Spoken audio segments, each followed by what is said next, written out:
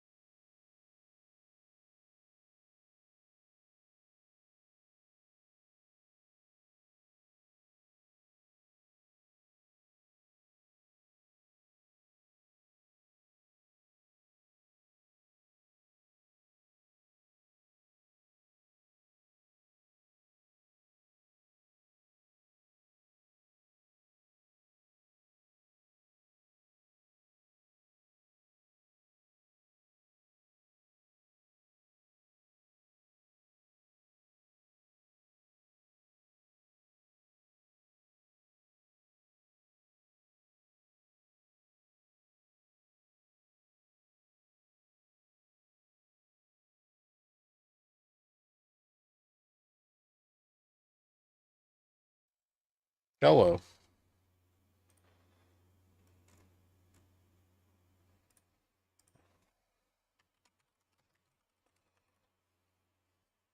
I had a bunch of shit I had to close today. Have I made you proud yet? Making money?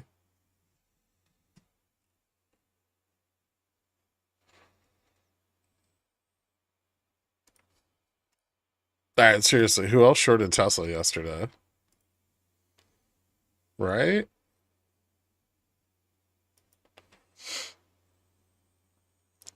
We've almost filled the gap.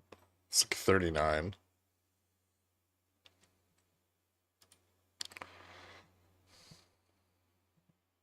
I mean, the EMA 30 is at 63.32. There's a lot of risk off into the minutes.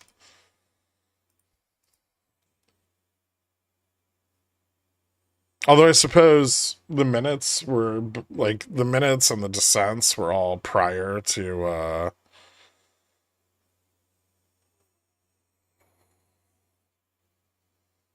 it was still up like quite a lot yesterday. The minutes and the dissent were all prior to the revisions to the jobs data.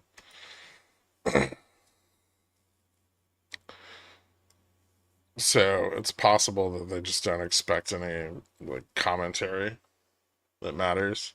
Yeah, gold's up. Gold's up like 1% today.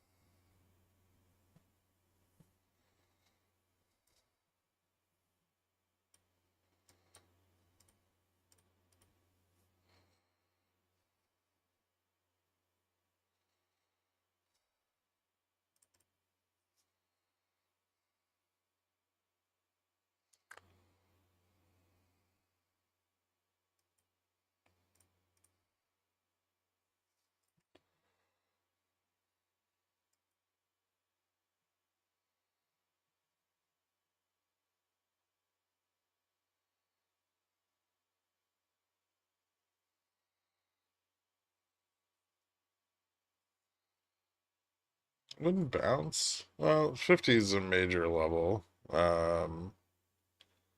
Although not super supportive.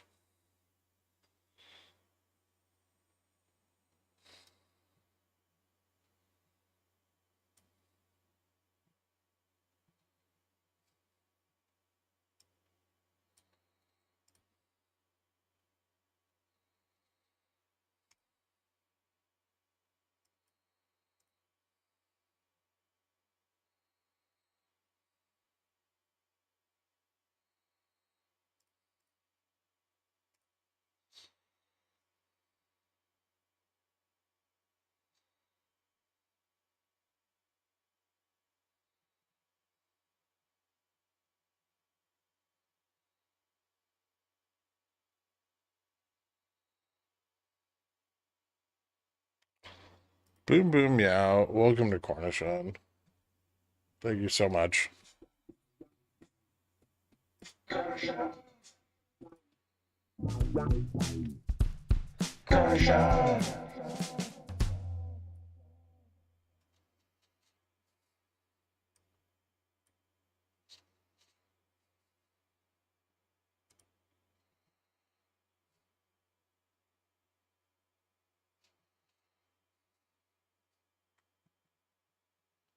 You're awesome. Thanks, dude. Let's see here. So local support at 40.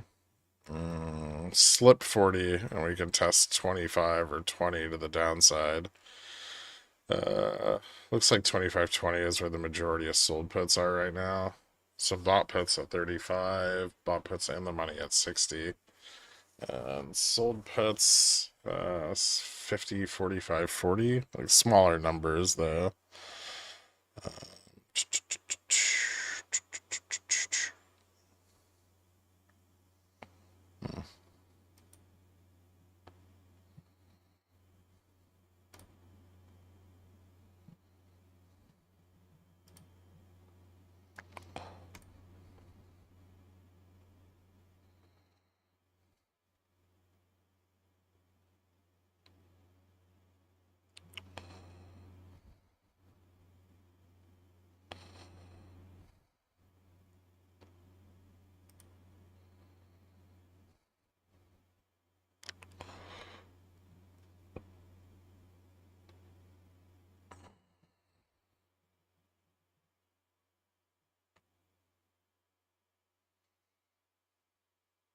Interesting.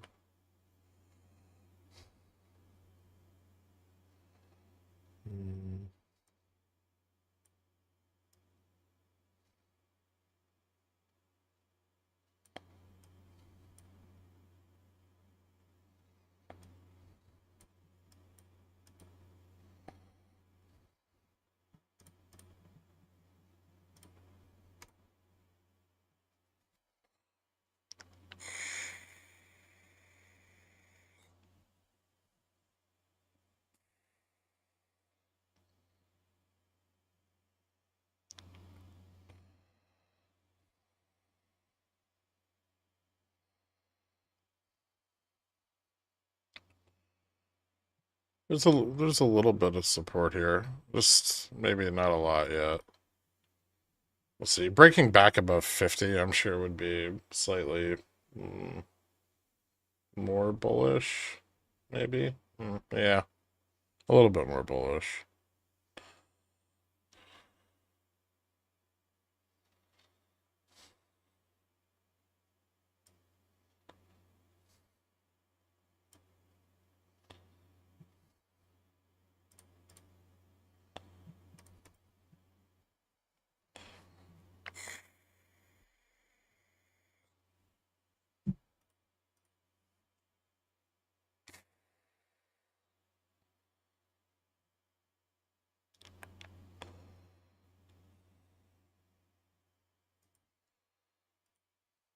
Later need to.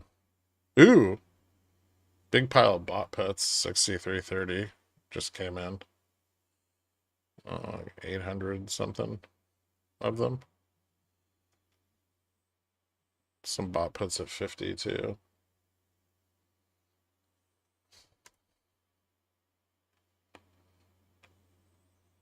Interesting. Objection?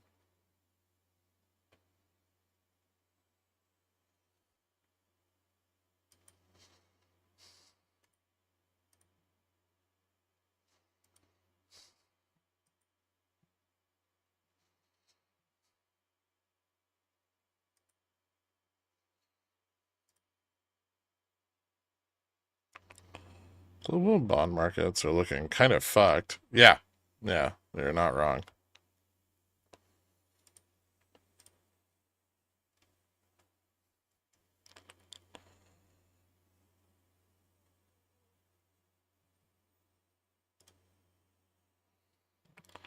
No, I think they were about to open.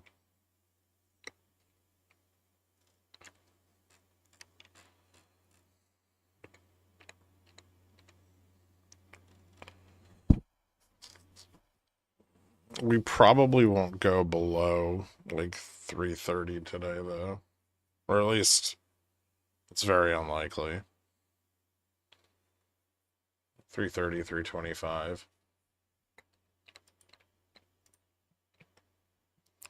That's where, that's like around where the MM would go negative Vana. So I would imagine that would be heavily defended.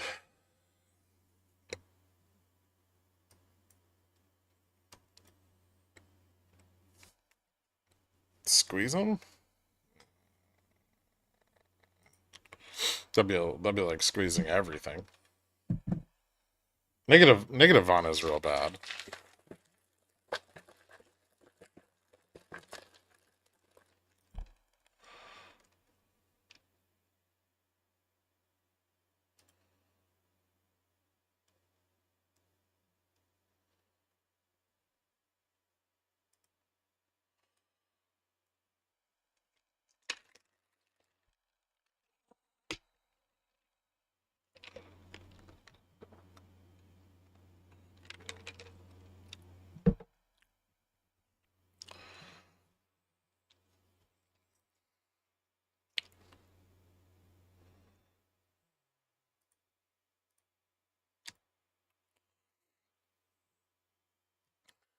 Read the disclaimer at the bottom of the screen.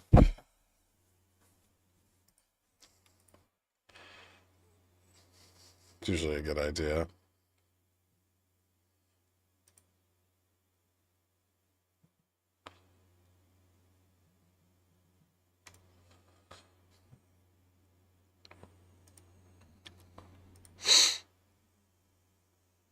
Yeah, yeah, yen's up on the dollar quite a bit today.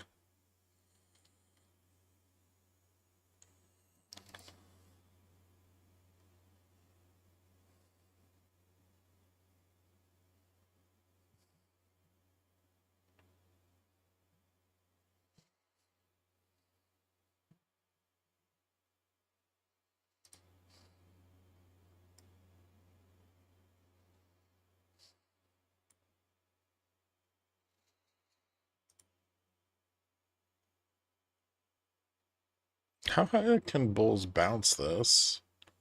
Getting over 50 here. Pretty high. I mean, the delta flip's back at 6,400, so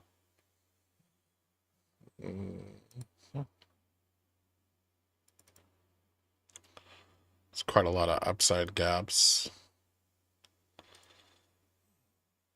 I would probably try to keep in mind that it is much harder to like V the price action in these ranges.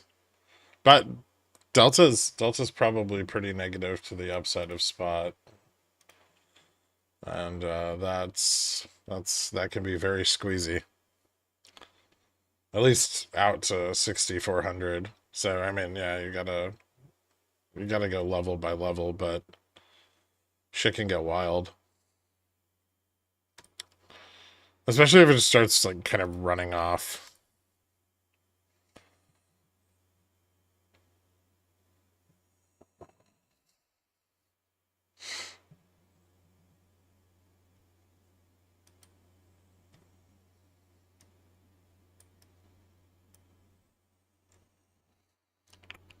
I think we already have like a technical breakout here from the downtrend.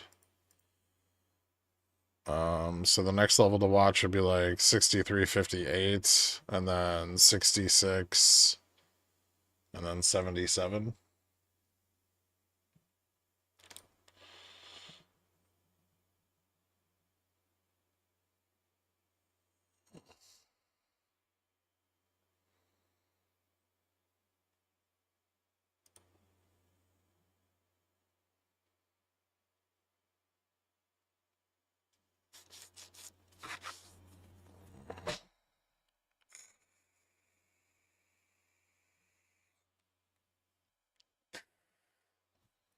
I guess technically, but yeah, it could squeeze all the way back to 64 potentially. It's just that if there's any profit taking between now and then, the market maker is very aggressively selling the downtick here. Delta and Gamma are both quite negative. So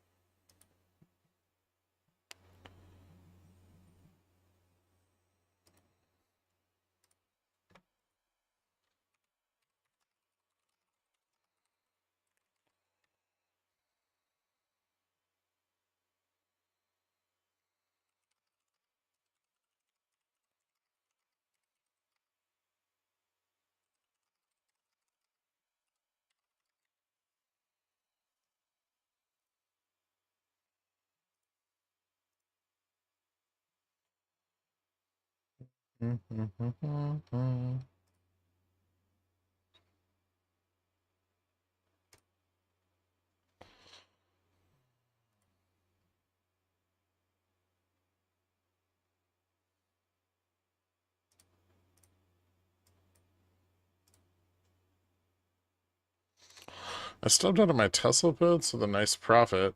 Nice, man. Well done.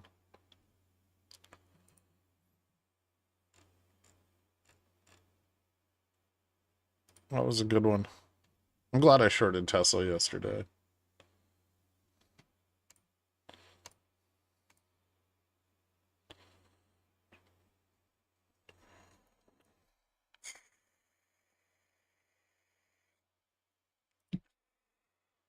Any hope for Jimmy? Hmm, sure. I mean, volatility is probably going to pick up at some point. I don't know when. I have like some June calls on it to capture the IV bump, but I'm not like, I don't know. I guess it kind of just don't give a shit. It'll happen or it won't. I'll cut them if like 45 days go by and there's no bump in volatility.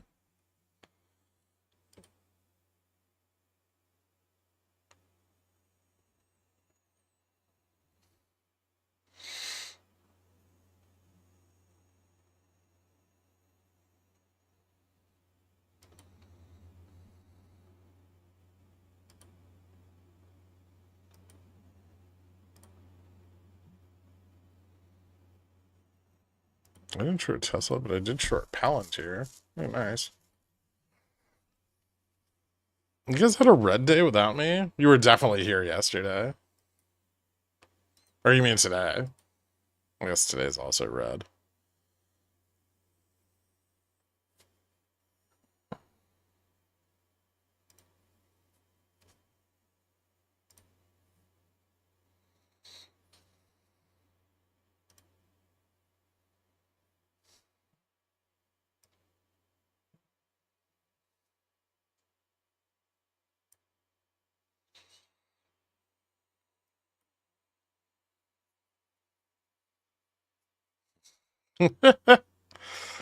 Traded for the first time in a long time today. Bought puts, had stops, made 40%. Boom. Just like that. Hooked.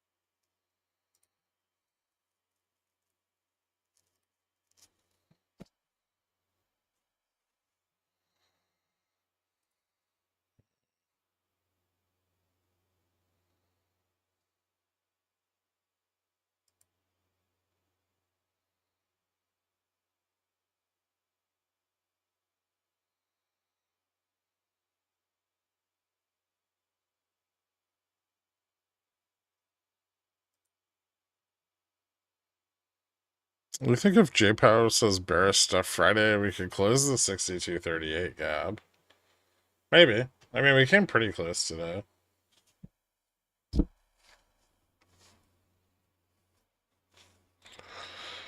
I don't think that gap's like all that important. I mean, it's right around the EMA 30 test, which probably matters a lot more. But yeah, it's there. It's old, but it's there.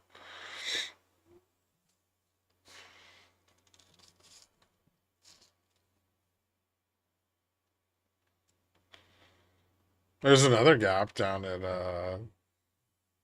what was it, like 60.25?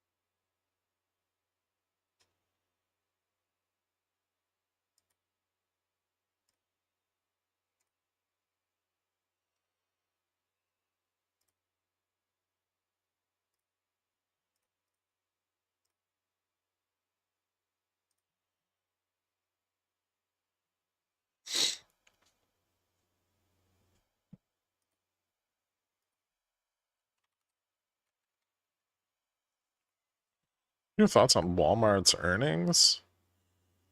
They're tomorrow night, right? Or am I thinking of something else? I'm gonna lose my gains by shorting Costco. Why Costco?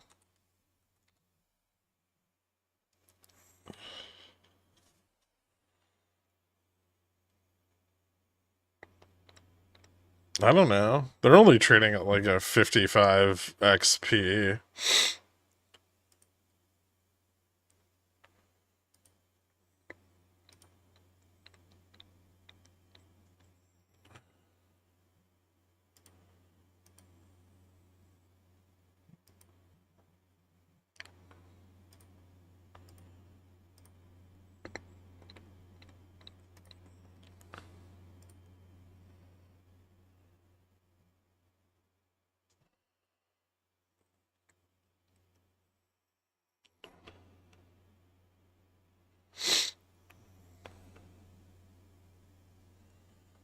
Tech companies trade like crypto companies.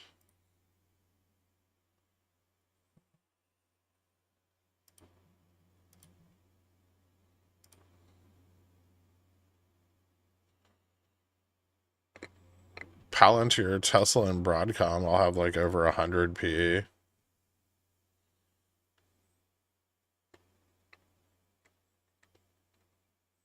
Palantir is like 486 or some shit. It's actually ridiculous.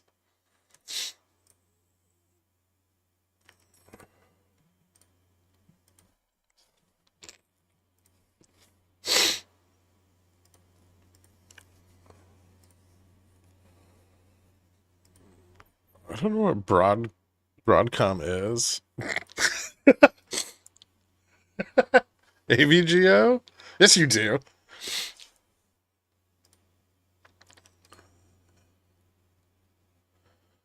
Are we bouncing because I bought puts? Probably.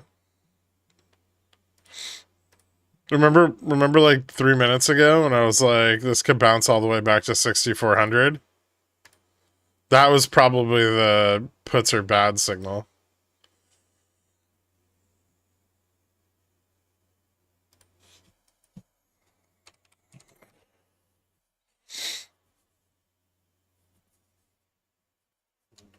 Also, we're above 66. Next upside test is 77.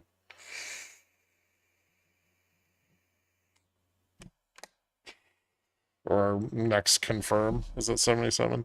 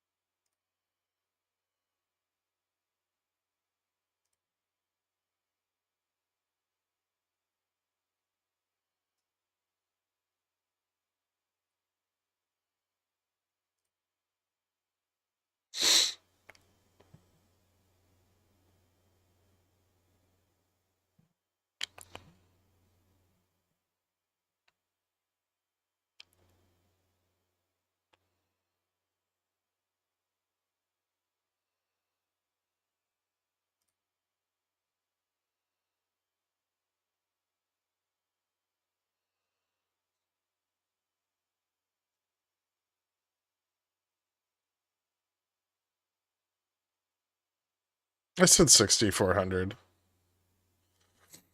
I definitely said 64, but I also said 6,400. Doesn't matter. Both of those higher had numbers than 50 when I said it. So, but also there was definitely no confusion. Don't try to act confused because you bought puts at the bottom. Oh, what's happening? This isn't your day off.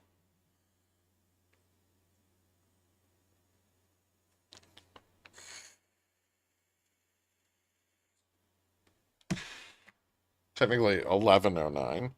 1108 in vibe trading.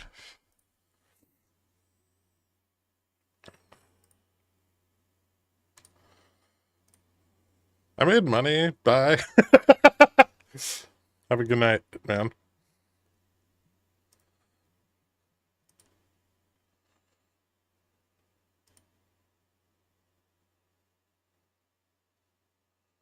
Bro, I literally logged on, heard you say we could bounce to 6,400, bought calls, and now I paid for lunch and dinner for all week.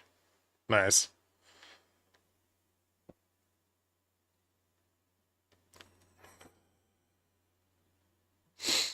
What the heck is going on here? Why am I on the right side of these trades? Question mark. Thanks, Gherk. Are you not sure about that? Take some time and think about it. That's okay. I don't want uncertain credit. I was unprepared without tithings of puts for this sacred red day of the Bears under her holy view op. However, I do have one Powerball ticket. May I beseech a blessing from the holiest of centaur stone gods on my hope tax cert. Yeah. Best of luck to you. If you win, though, you now have to become a pontiff. So, just saying. This has been a great bounce. Yeah, exactly. If I bounce to 6,400, I may make another 2K. Nice. I'm trying to multitask here, and it's not going well. It's okay. I forgive you.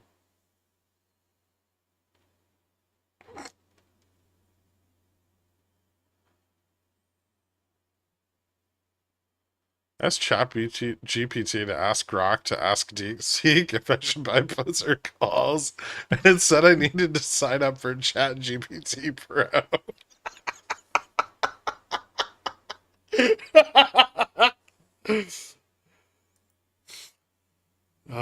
I've missed you, popcorn.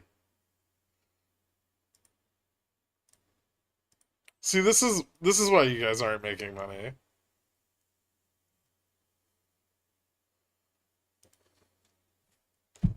You take it all too seriously.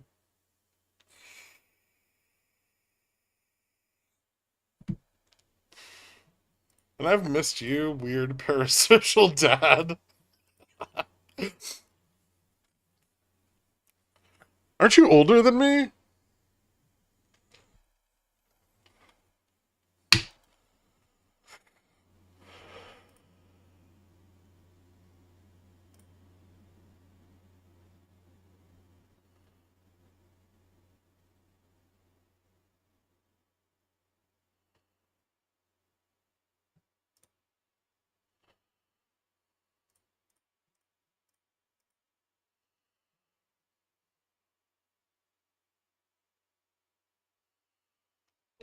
JJ, welcome to Long Johnson.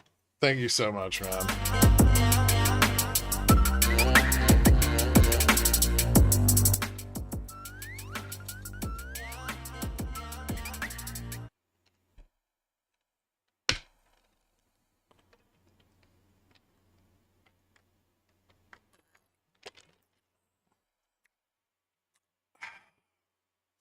That's just delicious.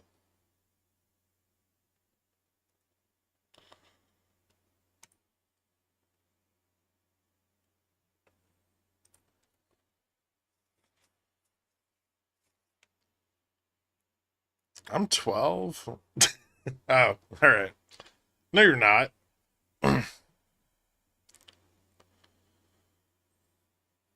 you and Popcorn be my stepdads? My real dad would appreciate the support financially. No, no, sorry.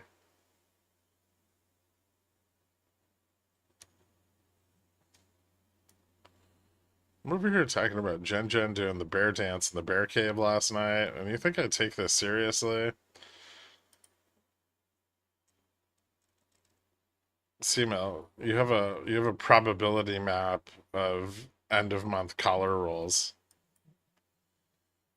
Yeah, I do. I do think maybe you are.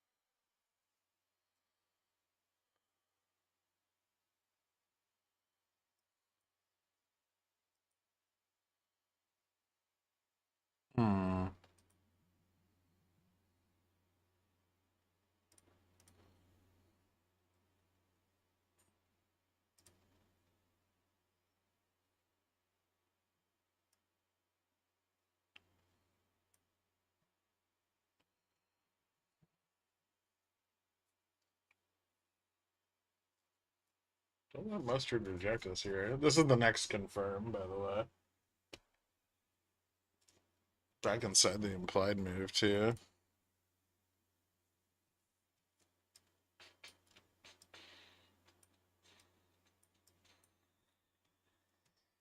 I'm going to stop on my calls here. Be careful. Profit taking can still knock this down pretty hard. I did get a slightly higher high, though. Might continue to be bullish. I will say Costco is in the top 10 of stocks trading at absurd PEs, at least with more than $200 billion in market cap.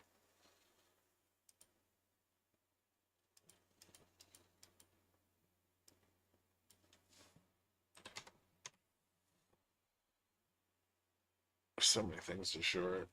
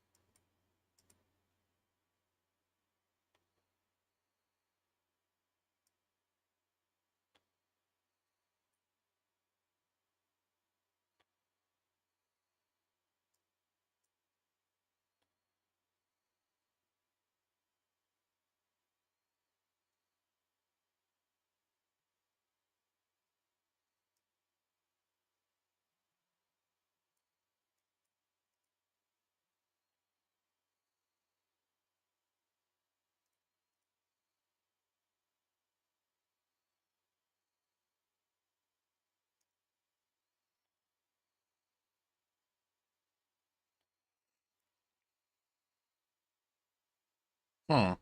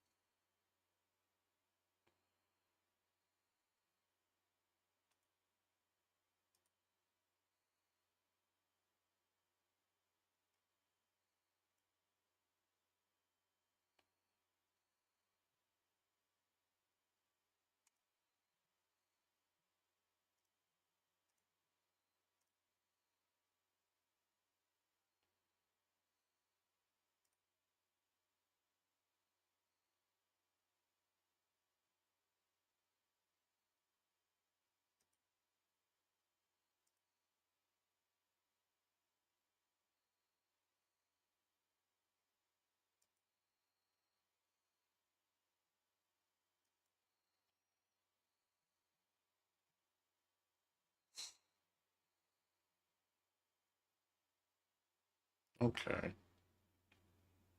Oh, I'm not getting stopped out, so that's cool. Fuck yeah, Grackle. Do it.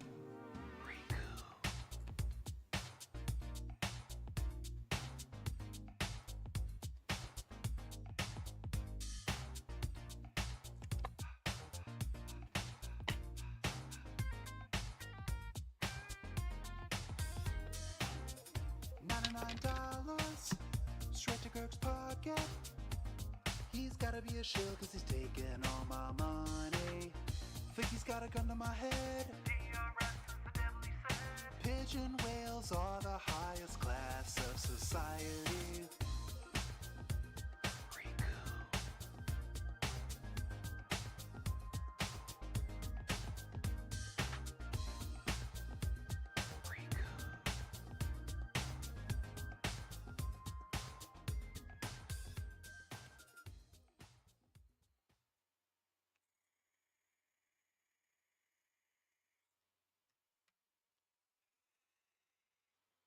What is the meaning of this? Of what? The bounce? It may not be over yet.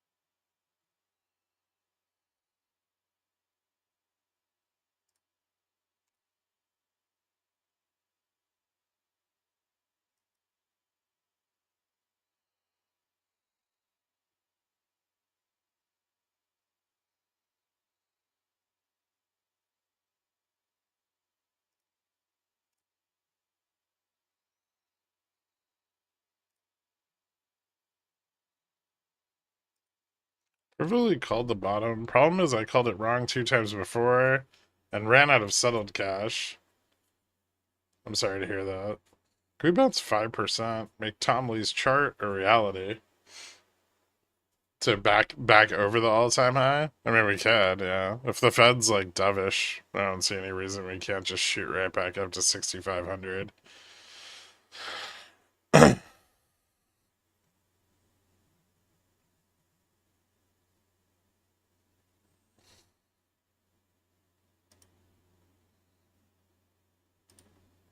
No, not 6,800. That's ridiculous right now.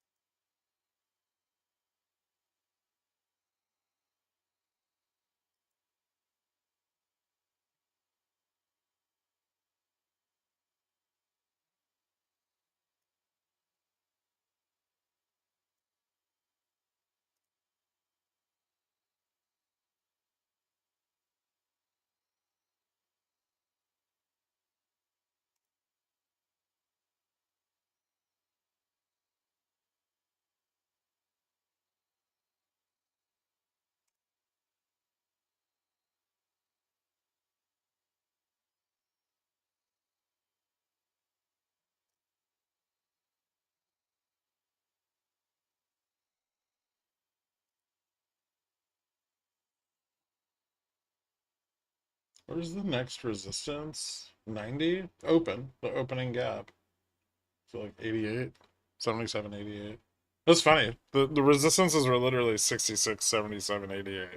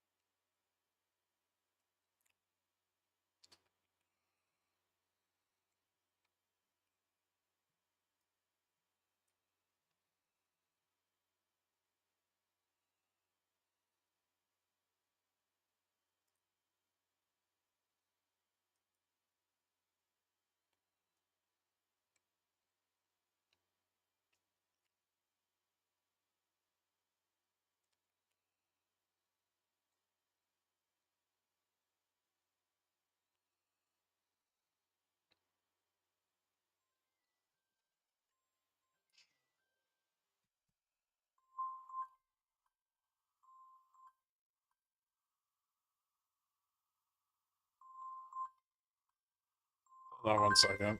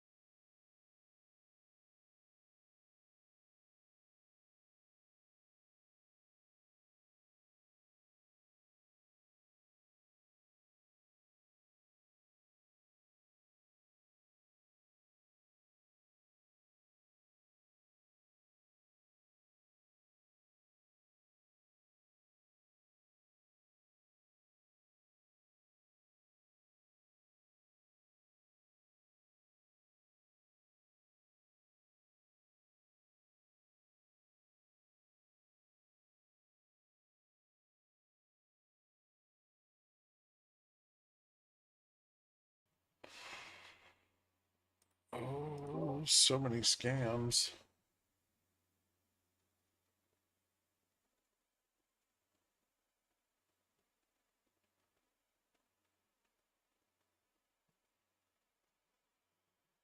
Wait, I'm here for the gangbang? Did I miss a Ko-Fi? I think I missed a Ko-Fi.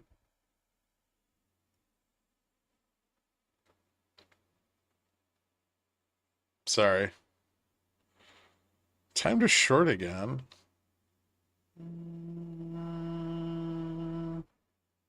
No. There's confirms to the downside. Like we probably need to lose 75.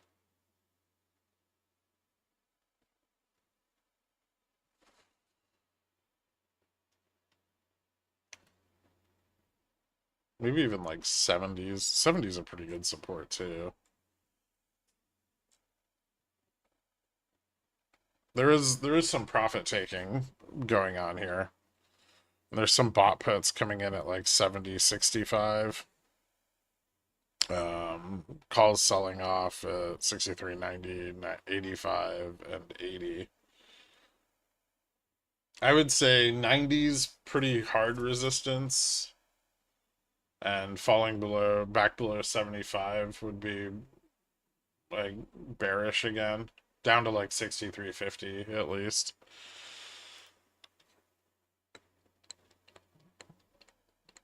Yeah, the 77 and 88 are like the big resistances. What incentive? The Fed's not even talking today. That's the thing. And I think that's why we're seeing risk off. It's like, this is just FOMC minutes. Now, there were 2 dissents at the last meeting from, governors that were trying to kiss Trump's ass. But, this was prior, the meeting was prior to the labor revisions. So those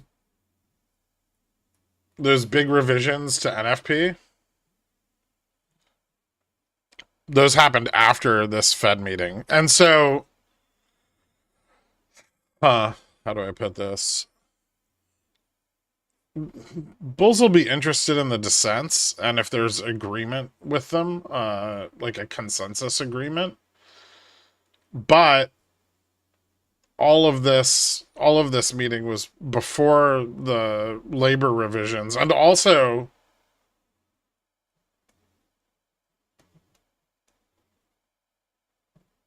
before PPI. So, I mean, yeah, I think this could have some impact on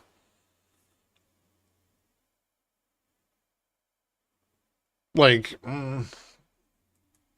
will bulls risk on into Friday's speech?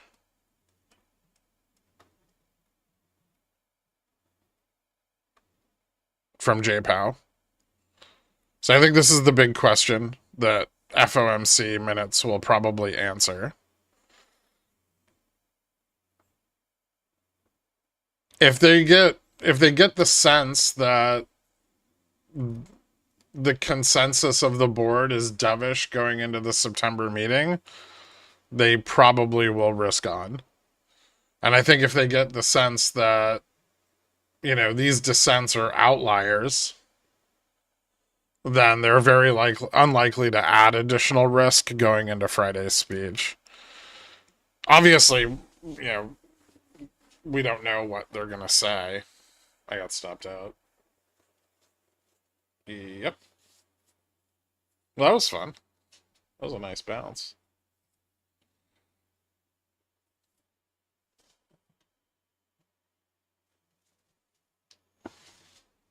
That was a weird wick. Really fucked me on that. I hate it when the bid-ask spreads get fucking wonky on in-the-money calls.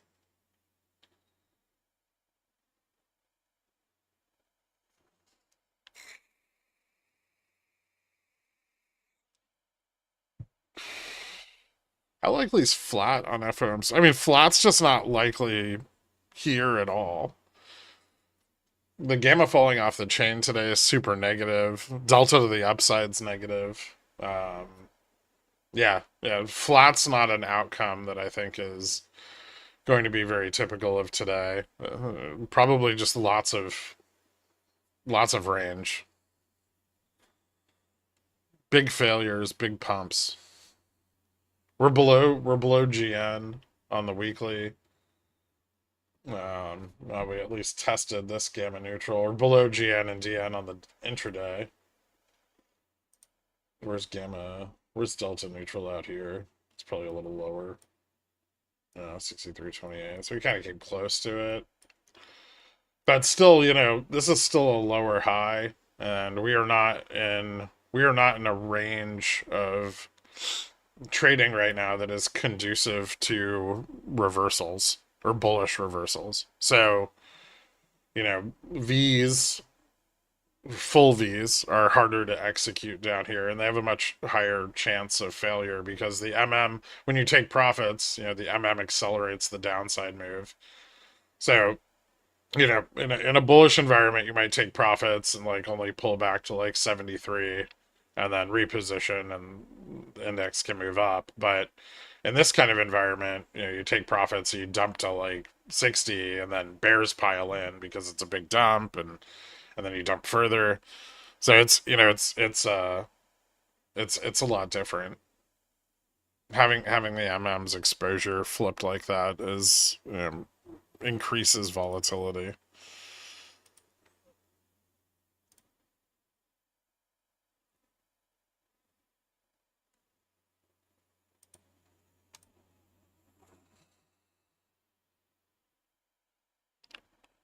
I got out just before you. I mean, money on Tesla on both sides of SPX. Nice. Not sure what direction now, so I'll probably take a break. It's always a great idea after making a bunch of money. Gherk, I played today almost perfectly, minus getting stopped out too soon on the downside, but I made money both sides. Nice. Well done.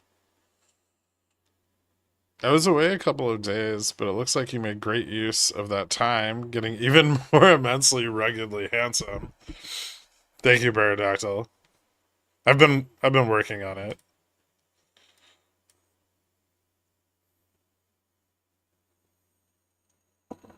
So we're just playing momentum on days like this frequently, yeah.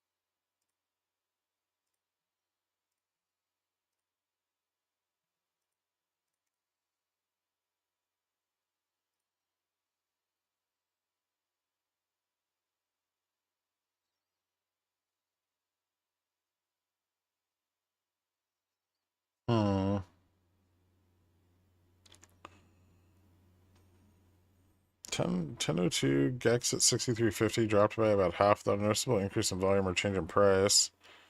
Can you look to explain what happened there? I'm not at 1002.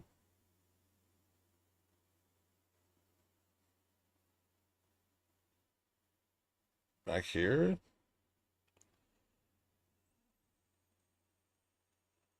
I have no idea. I was busy like closing Tesla puts and shit. I wasn't really watching it at the time.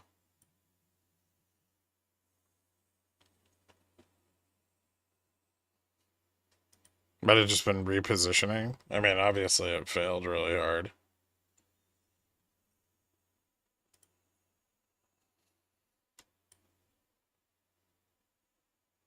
Curious about the mechanics.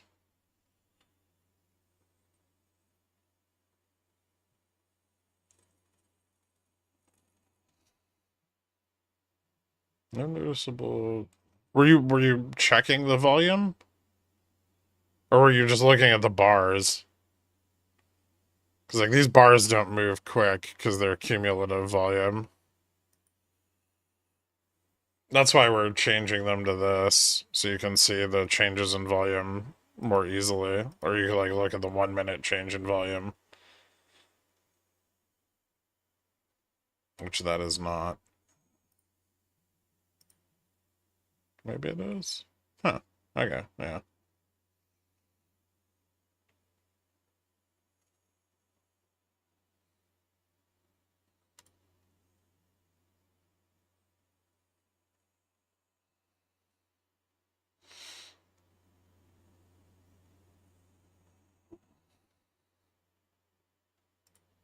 It was on the 15. Yeah, yeah. That makes sense. Was there any change in implied vol? Maybe not. It was pretty close to the money, but there should have been something.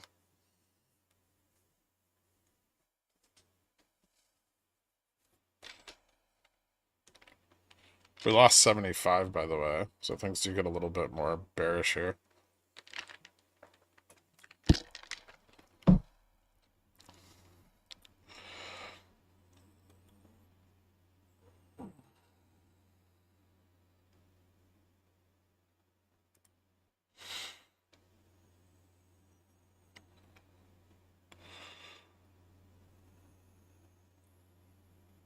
We're, profit taking's kind of starting to take its toll on this rally.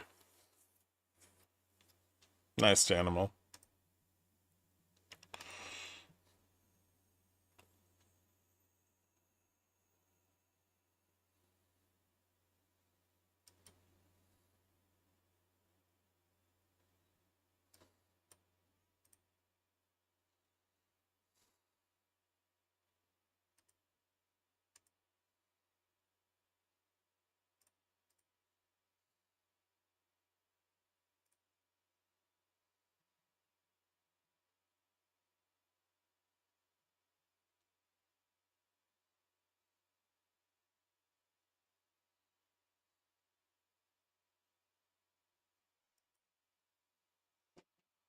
One second.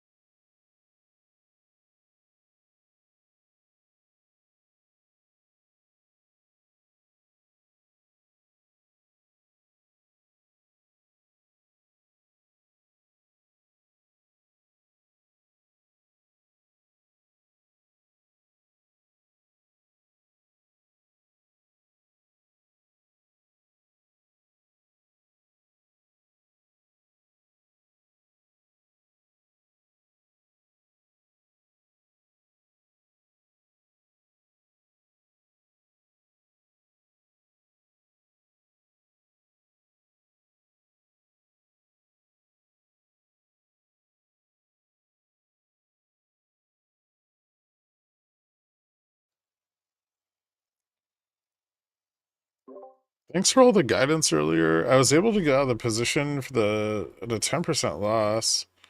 Are you talking about the one from like earlier this week that you were asking me how to hedge? That's awesome, man. I'm really glad to hear that.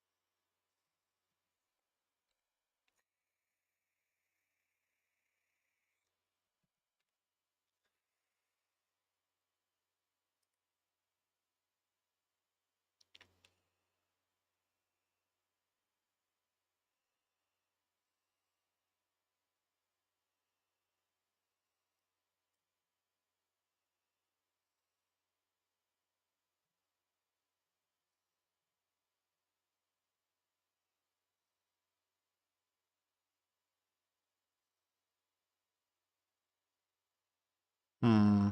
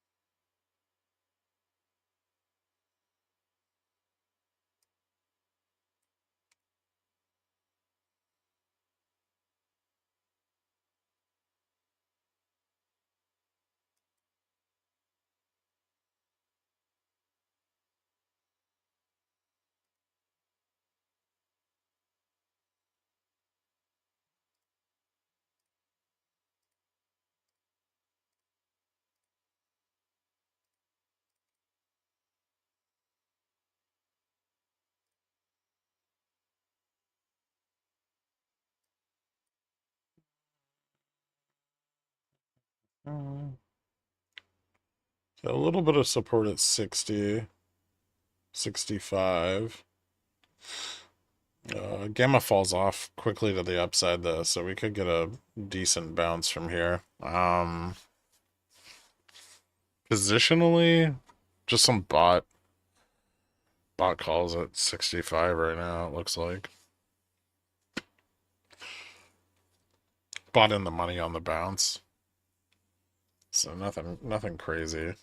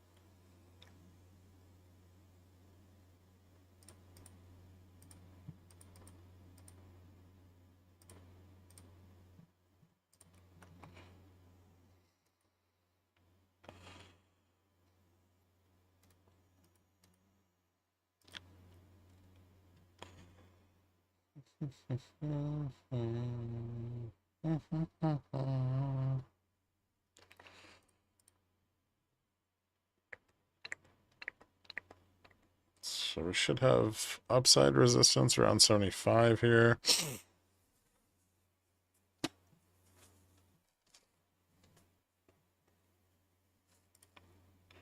Getting some bot call volume.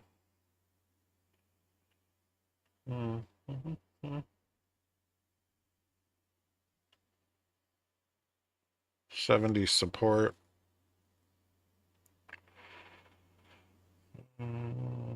Looks like we could push back up to 80, 85, maybe. This test is probably fairly important, but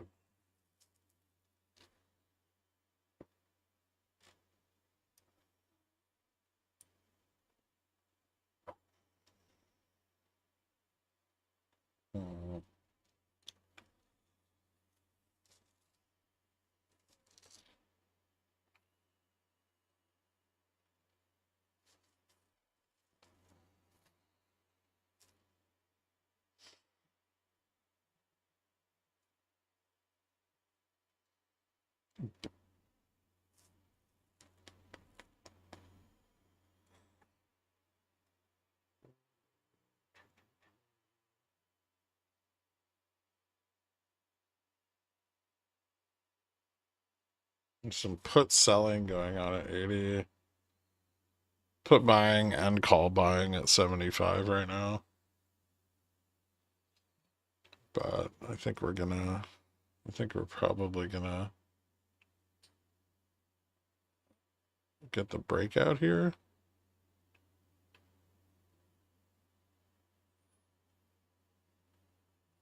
To the upside.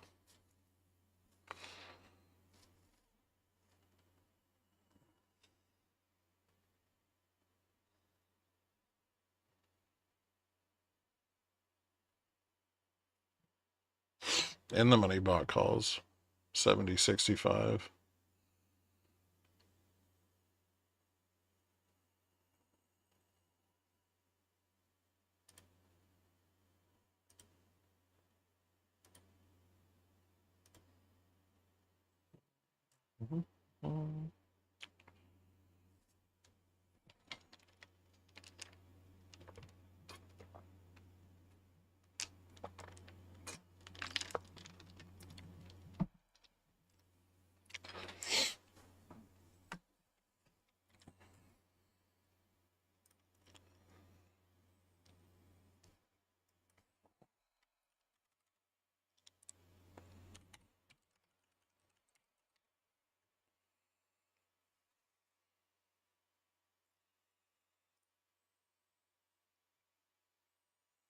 Oh yeah, I just saw that too. Microsoft.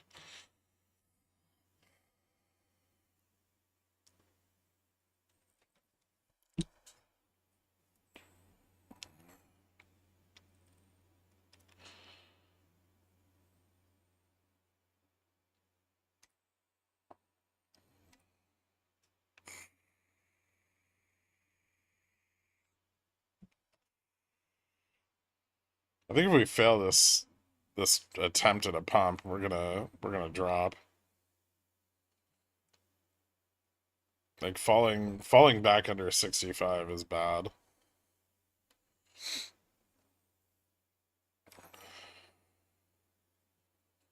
Bulls gonna fucking rug themselves here.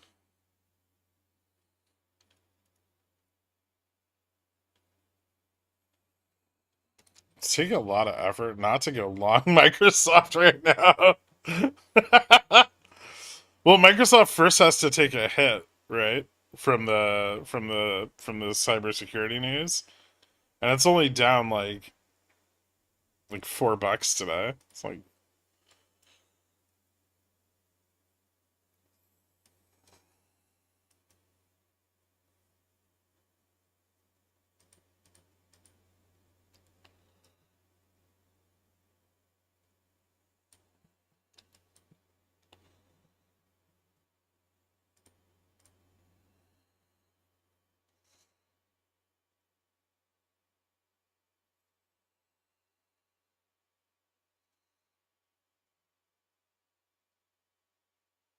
ooh, come on, fail. Failure would be dope.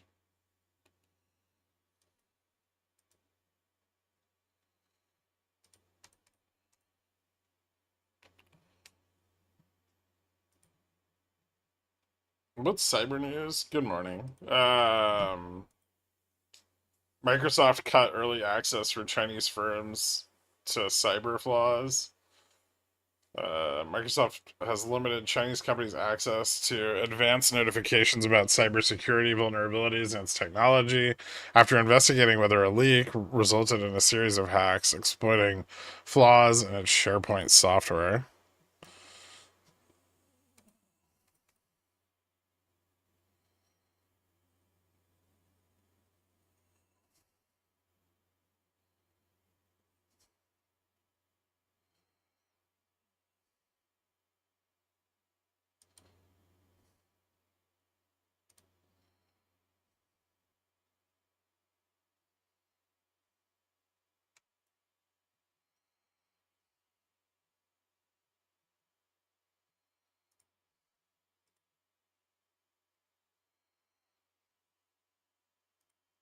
TLDR, don't tell them what's wrong before you fix it. Probably not a great idea. The Fed is conducting research on tokenization and AI and payments. Ew.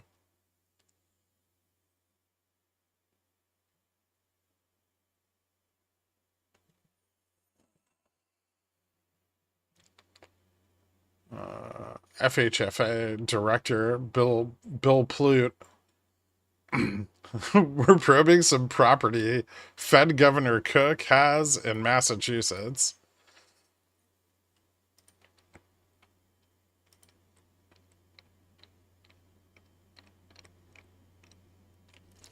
Yeah, we also have an administration that's apparently actively attempting to blackmail the Federal Board of Governors, despite all being criminals themselves.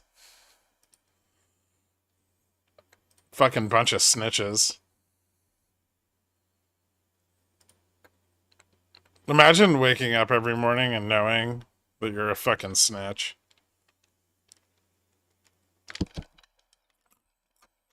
How embarrassing.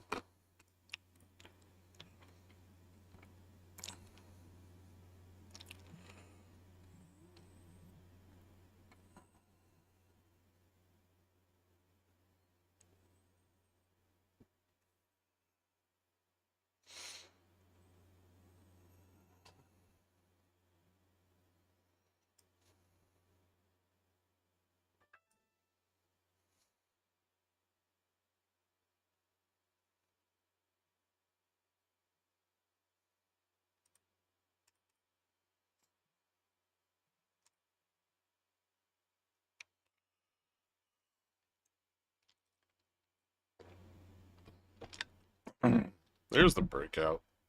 Well, that didn't fail. Resistance at 80. Breakout above 80. Could test 90. Maybe 6,400.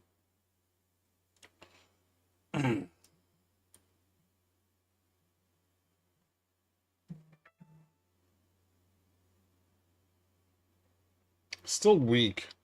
Like weak supports. Which is gross. But bulls are trying. Looks like they've got a lot of sold puts at 75, and then moderate bot calls out to about 85. Bot puts to the downside at 65.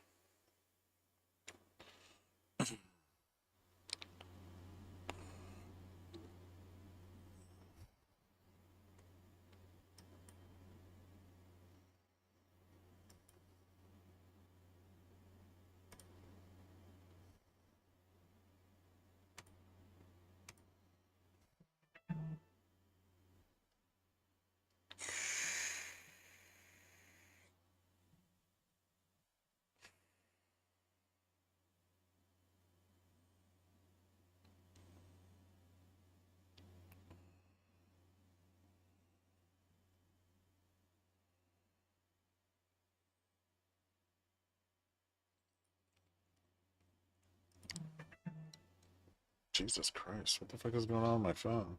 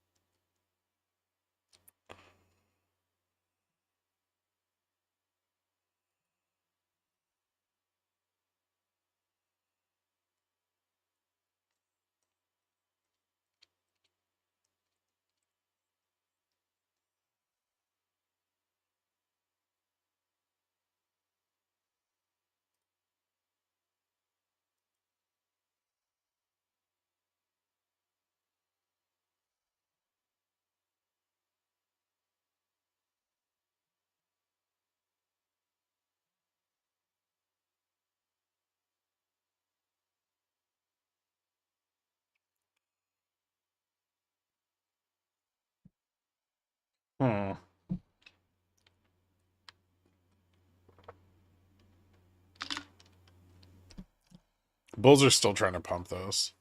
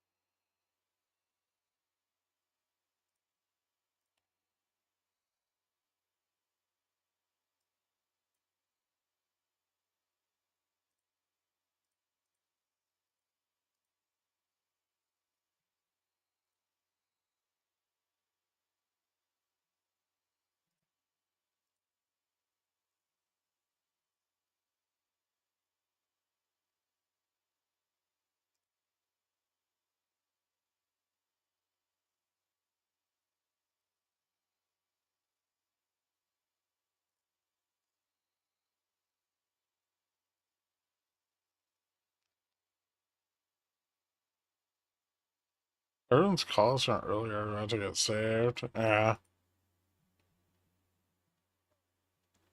Looks like interest to the upside kind of falls off around 85 right now. So I might get a test at the gamma flip.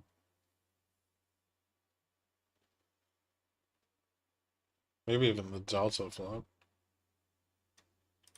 What's the delta look like? Yeah, there's still some negative delta out ahead of us.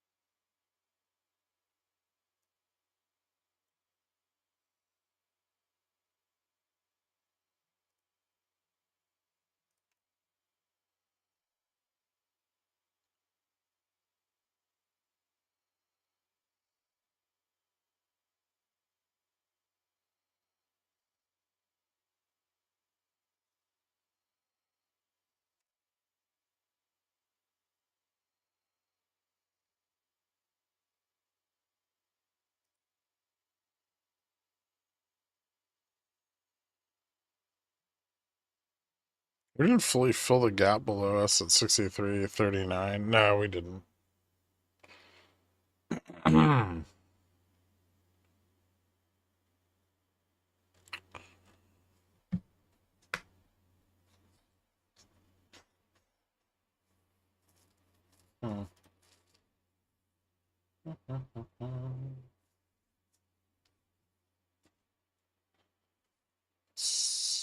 Still a lot of calls being bought at 85.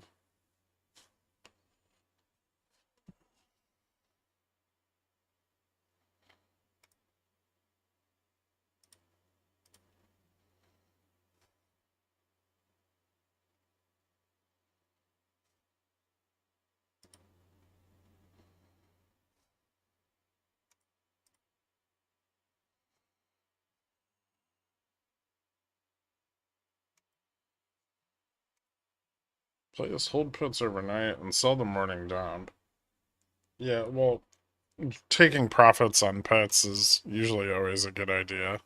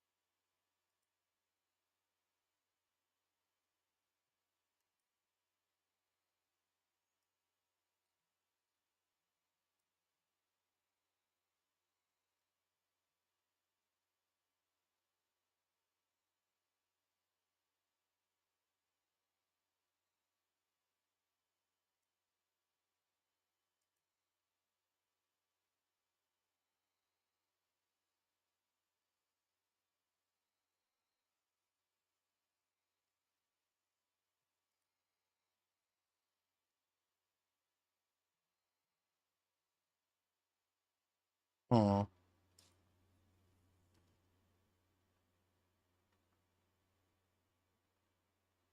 Got that 85 test.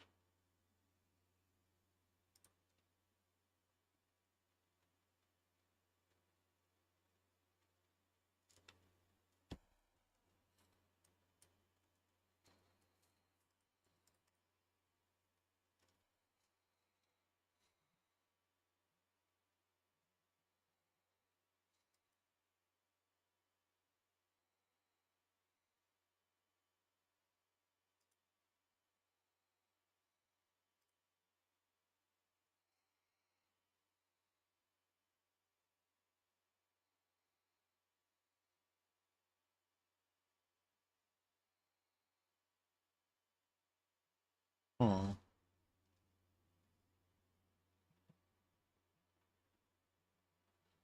Calls at 90, 95 taking profits.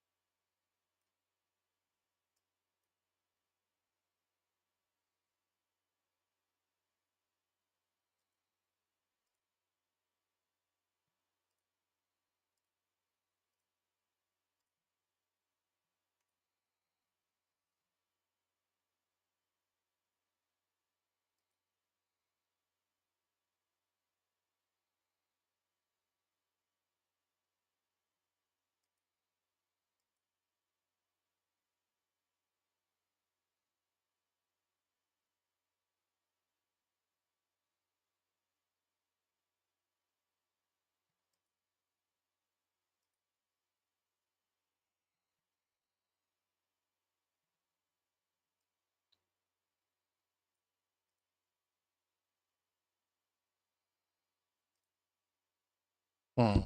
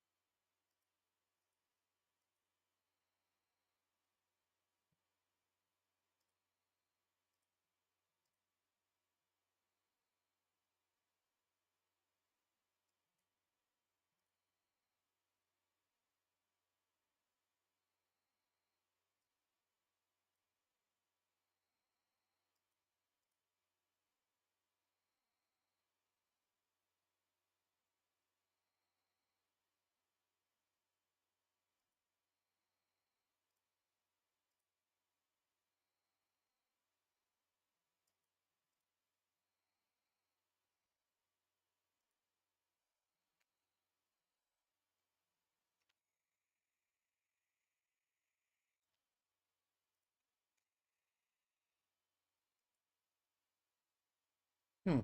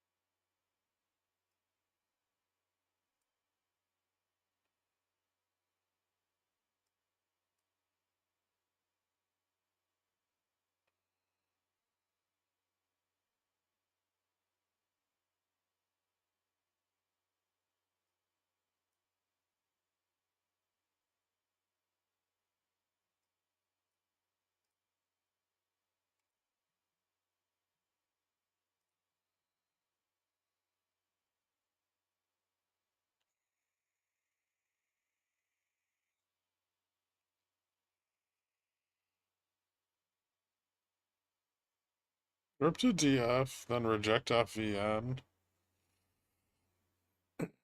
You mean to all the way to 6,400? Yeah, we could.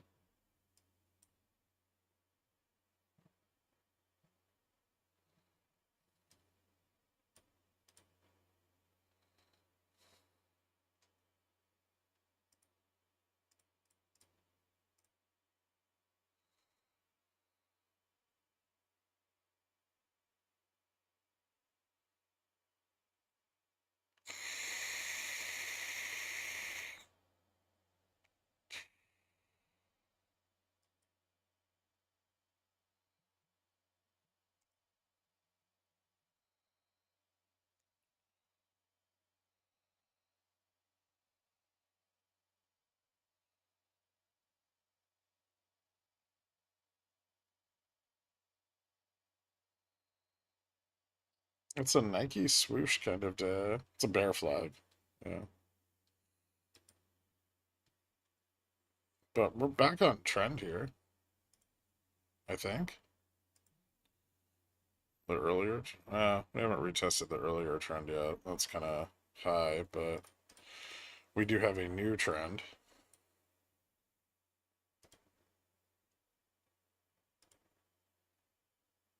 With a test around 96 to 6,400. Somewhere in there.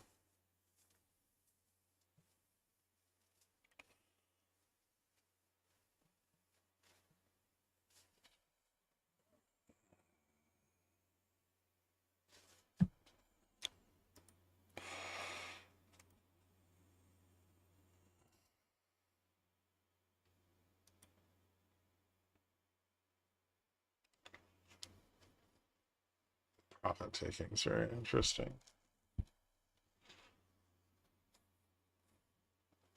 When do we see it?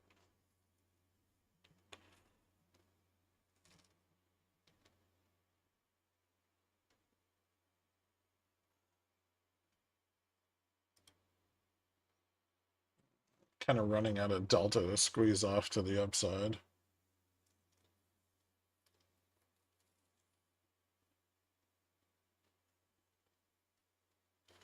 And we've got, what, an hour and a half until FOMC?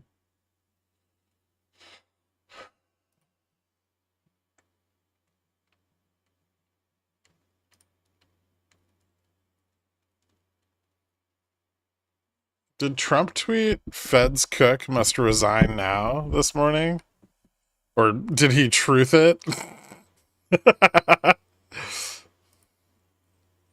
30 minutes until the auction. Yeah, we have a 20-year auction coming up.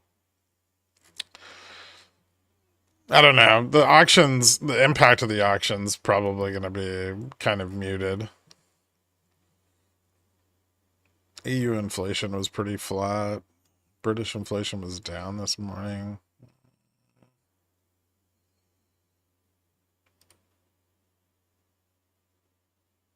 MBA index was flat.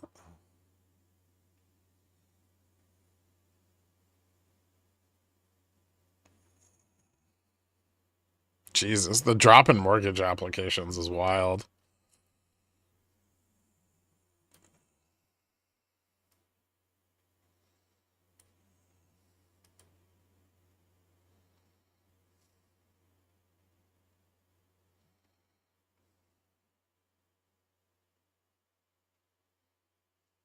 Yeah, that was yesterday.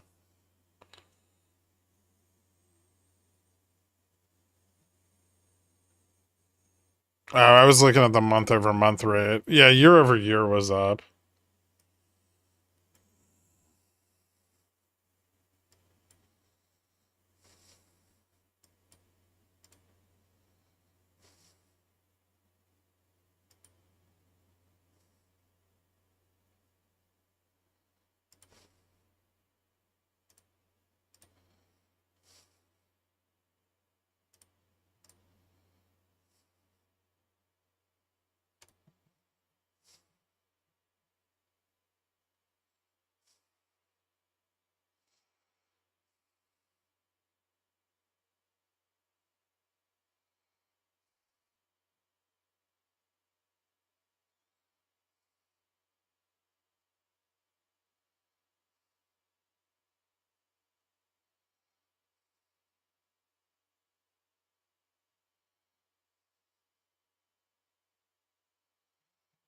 Hmm.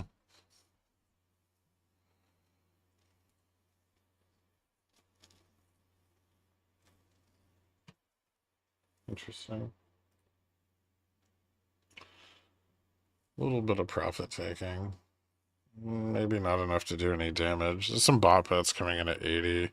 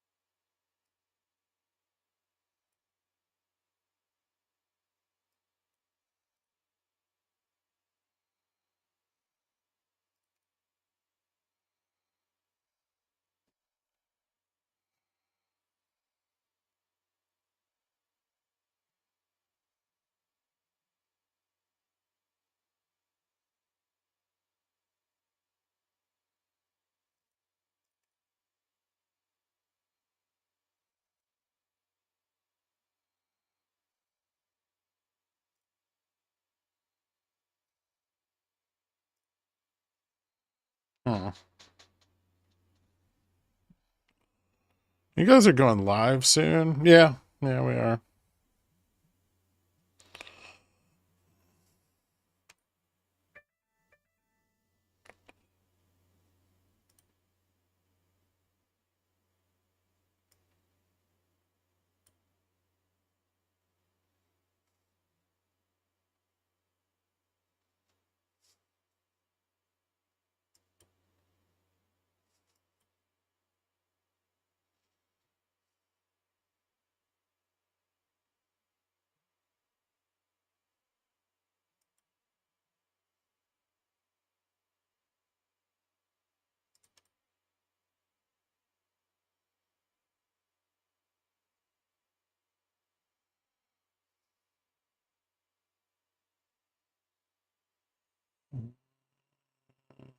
We break down from here. Gamma starts falling off.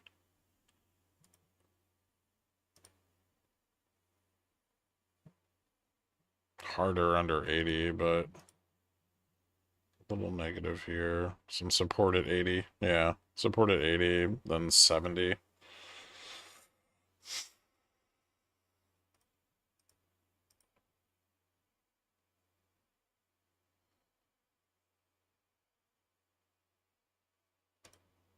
Do I need to buy Gamma Strike before you go live? You don't have to.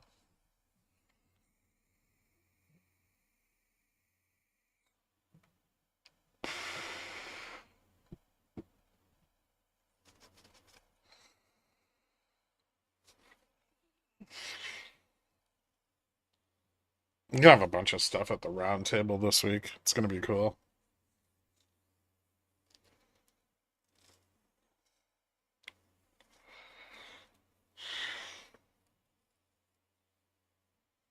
Did you not say we would raise prices 69% at launch? No. What's the difference between beta and live? They're all beta. Or you mean this version versus the production version? We'll get into that at the roundtable this week, I think.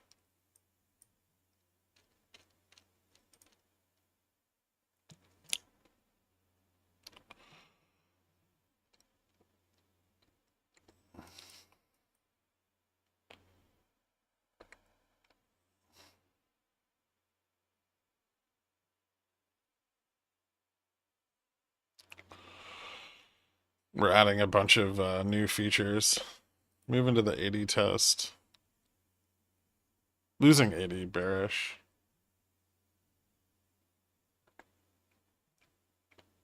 A little bit.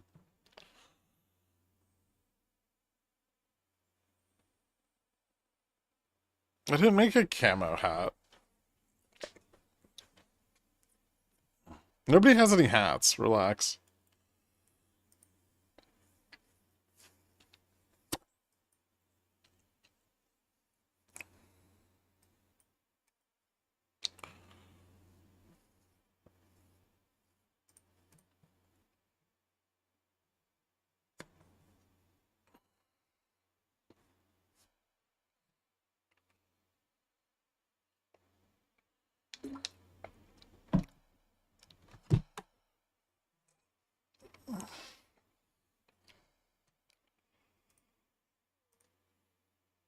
If Delta drops to the downside from here, yeah, it's probably short puts closing.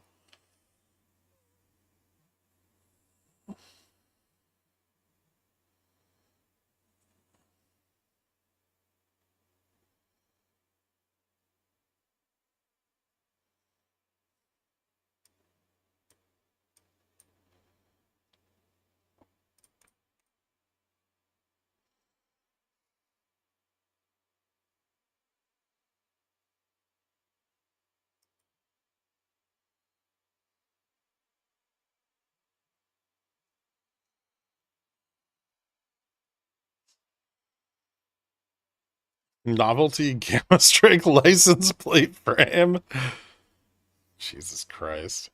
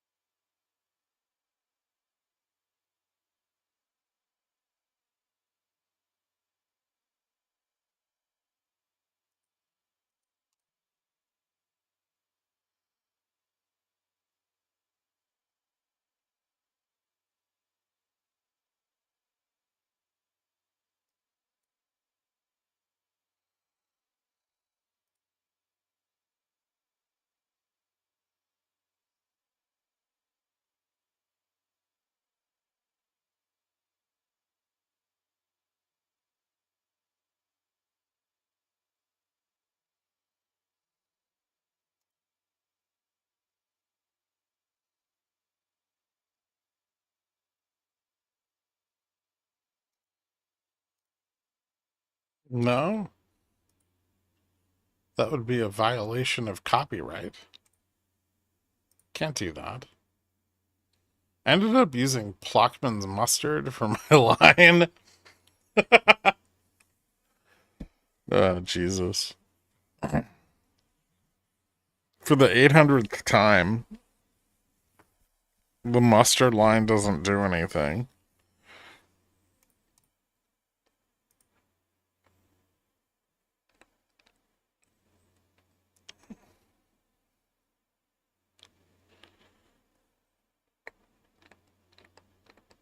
You know, Dork's gonna put a GS logo on his Miata so he can write it off as a business expense. I mean, Dork can do that if he wants to.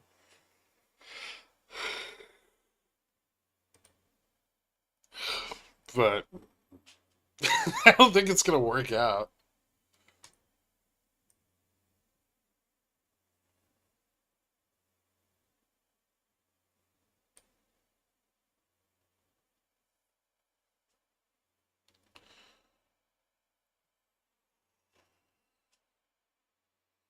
No, it's I mean it's kind of like VWAP, but it's not.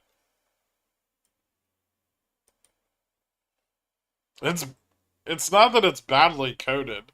It's just it doesn't do the thing that we want it to do, and we've had no time to fuck with it to fix it.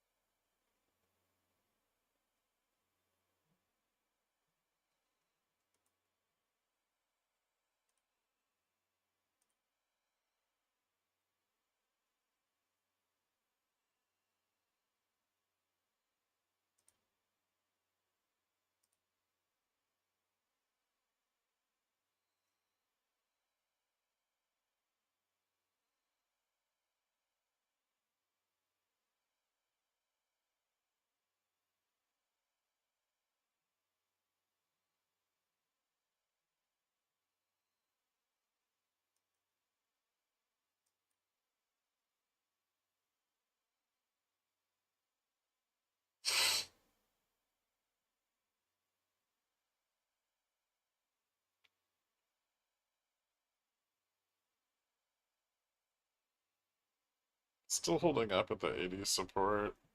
Bulls are building a bit of a synthetic long there. Bot calls at 90. Uh, Under 80, not a lot of support.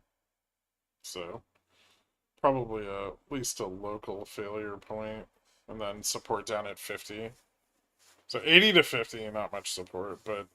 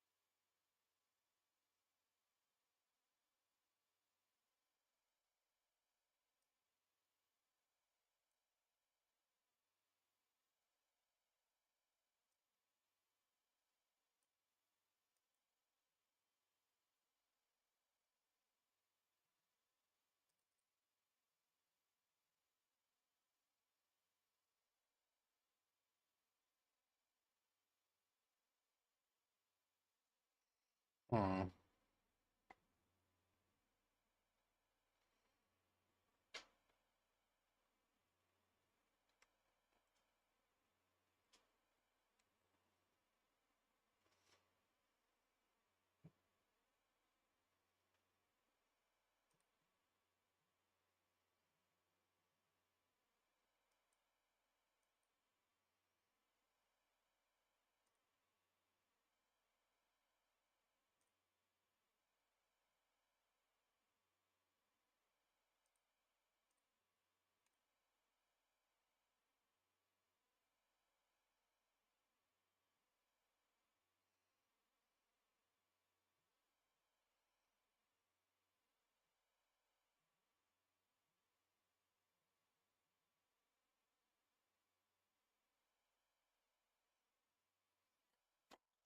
Hmm.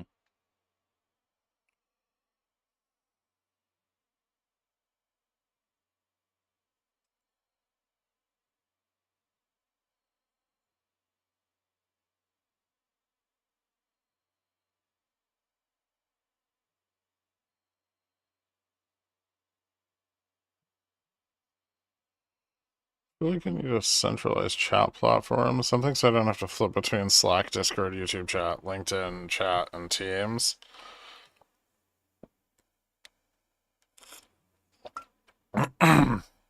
You want to build one? Like a chat aggregator?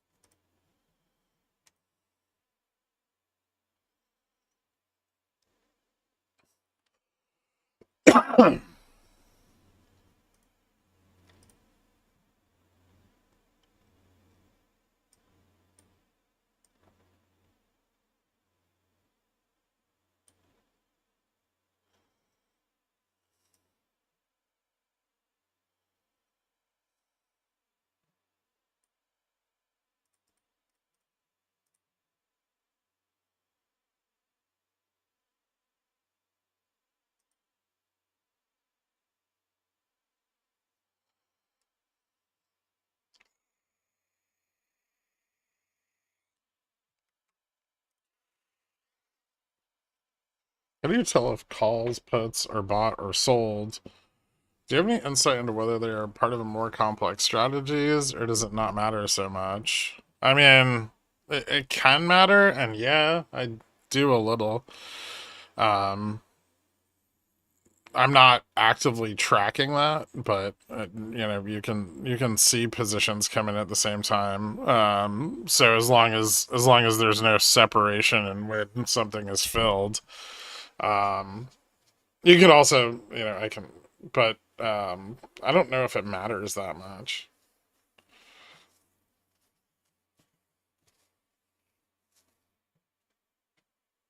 as far as how I do it. I'm not telling you. On GS, you can use implied volatility. You can use gamma. You can make inferences from the put call ratio.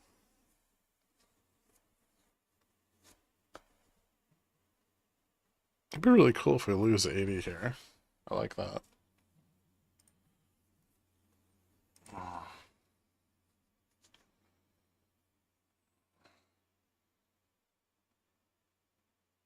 I mean, well,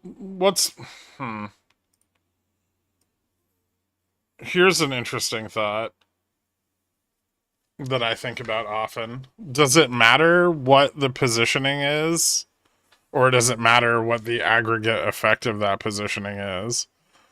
Like, if bulls are buying,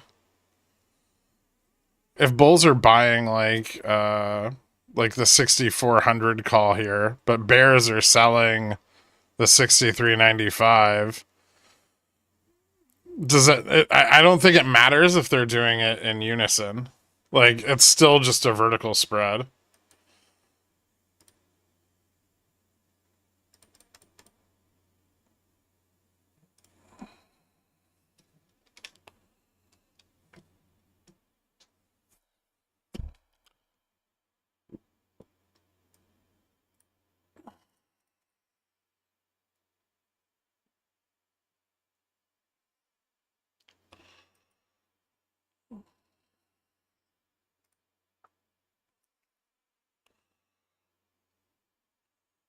This goes back to your gravity analogy. Yeah.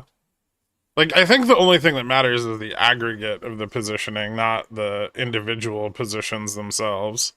At least as far as trading's concerned. I mean, if you were making markets, then yeah, you would probably care more about, someone opening like a vertical spread versus two people maybe positioned differently.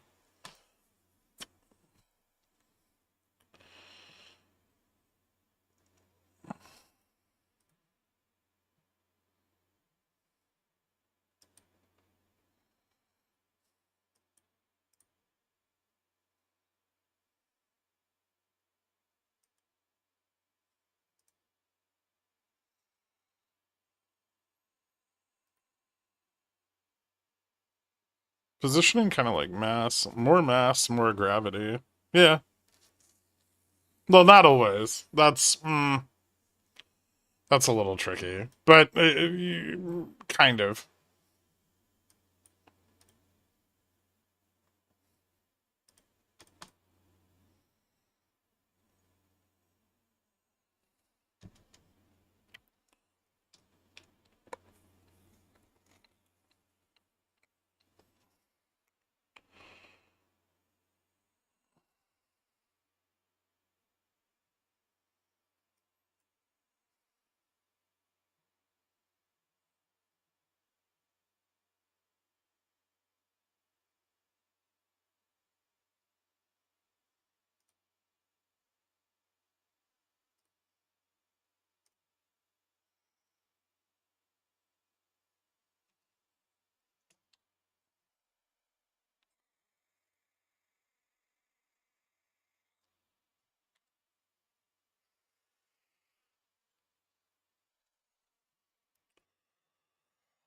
We try to present the data in a way that is agnostic.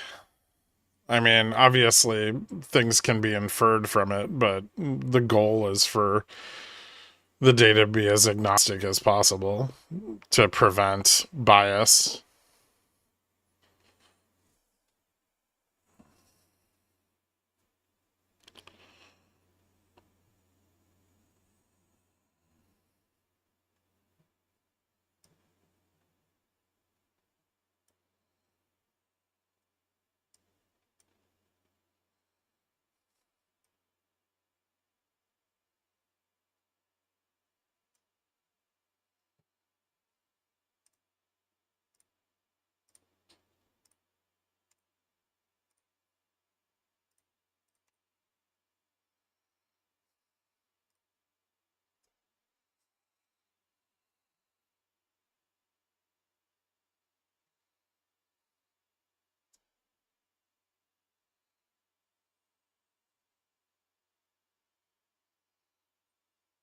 I really like how much time we're spending here.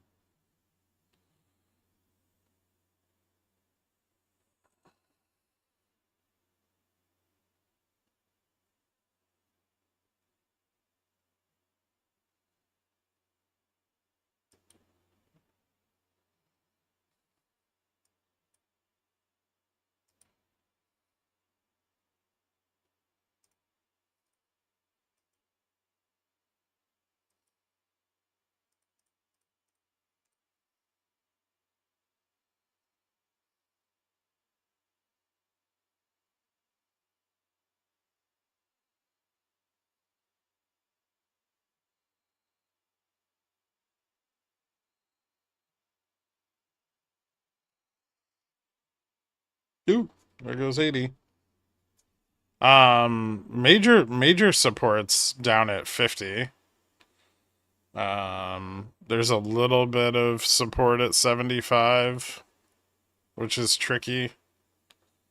But the bot calls that were propping us up at 80 are now out of the money. So the downside could get a little bit more slippery here. Gamma kind of falls off until about the 70 test, and then 60 below that. So, but yeah, losing 80 is kind of significant if you look at like longer time frames here.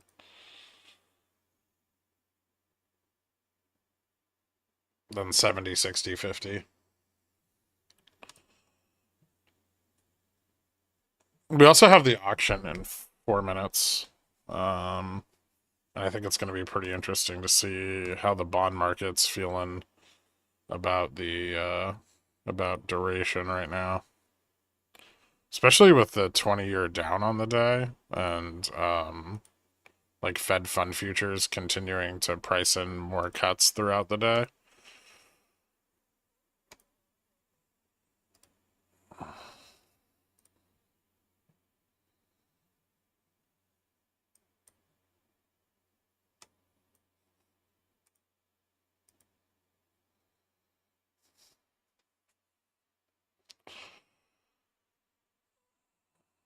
Yeah, yeah.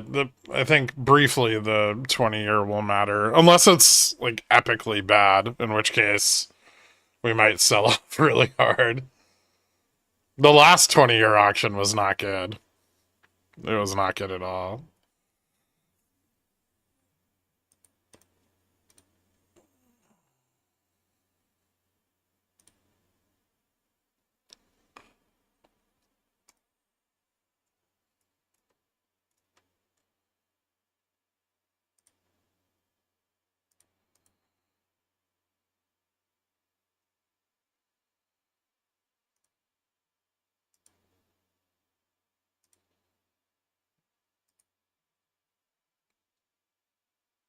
Threatening a Fed member wouldn't give them more confidence.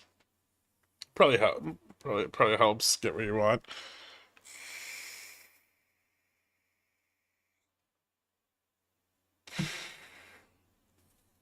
See me block trades. I mean, you can get bots sold from directly from CBOE. There's a delay on it, which makes it kind of fucking useless. But you can get it, and CME block trades are fairly similar in that regard.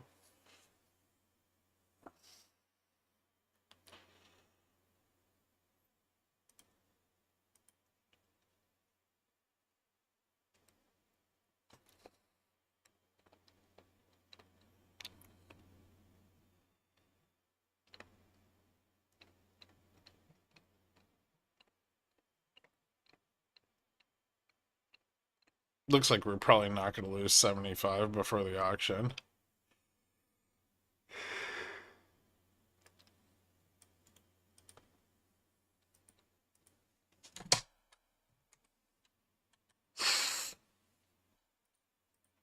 Oops.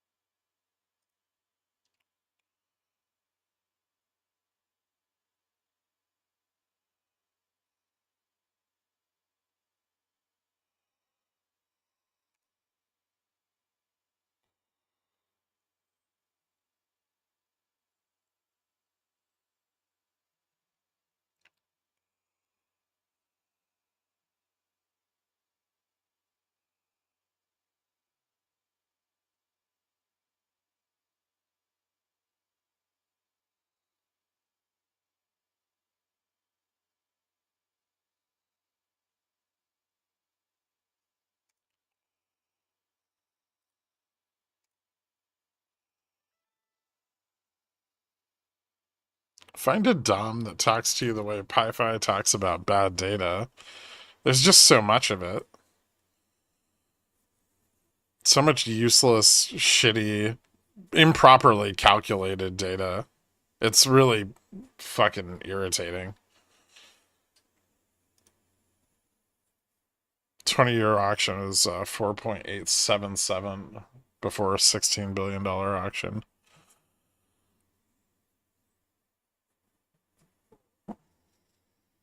Gamma neutral on the weekly? What's that?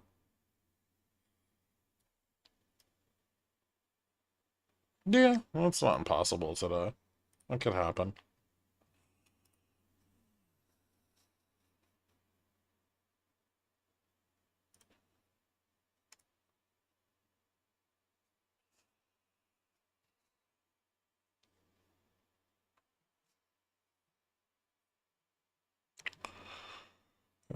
Bid to cover 2.5. Ouch. High yield actual 4.876. It's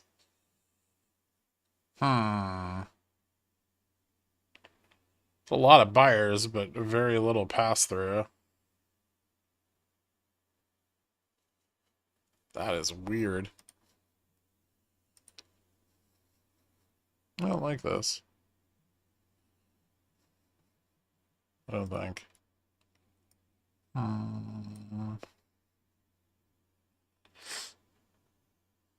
don't think it's pump worthy.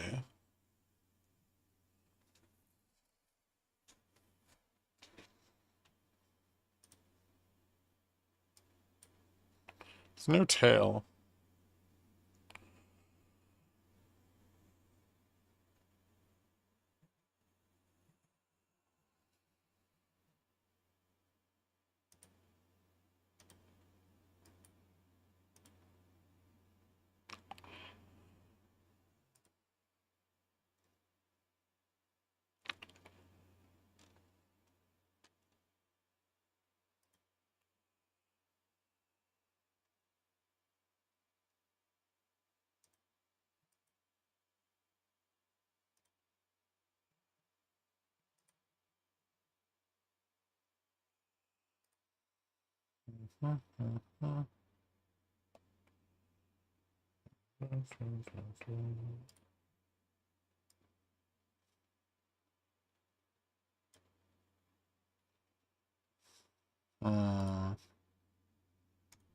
Curious.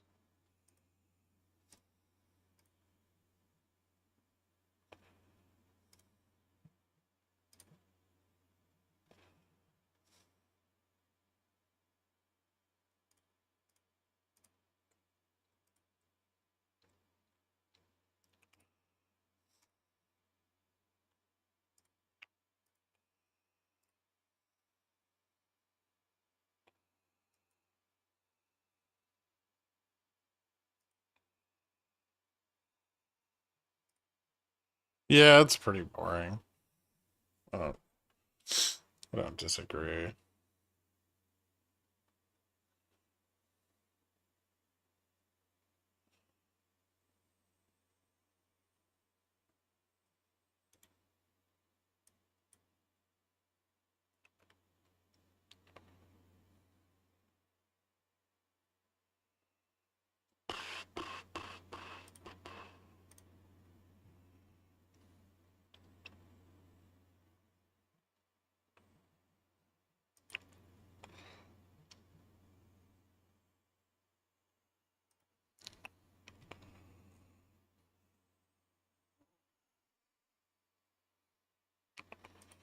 I think we're getting the outcome that we kind of talked about before, where it's just like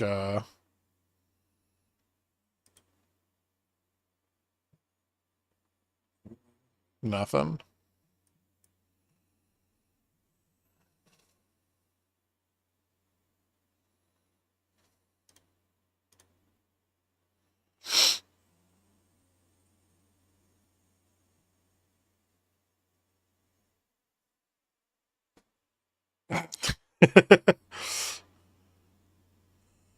There's still some support at 80. And some resistance above that. Ooh, somebody just bought a bunch of 6360 and 6375 pits. And 65. And 85. Interesting. Put buying. Uptick in vol. There's a gap to the upside at 87 that we didn't fill, which is weird.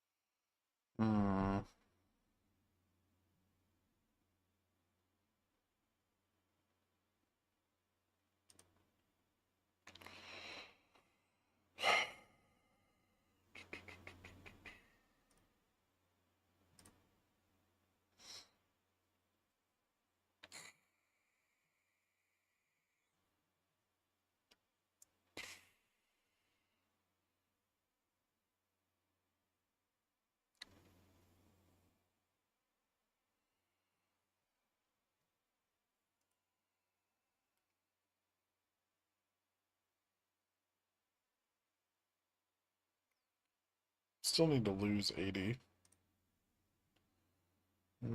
Some bot calls 85, 90. Bot puts 85, 80, 75. Contested, I guess. Easiest way to describe this is an inverse head and shoulders though, which I don't like. Very clean one at that.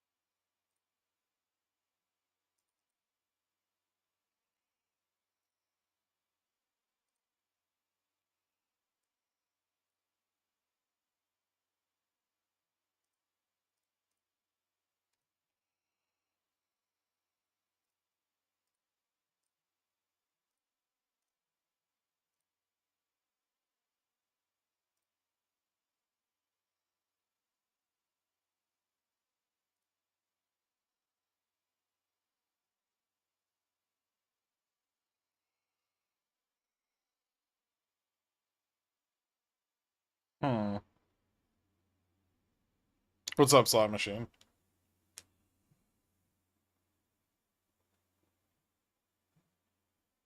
Okay, bulls are buying calls. Bears are buying puts.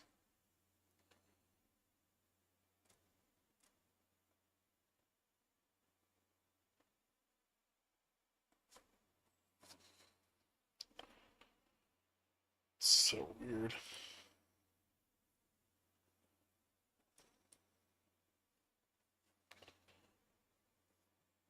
It's just saying I love you. Thanks, slot machine.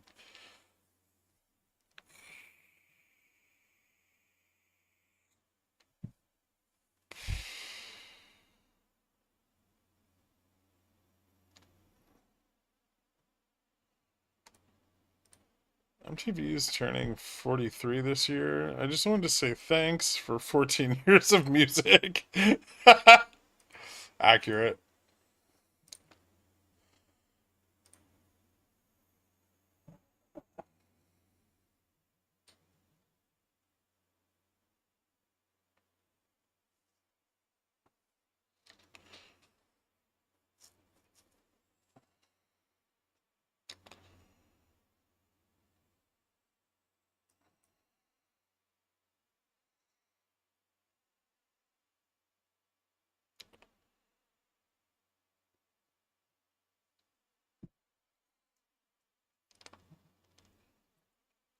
I told you it was going to bounce earlier when you bought puts at the bottom rims. Great news, Miss Snook is not dead, and she didn't go to the doctor. I don't I don't think the second part of that's great news, but I'm glad she's not dead. Does she not like doctors or something? Is there some sort of like you don't trust them? We're practicing for when I'm unemployed and have no insurance. You can still get insurance after you lose your job, except it's free. It's arguably better insurance because you don't pay for it.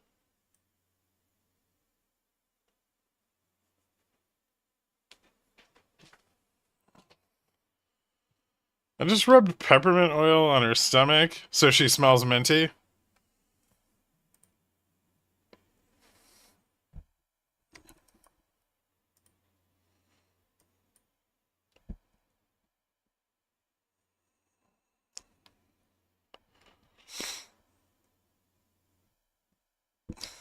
What in the quackery? That sounds like a kink more than a treatment, even if holistic.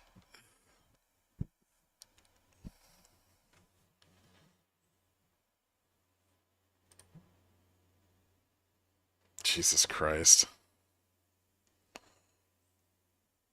Those amoeba things can take a while to finish her off. She probably doesn't have a brain-eating amoeba. Probably.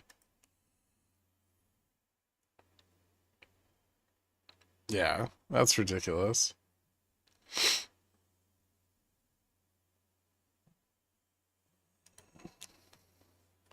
I can't say I've ever had lavender oil rubbed on me in any way. Or peppermint oil, which is a neurotoxin.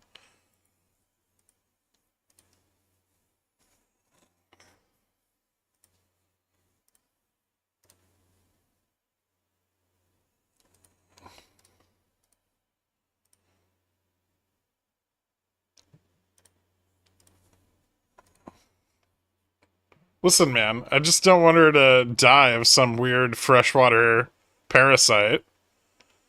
Over under 50% people think I'm serious. I would say that yeah, you've probably fooled at least 30% of the audience.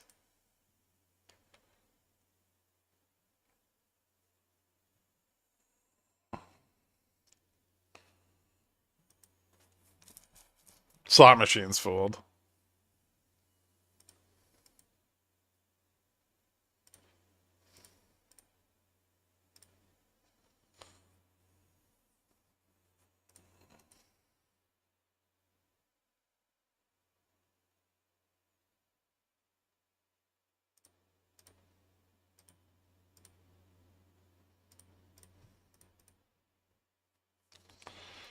Uh,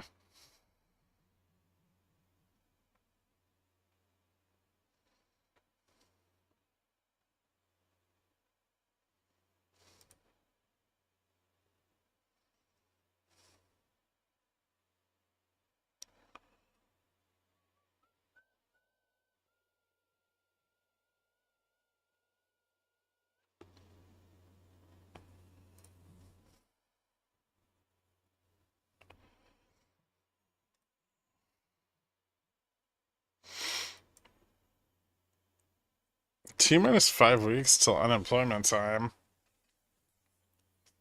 Are we gonna launch? Ooh, that's a lot of out-of-the-money bot puts. Inverse Head and Shoulders into Head and Shoulders? The at-the-money bot calls are kind of giving up.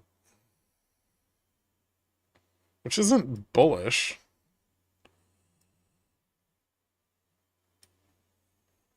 I don't think.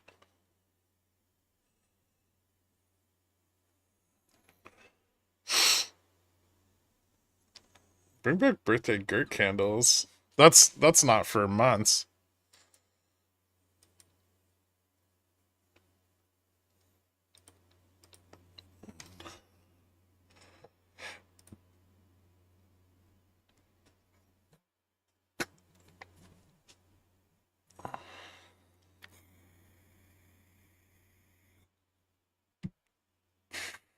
What's block?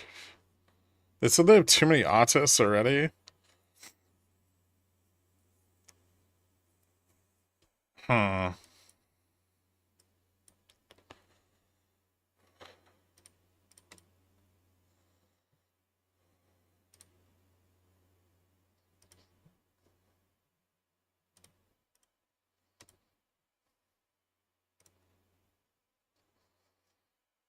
Cash App scratch. Ah, okay.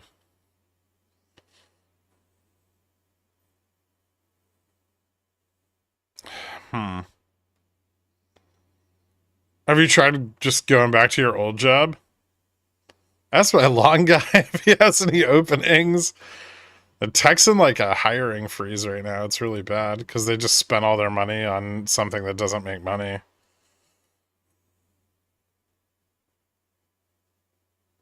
That's rough.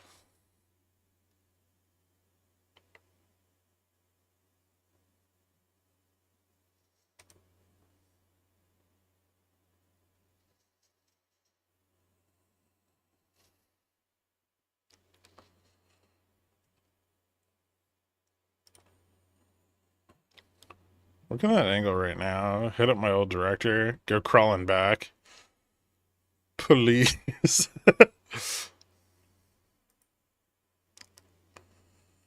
Oh boy.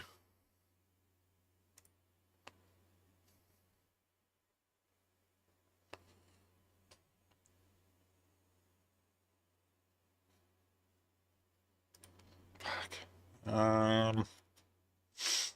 Hmm.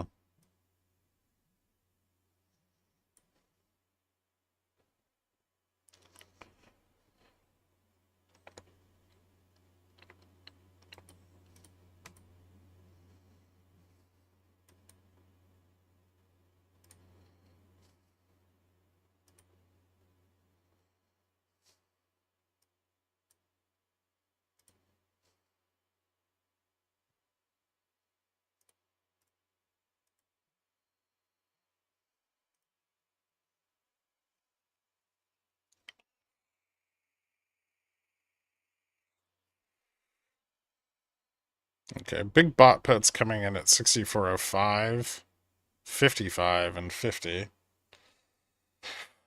Still some bot calls at the money, but not a lot of them. Most of them are selling off,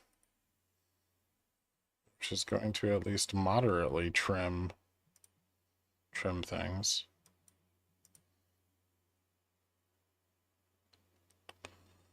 Ew.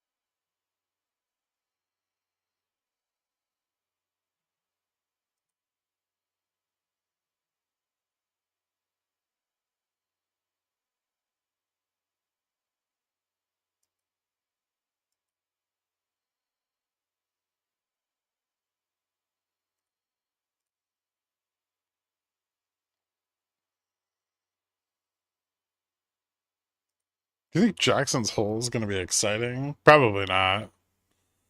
Is Ulti dead? No, it'll probably start to get flows if volatility continues to move up. Or if things stagnate. But yeah, I mean, like, right now everyone's just selling a fuck ton of it. If we got like a good spike in volatility, like VIX 25, 30, I'd probably start looking to buy back into it. But currently it's just bleeding.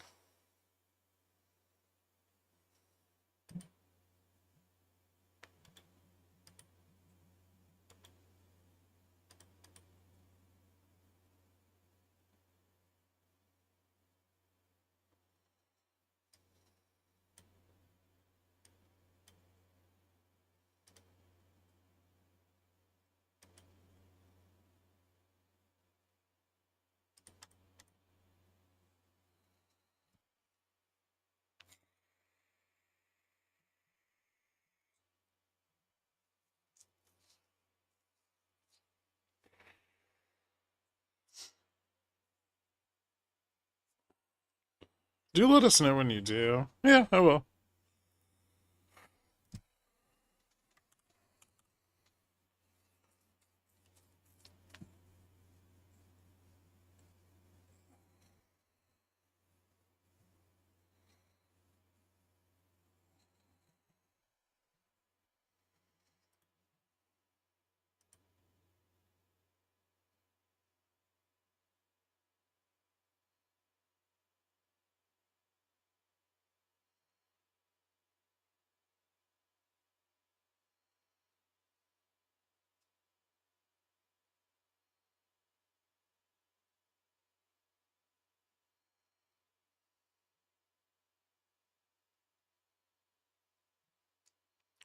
So we're to do super chats, gift memberships on mobile. My Wi-Fi is down.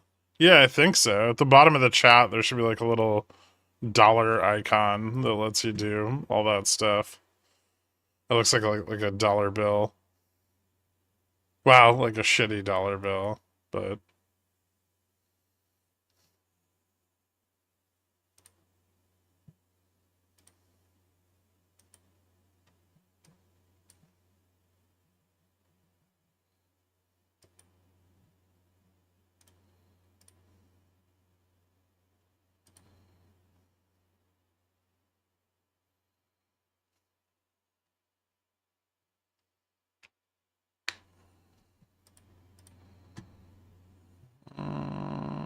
bulls are picking up some 90-95 calls, or maybe it's just short calls closing. Yeah, maybe it's just some short calls closing. Some put selling down at 70.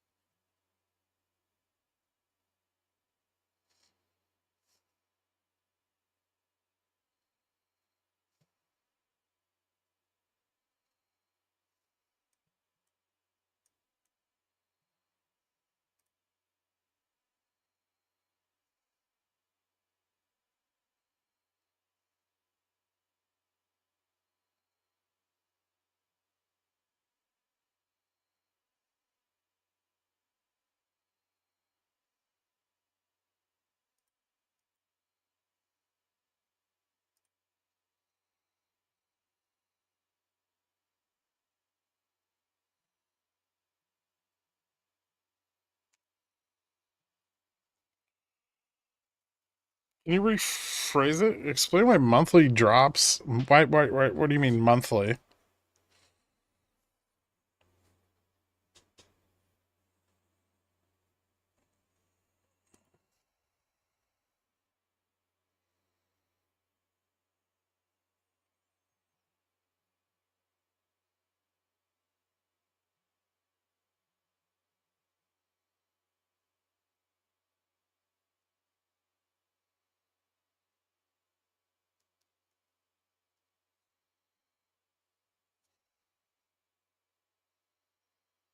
Why falling below DN monthly is bad? Because the market makers selling in all conditions, basically.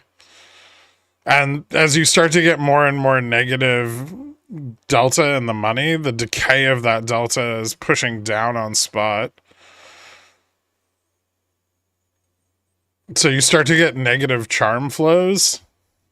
You get increased volatility, which increases market makers' Vana exposure. There's like persistent selling below DN and like no buying on the uptick.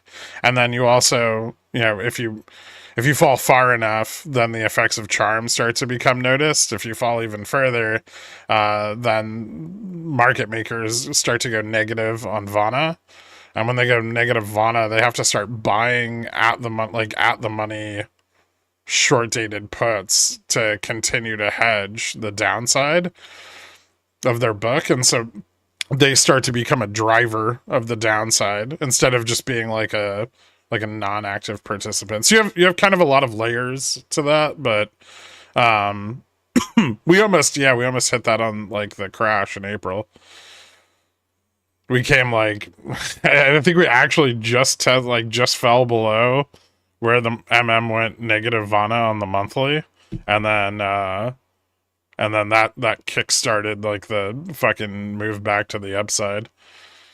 But that's like if that happens, that's it. Like everything's fucked. Like that's how you get like a COVID crash or like a 1929 crash, because then you have the entire dealer complex driving continuous downside. And if you if participants try to turn it around, they end up feeding the dealer hedge. So like you buy calls, say you're JPM and you come in and you buy, a fucking million calls at spot. The MM's going to buy the equivalent amount of like 0 DTE puts and crush your fucking position. So really, like, participants basically just have to stop entirely until dealers rebalance their books, and then the market can recover. But any trade that occurs just continues to exacerbate that exposure. So yeah, that like basically never happens though. Like it happened briefly during the COVID crash. It happened briefly during April of this year.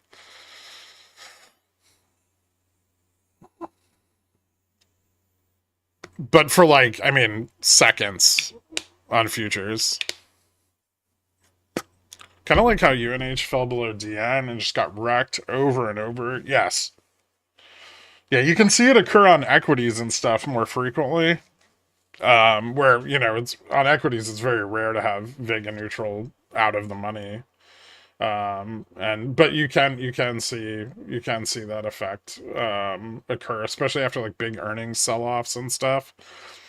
Like everyone tries to pile in and they end up making the dealer more short, and then it sells off even more, and then sells off more, and it, like once everyone gives up and stops trying to turn the price action around, then the dealer's positioning will start to expire, and then the directionality of charm will weaken.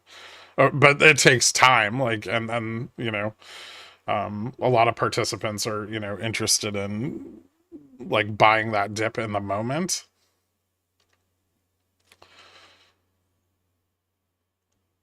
And so they get fucking wrecked.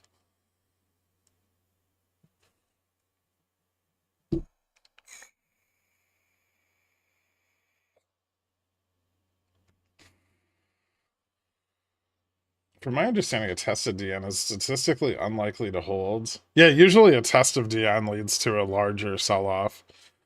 There are occasions where it acts as support, especially when DN's like higher on the chain relative to the rest of positioning. So if there's like, it's rare on SPX because the collar, usually DN gets pinned kind of near where the collar is, at least until the collar like moves towards expiration. But as the color moves towards expiration, DN will start to move up, like further and further away from the collar. And when that happens, DN can be like a little bit more supportive. But generally speaking, yeah, it's not good to test delta neutral because I mean there's no longer any delta supporting the spot price in the market. And as delta turns negative, it gets really bearish. I mean, even on the 0 DTE, being below the delta flip is really bad.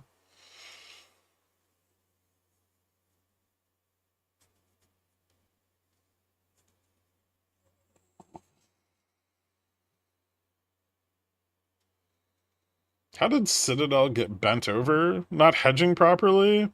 Vana exposure to the upside.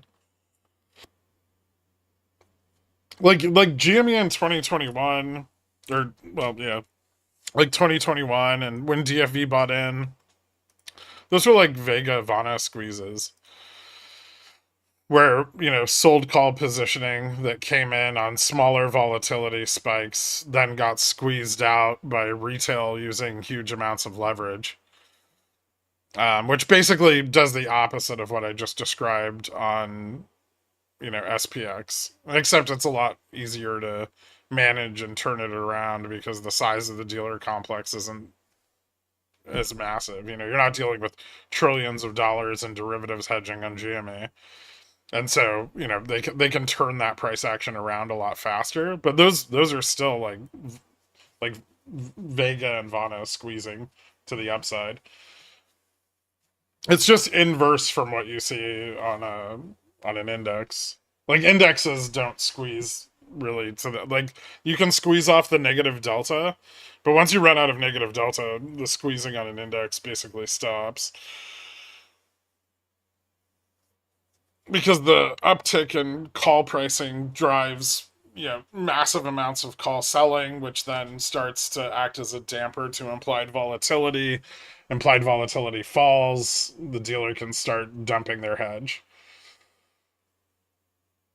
But on an equity, the dealer can get squeezed to the upside, either by the limitations of the number of strikes on the chain, or they can get squeezed to the upside on like Vana and Vega exposure as volatility increases. Like you never see VIX hit, 500, but you can see an individual equities volatility hit those levels.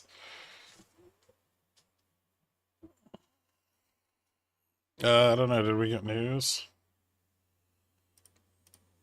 They might still just be pumping into the fucking thing. No.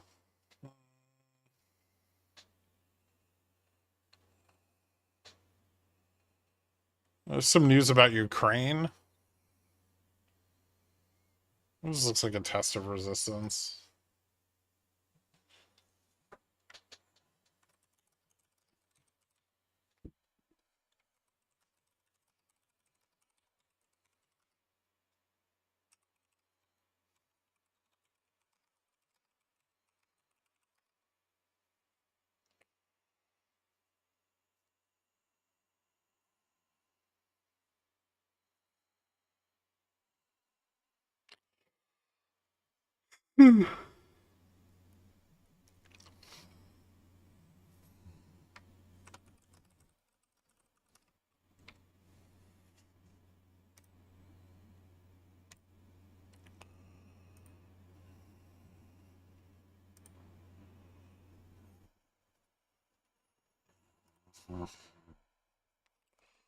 Today probably peak fun.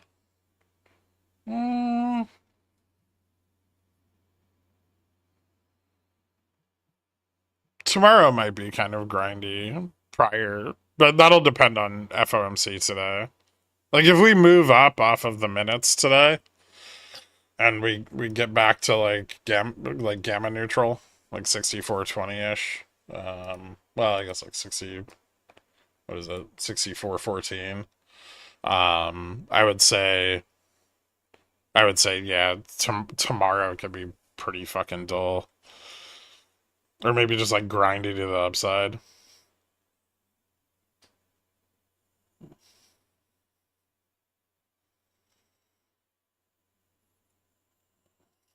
You straddling today now before FOMC or not because of event vol falling off? I'm probably gonna straddle not before FOMC, but I'll straddle um like end of day today. I have some out of the money bot calls for next week. Like, well, call spreads for next week, like 6400 to 6450. Mostly those are just there as a hedge, but I'll probably keep those open through J Powell's speech on Friday. If they go significantly in the money today or tomorrow, though, I'm gonna close them out, and then I'm not really positioned at all. So I might, if I straddle, I might like trim the call side. Maybe I'll do like 2 to 1 or 3 to 1 because I already have like upside exposure. Yeah, I saw that the free diver dude who held his breath for 29 minutes. That's fucking wild.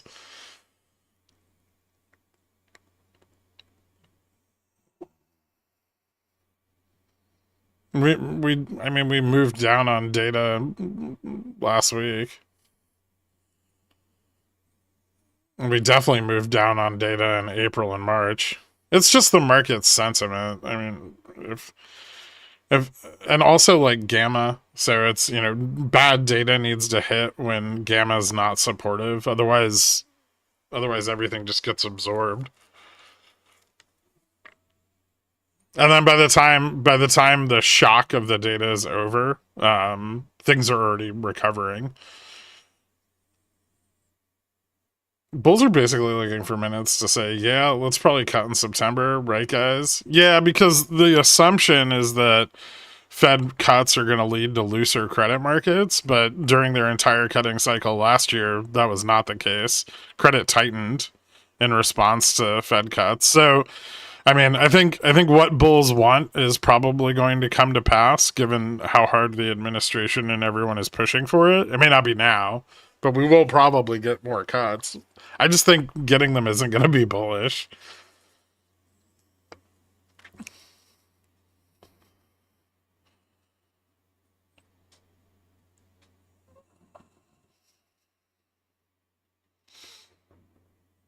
$20 minutes, that's nothing. The pickle jar can hold its breath on puts for days.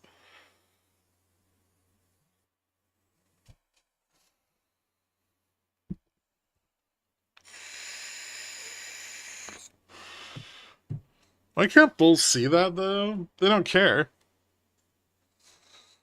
Like, they have smart people. I mean, smart money, quote unquote, has not been long most of this run. Institutional positioning has stayed net short the entire way up. It's mostly been retail and retail with leverage and pumping a shitload of margin. So margined leveraged retail has been a significant chunk of this bounce. Everyone wanted to buy the dip. No one wants to miss out on AI.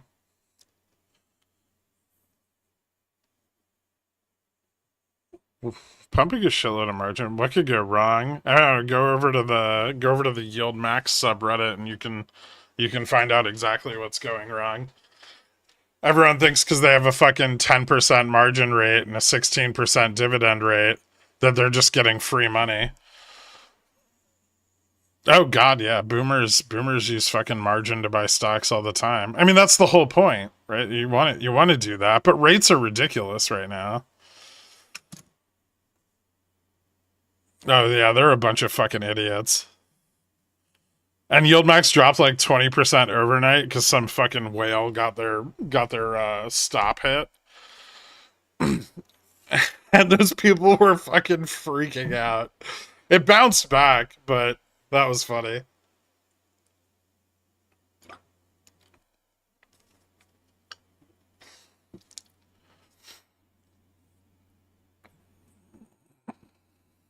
Some whale, we knew it was you. My stuff. I didn't have that much yield max.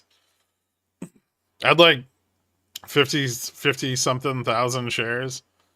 Which, I mean, comparatively is nothing. I also got stopped out at 580 yesterday morning.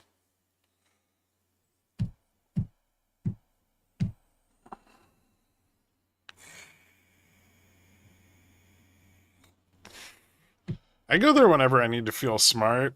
That's what I do when I go to value investment. There's nothing I love more than watching people like pontificate about if it's okay to buy Microsoft at like 38x PE.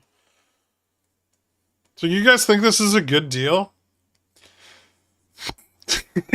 Benjamin Graham would buy this.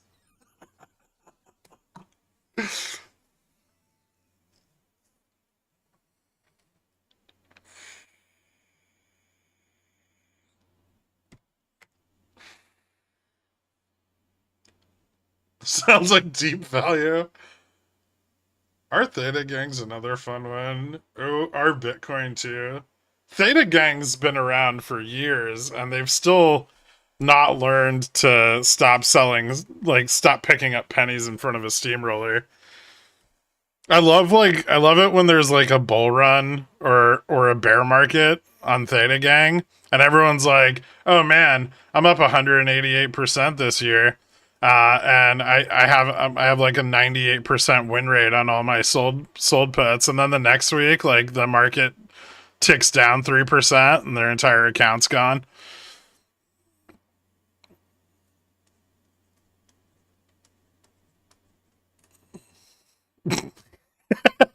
Yeah.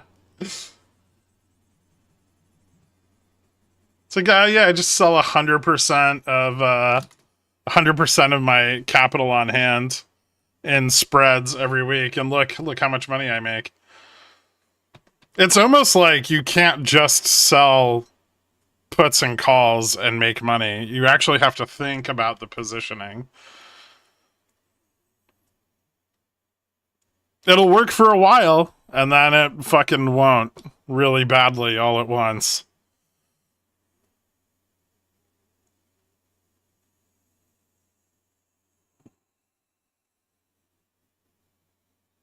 What if we use 100% of our capital on calls? Ask everybody who was buying the top last week. Oh man, if only there was a data platform that could tell us about the positioning. Oh my god. What if there was?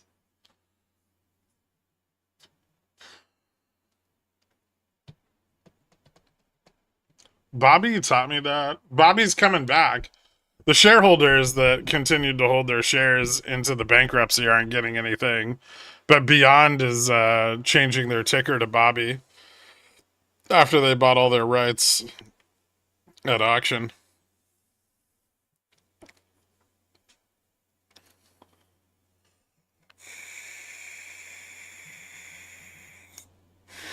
But it's okay. All those people had like 2 years to save up and buy again.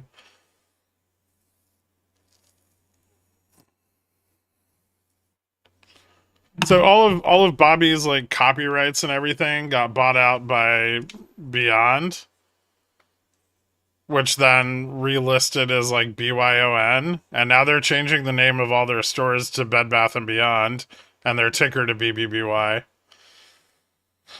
And then after retail buys in, they're going to probably dilute the fuck out of them because that's smart. That's what I would do.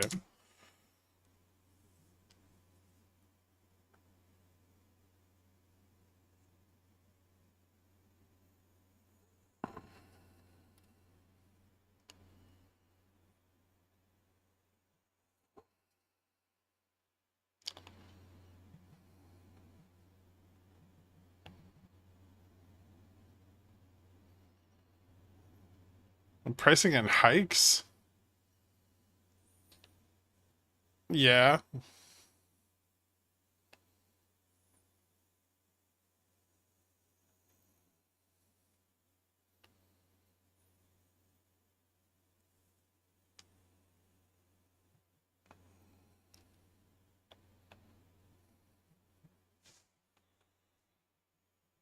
Hold on.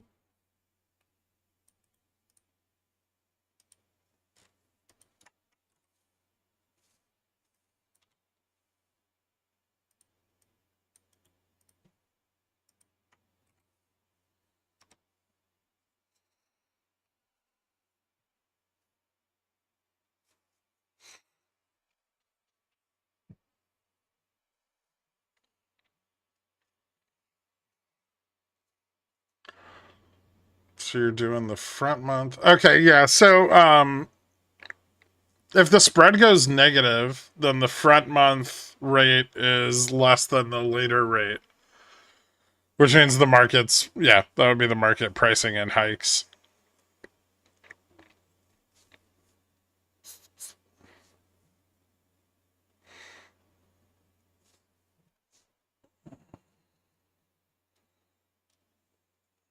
And then positive spread is cuts.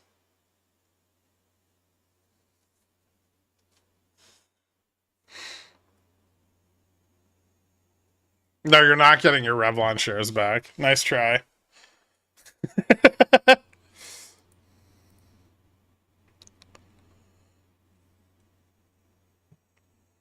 How's Cat's Gamma Max?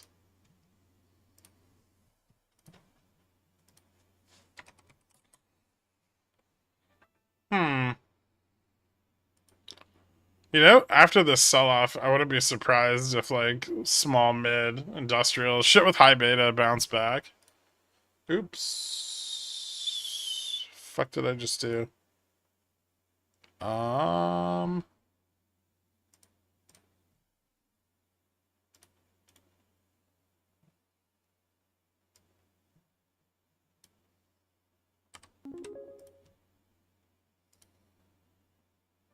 Spicy tuna roll, put their pickle in my jar. Pinches, pinches, pinches, pinches, pinches, pinches, pinches. Pinches. Pinches. Pinches. Pinches, pinches, pinches, pinches, pinches, pinches. Ah, pinches, damn it. pinches, I'm gonna pinches, fuck up live pinches, data, pinches, huh? pinches, pinches, pinches, pinches, pinches, Nuke. pinches, pinches, pinches, Bobby. 5. Alright, what am I looking at? Cat? Cat looks kind of bullish.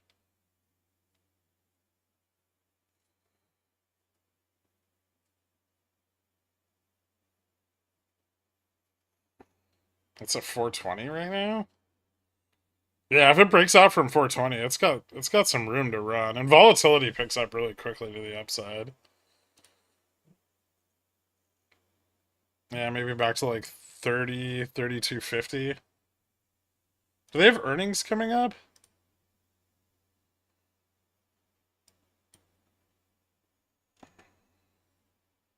Jesus fucking Christ. Look at that call buying out at 470 on the weekly contract. Someone's betting JPow's dovish as fuck. Just this fucking dude right here.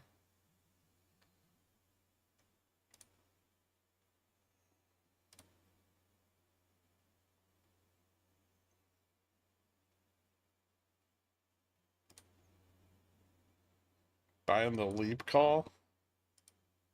Buying the leap and the SEP 19 calls. Huh. That's kind of fucking wild. Interesting. Yeah, Cat's options chain's definitely illiquid enough that it could go well above Gamma Max, given the opportunity. Although right now, yeah, Gamma Max is fairly correct. It does look like things might be heading there. Definitely needs the breakout at 20 though. Breakout at 20 seems like a big deal.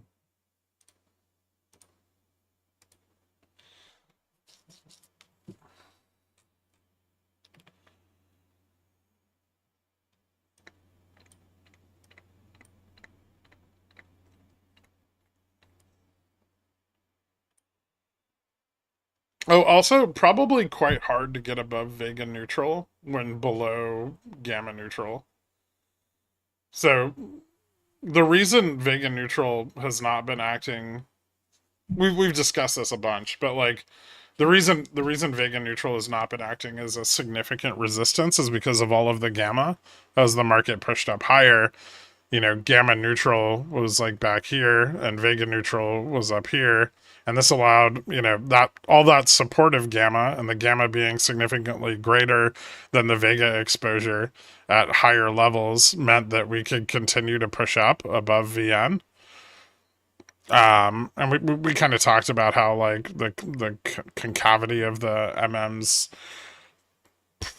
P&L was not sufficient to cause them to dump any exposure on upside trends above VN, but now GN is like the GN weekly is above, so there's not like this exposure is negative the other way, which means that it's probably kind of hard to get above this. Not impossible. They can leverage this all up, but definitely difficult.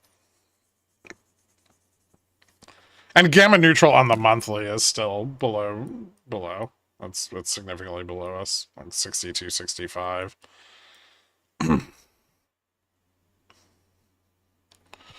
But VN will have a little bit stronger effect here.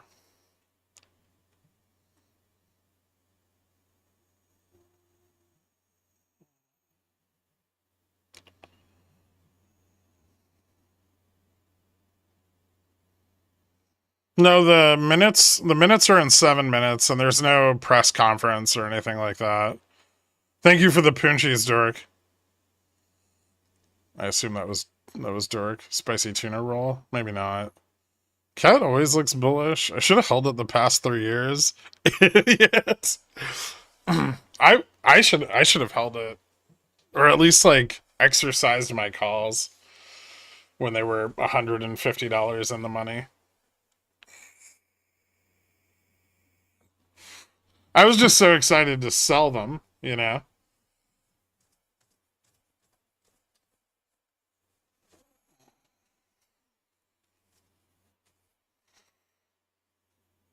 Can you make it so when you click on the surface, it moves the term structure and smile to where you click? Oh my god, it's so fucking hard. We want that. It's just going to be... The implementation of that is going to be an absolute bitch. Like, we have to make our own custom model for volatility. For, like, the component on the website. So we're going to have to make our... Like, program our own surface that acts and behaves in the way we want it to.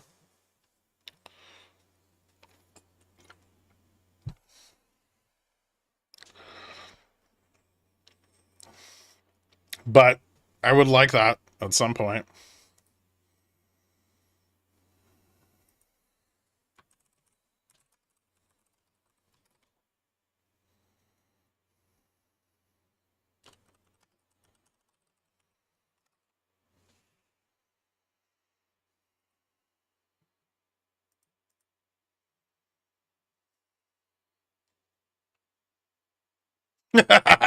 Nice, me too.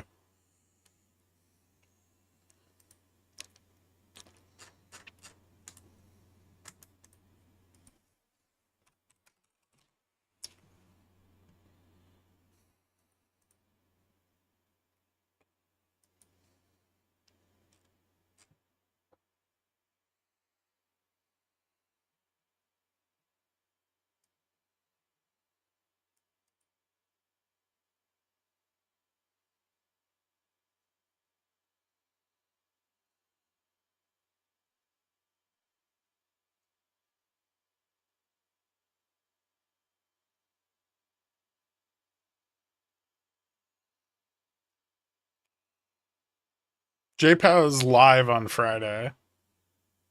Cat's my favorite stock. It's a good one. I trade it less nowadays, but I used to trade it a lot. Are we gonna get a hawkish rate cut? That's what the market's betting on. It's a lot of monkey saddle integral manipulation. Maybe Fourier transforms are involved. Laplace something something. Don't ever say Laplace to JFresh. He gets unreasonably angry.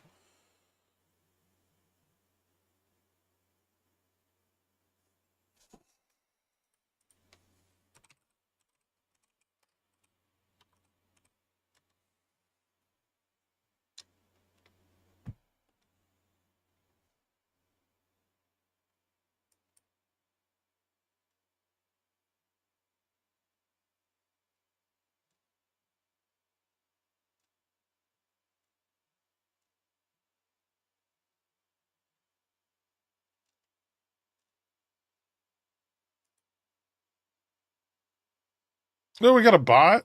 Oh, that's cool. Hey, look at that.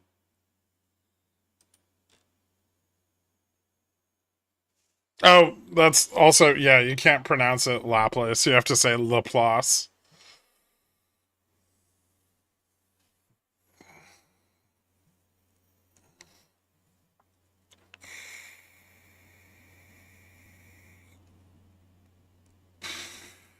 I saw a couple of mentions of IWM being at DN. Is that bearish? Yeah, also everybody and their mother is short IWM right now.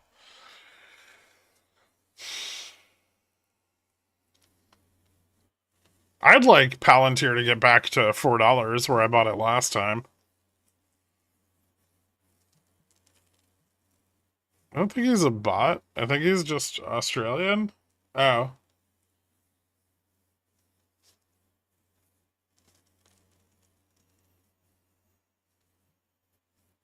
Probably a bot. You should find a way to incorporate AI into Gamma Strike. I already have some ideas that wouldn't be complete shit. So we will. I mean, but it's gonna do what AI does best, which is search things.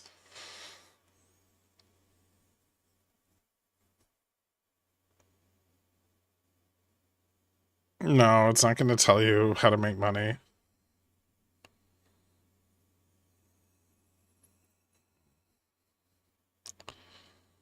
Listen, I gotta fucking pay Nuke somehow, so if I've gotta slap AI into Gamma Strike in order to get that sweet, sweet VC capital, that's what we gotta do.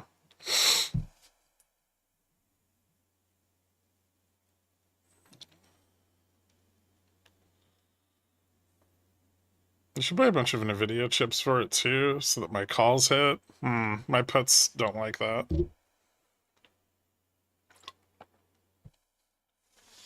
Say AI a few more times and you can IPO for a few billion.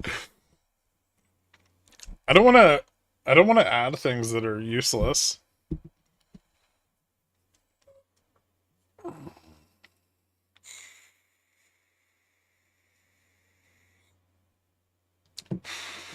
Yeah, I think I've seen that one. It's kind of dog shit though.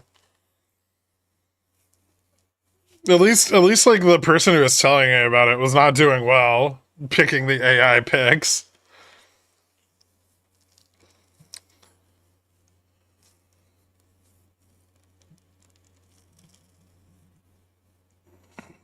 I bought a Palantir put. Biggest mistake in my life. Can FOMC save me? Probably not. JPAL might be able to on Friday.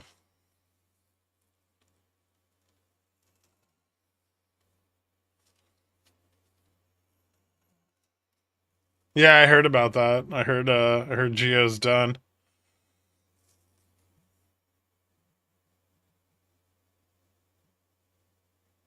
Which is, I mean, great for Gamma Strike, because now we don't have any competition with any knowledge of what they're doing.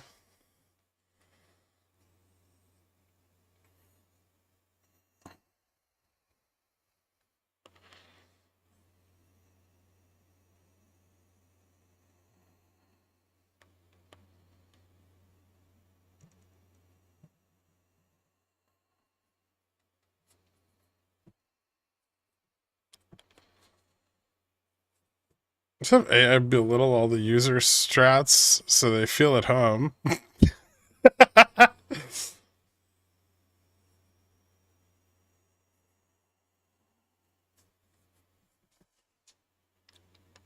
Hold on, hold on. Majority saw inflation risk outweighing employment risk. Oh no! Sad face bulls.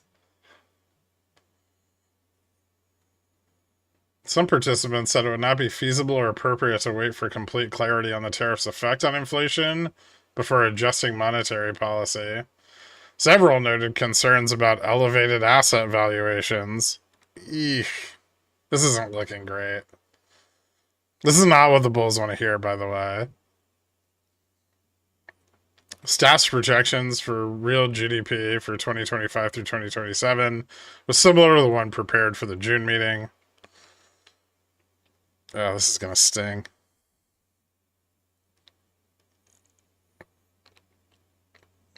I've never spoken with him personally, but I've heard about him.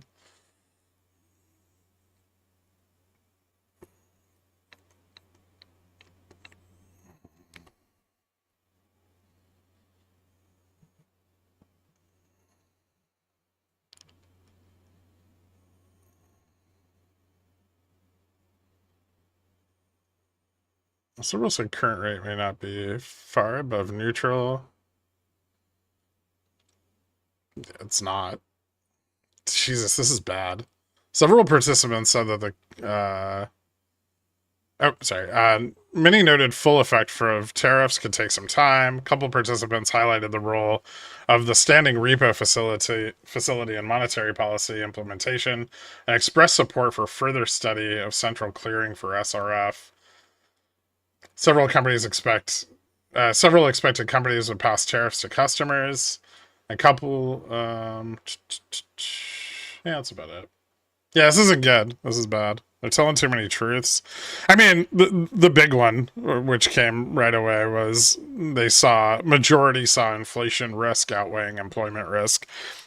Remember that unemployment's at 4.2% right now, which is historically not very high. If we look at the unemployment rate over time, right? 4.2 is very low. So even if unemployment were to move higher substantially, like even at 5%, that would still be relatively low outside of a recession or something.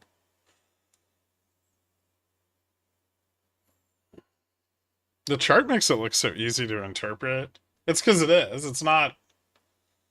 And so this is kind of why I thought the bulls were stupid for thinking that, the change in NFP data was going to somehow drive the Fed decision. I think it's far more likely that Trump blackmailing all the Fed presidents is gonna drive the Fed to cut than the unemployment data.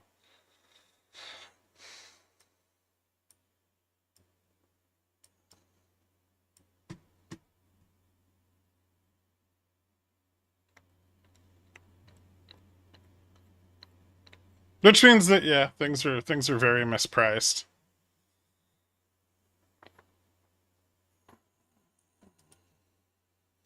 Or at least risk is mispriced.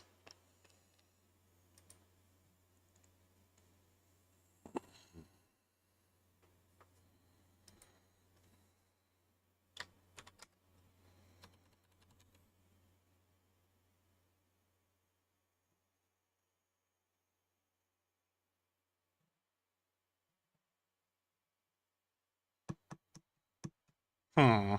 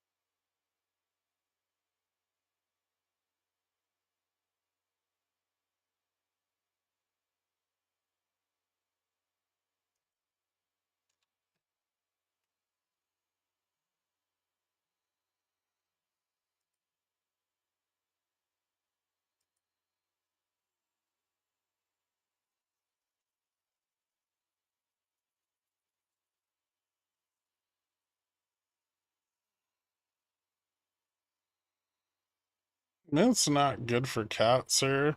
Probably not. I don't know if Cat will be as affected. They're probably more interested in what JPO has to say on Friday, but it might make it difficult for it to get over 420 today.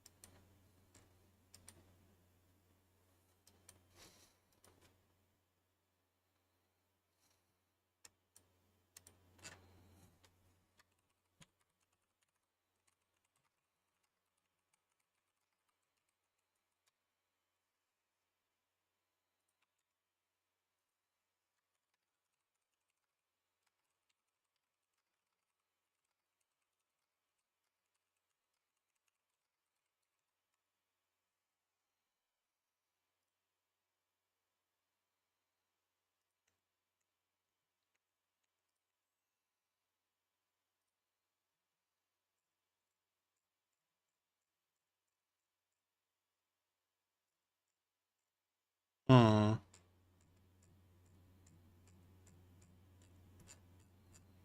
Where did I post all that, like, nasty fucking data on the student loan repayments? That shit was gross.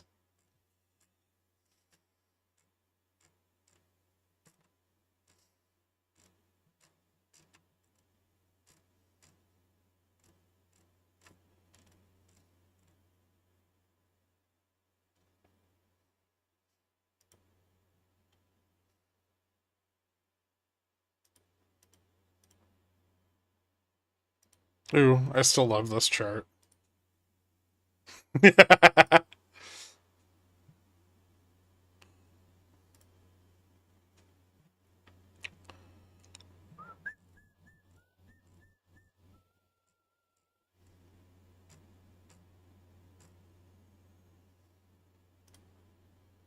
Which fucking, I knew it was one of the Pickles picks. I need to, like, post shit on Twitter or something so I can find it.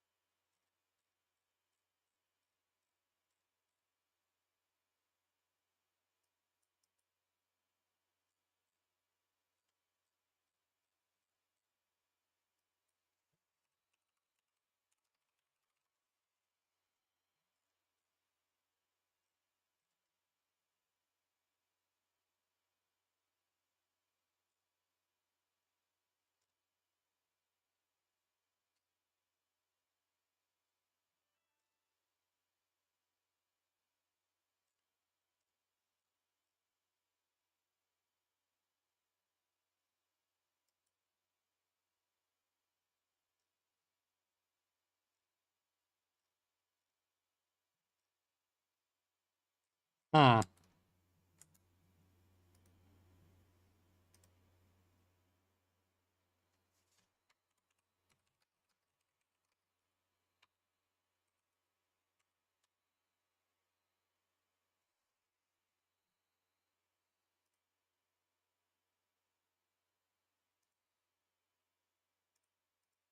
Yeah, delinquencies are up across the board.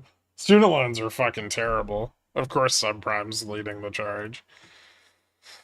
Yeah, hurtling towards 2008 all over again.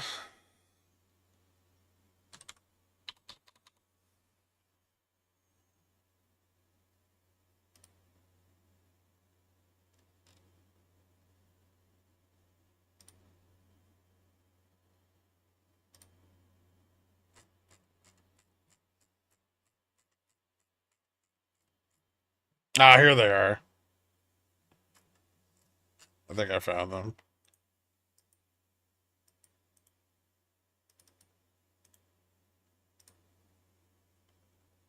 This one?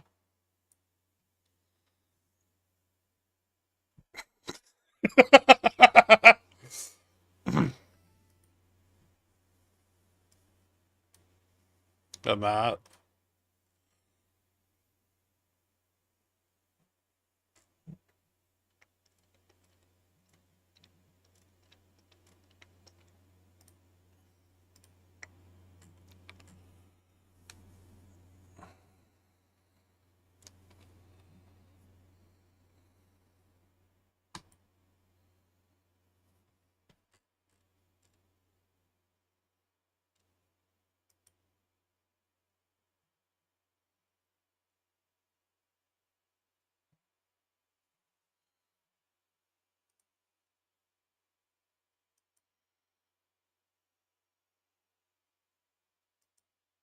No, foreclosures are getting worse.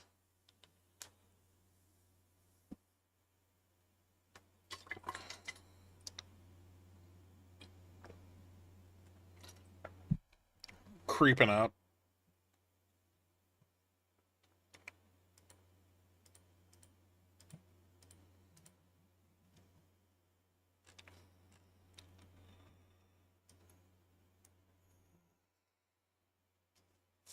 Also, bankruptcies are moving up really fast. Are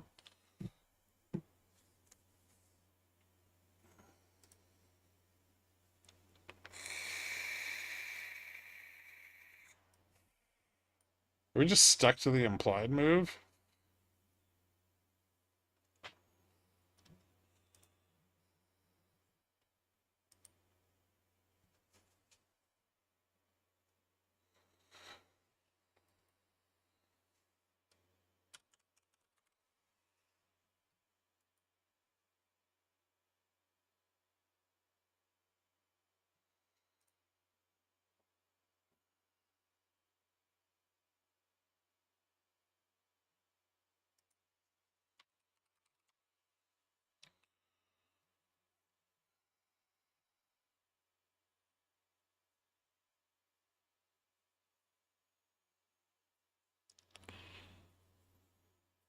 The percentage went down from your first chart.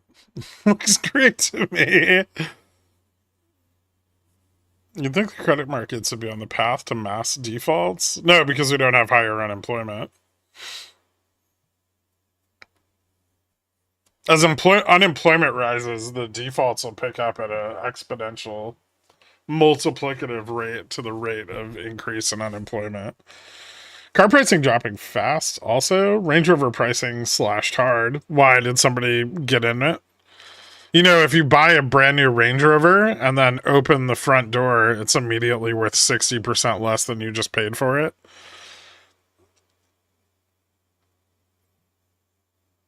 Did you make 300,000 today with great range on SPX price action so far? No, but I did make about 40 between Tesla, TQQQ, and closing out the calls on the bounce.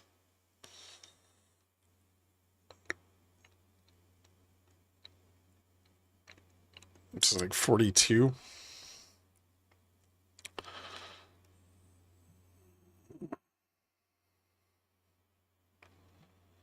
Because the unemployment rate is usually just rises by a super exponential rate out of nowhere. 1 month will be 5%. The next we're only at 20. That's because you get mass layoffs and then the delayed reporting.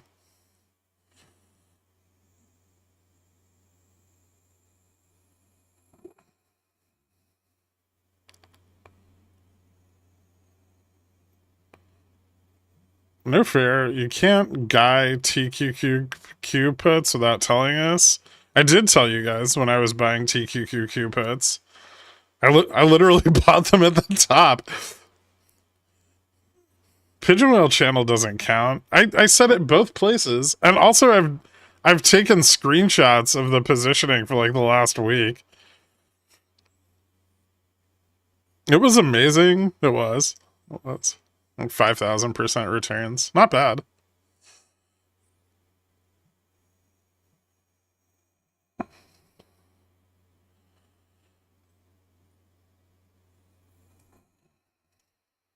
Pigeon Whale does too count. Get fucked, pores.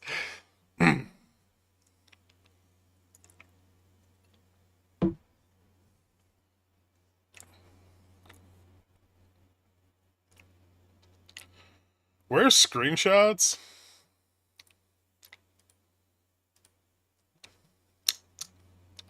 Actually, I just have the... Like, what, of the position?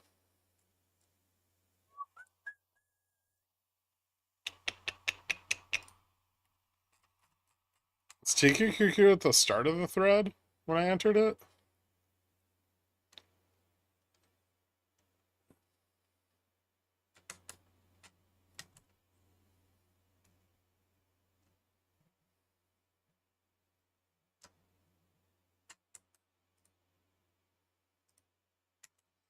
God, this thing's filled up fast. You guys are talking too much about things that aren't positions. No, Apple was the first trade. Oh, here it is.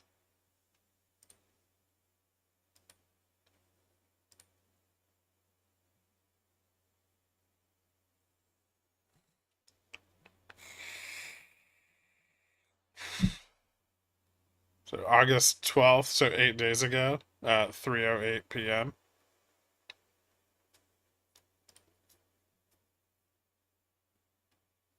Which was the top. I closed it earlier today. But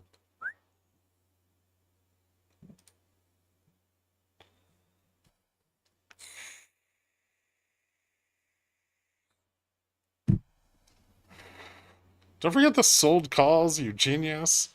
Well, that was part of the position. I didn't forget them. They're just closed out. So they don't show up. But yeah, I sold the 95 98 spread and used it to buy the at the money put. All that does is just reduce the capital expenditure of going short. So I assumed it wouldn't go any higher, and then I wanted exposure to the downside, and that gave me both of those things in one position. I mean, showing them off to your kingdom like Simba.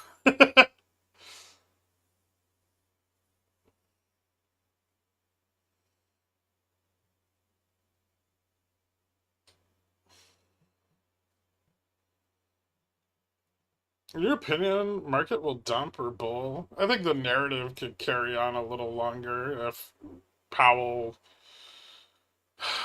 gives any kind of dovish indication, but I mean, I think overall our economy's fucked. And tariffs aren't making things better.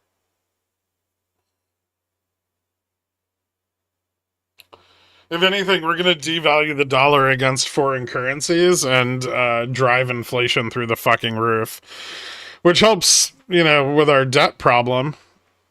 But it doesn't help average people. It's gonna be really, really fucking shitty for everybody.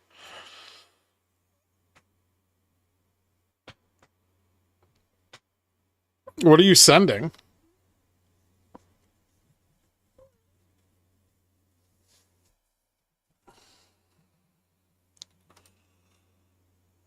Gork called for 6,400 end of week, and Dork called for 6,300.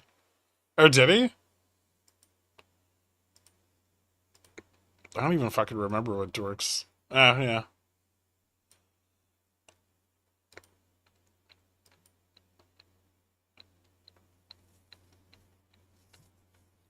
Dork might win this week. With his, I had to be in the middle. Because JFresh said like 60, 65.20 or some shit. 65.30. Gork, why are UNH 900Cs out of the money? Would you stop buying those?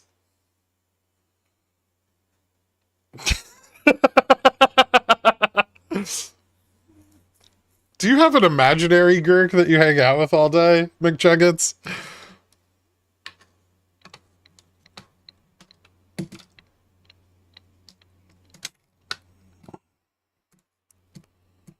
XAU USD? What about it?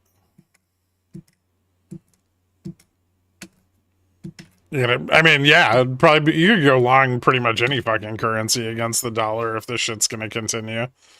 I'm personally long the yen. And at like USD JPY 154, so I'm in a good spot on it. I wonder if they've repriced the odds of no cut. Yeah, you could just check.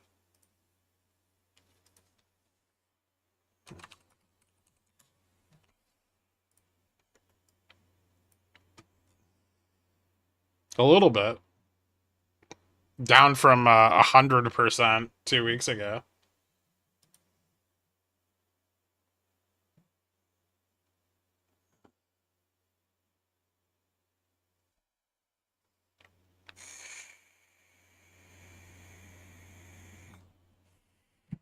Still pricing some of it in, though.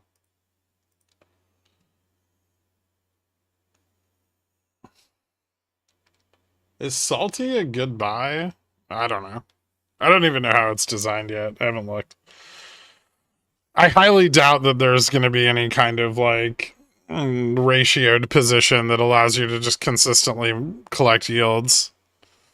Just because the funds aren't built that way.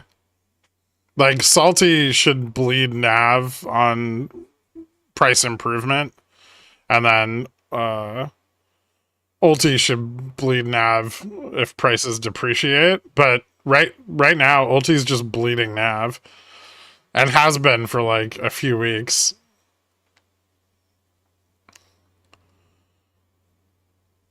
How's SPX positioning changed since the FOMC notes? I would say that 6380 has become a far more significant resistance. And support pulled back, like the larger piles of support pulled back to around 6360.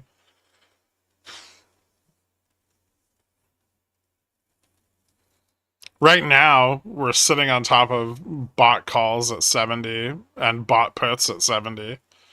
So if the 70 strike goes in the money, we probably get a leg down to 60, and then 60 goes in the money. I think things could start squeezing down further. Like, there's really not a lot of... There's nothing to stop price action from like 60 down to 45-ish. 45, maybe 50. 45 though, I think.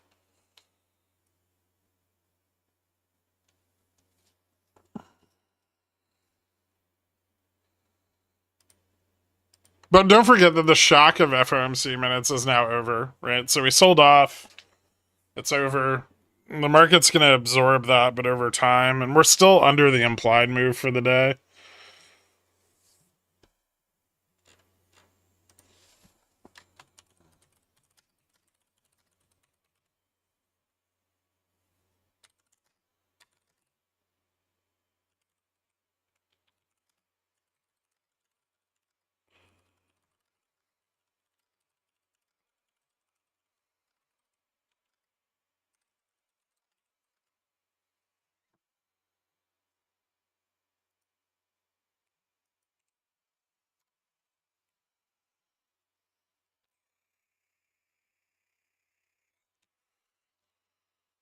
No hope for me. What do you have? Nothing except for Jensen Huang and his accounts receivable balance. Can you make a plugin for GS that allows me to drag your chart onto the YouTube window without having to change my GS window? Okay, thanks, bye. I don't think he wants to do that. Could he? Maybe.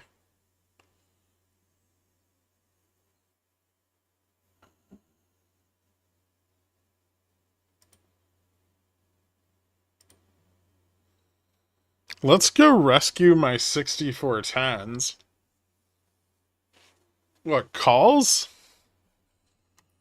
Why do you guys position so far out of the fucking money? This is why you guys make money on the initial drop, because I talk about it for weeks. And then you fucking blow it all up because you just start buying crazy out of the money shit. And then as you run out of money, you buy further and further out of the money shit. Stop that. It doesn't matter. Don't be, yeah, but just, you don't have to be bad because you're poor. It's okay to be poor. It's just more important to not fucking do dumb shit.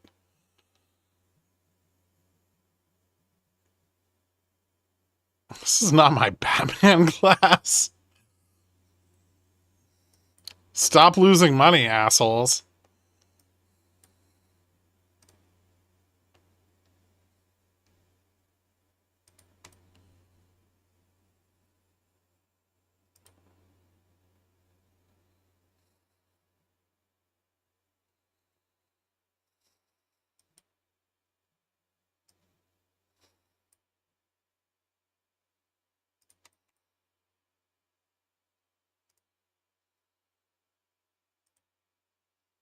Nice, Balani.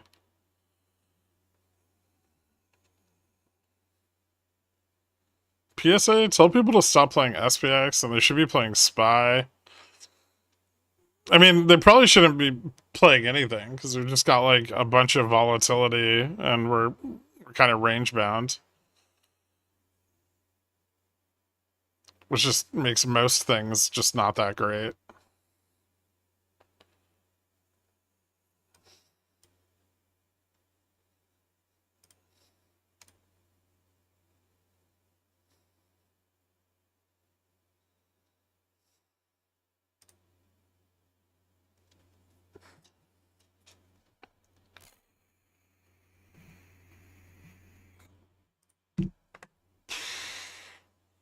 You think they hold the MM's expected move into close? Well, I don't expect tomorrow to be very interesting.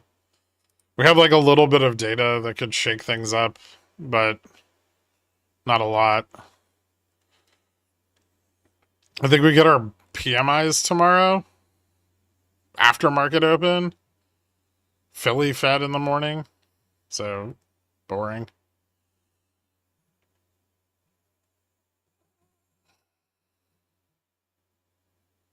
But you're telling me I shouldn't be trading right now because I have a high chance of losing whatever I'm in because of how erratic the market is today and tomorrow? I mean, there were a lot of good trades today, but I don't see any right now. It's just how it works. Remember, as everybody short strangles everything, price action gets smaller and smaller. So you get excited here. And you know, you're buying fucking out of the money calls, or well, you're buying out of the money puts, but you're targeting like the prior low, right? You're not just buying the at the money put, and this is how you get fucked after, you know, volatility starts to decline.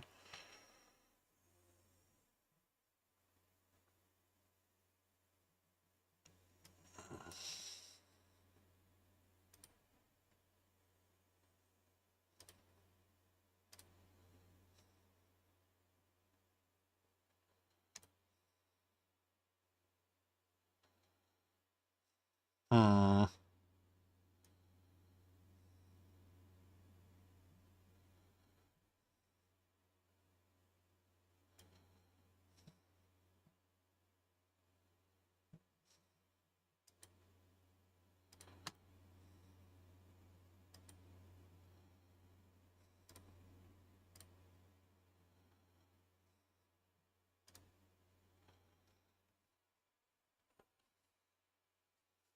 It's all right.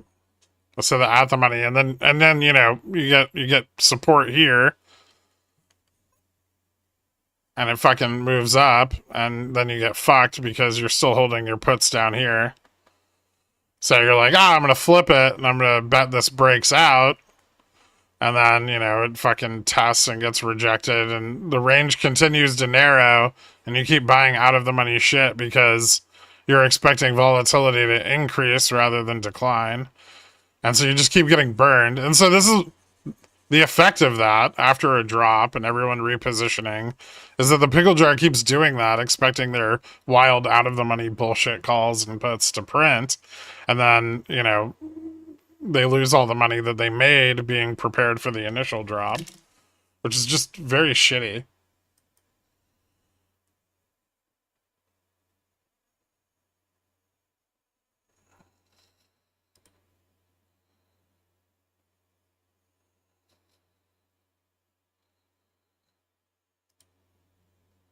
So instead, after you get a big move in volatility, maybe, and I know this is fucking crazy, just maybe, don't do that.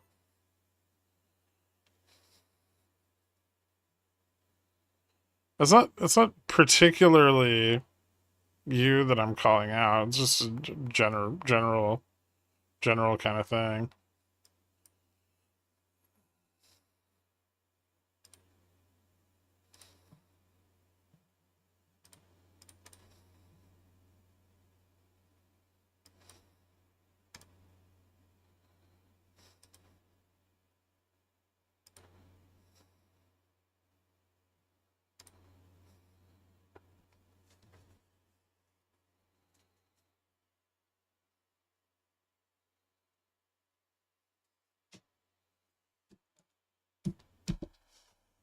Part of the problem with that is your account balance goes up,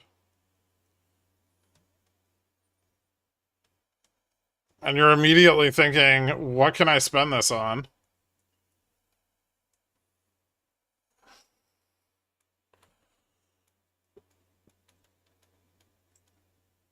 And then your account balance goes down.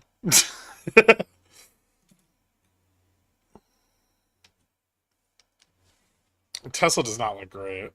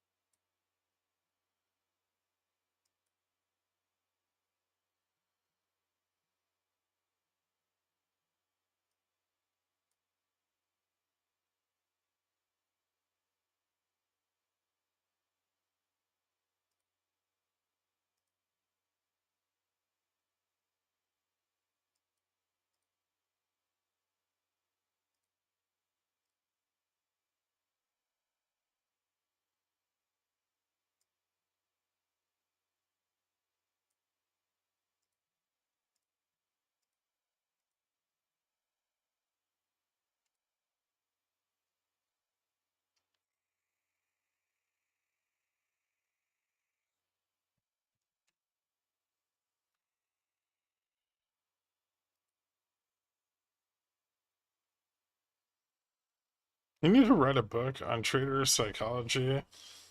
No, I don't. So we shouldn't pay our bills. That's not what you're doing. Your bills aren't out of the money SPX options.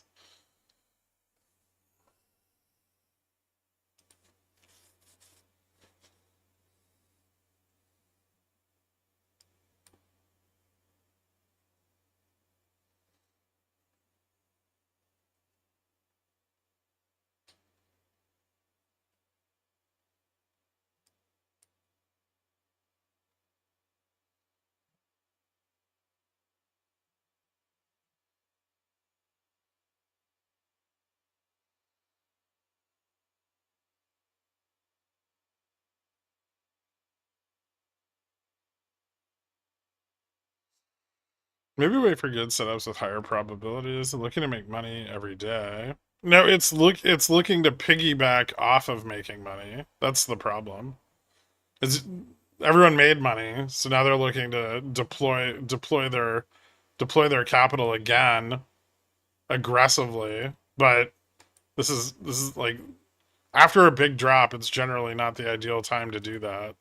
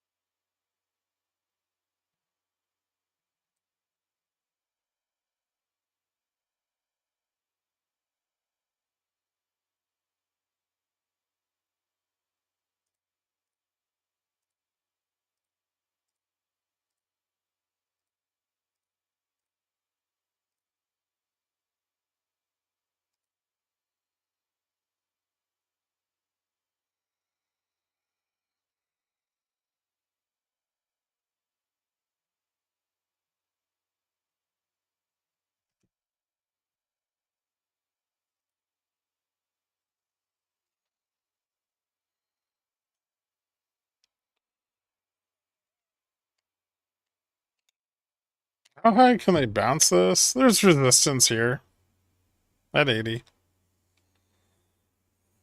80 resistance picked up on the after following the FOMC minutes. So I don't know. Maybe it's not significant enough unless we get to 90, but there is increasing resistance at each strike to the upside here.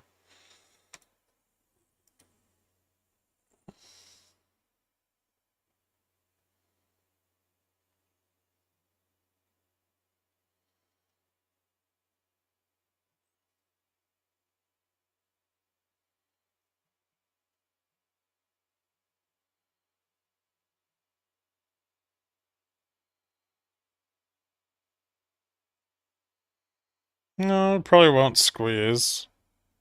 Probably just fall back and retest the low.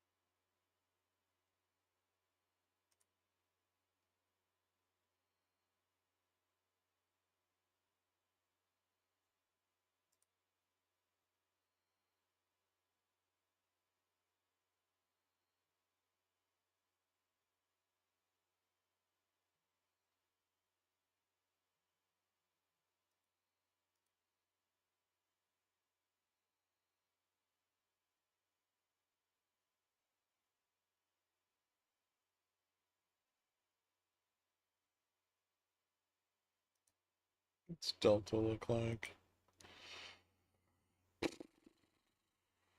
Yeah, pretty hard to get over 85, 90 here.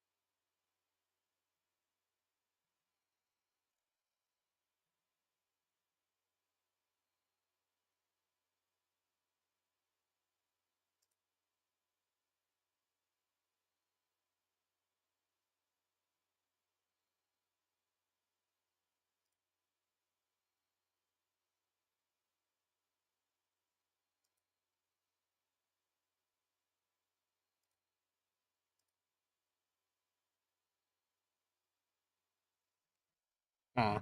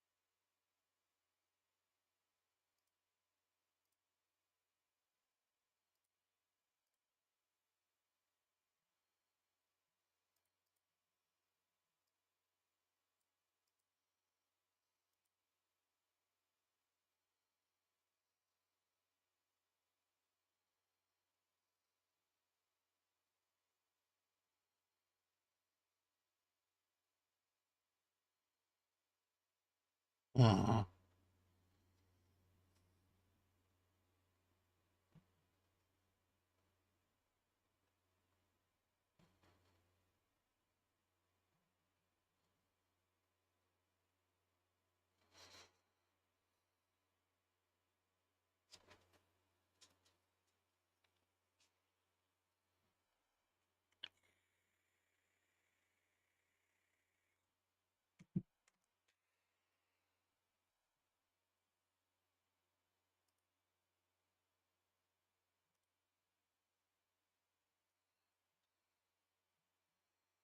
There's pretty big resistance at 90. Delta's increasing a bit though. Still negative.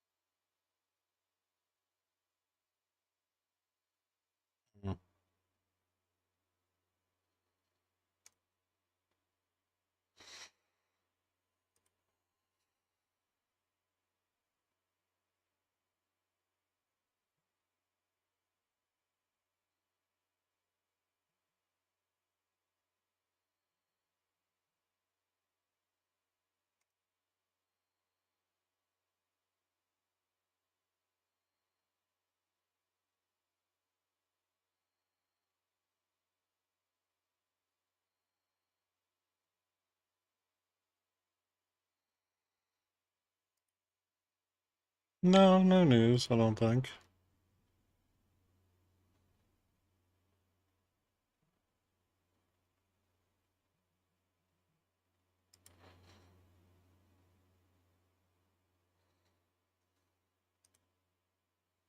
I'm not particularly worried about this bounce. At least not yet.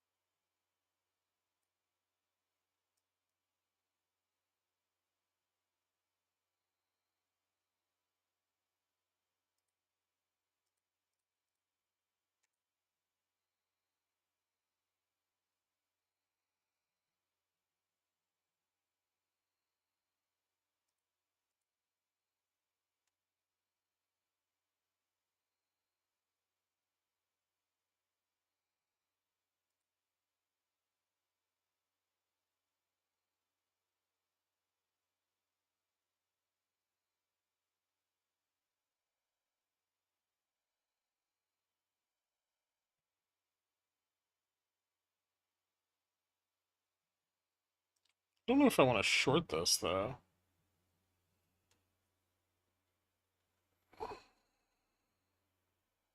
Looks like someone's selling the 90, buying the 95.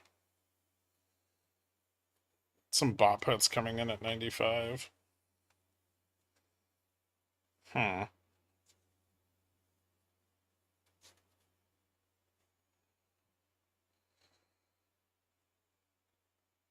More bot puts coming in at 95. Do you think curses are real? No. I think there's probably something that you're doing fundamentally wrong that's causing you to lose money. If you could figure out what that is, I could probably help you fix it. I'd do that for you, Blanca. Oh, the president ordered the southern border fence painted black. All 2,000 miles. Ooh, should I go long Sherwin-Williams? U.S. deploys 4,000 Marines to Venezuela. Is he trying to start a war in South America? So that we don't get elections?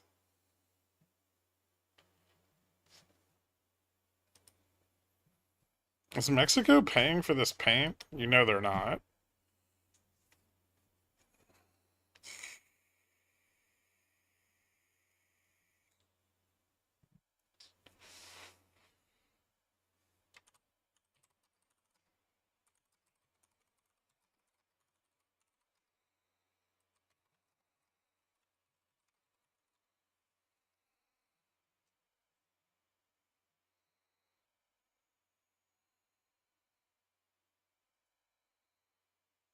My problem was bad entries. Solution, stop trading.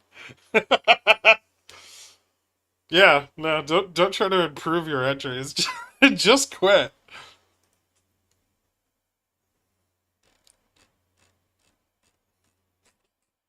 I have a hard time with that. Anytime someone wants to just straight up quit trading, they're like, this isn't for me. Like they're probably right, you know? So I kind of try to let it go, but oh, it's a fake atomic.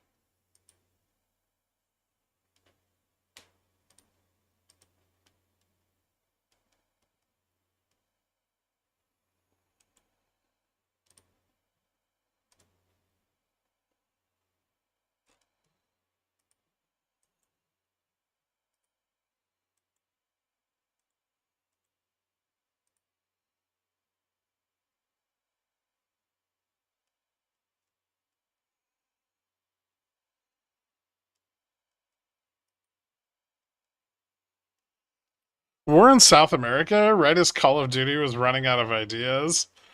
Call of Duty ran out of ideas 20 years ago.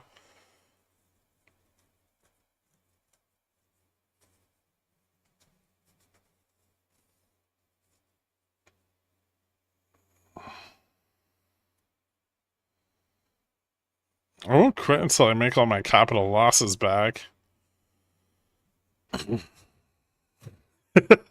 Okay, Sisyphus.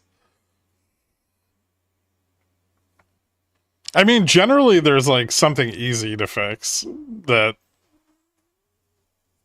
you can do to improve, and it's just not apparent to you because you're not, you're biased or you just it's hard to observe your own actions through that lens. But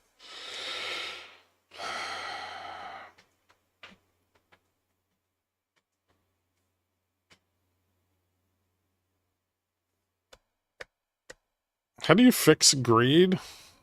You get a better understanding of compounding gains.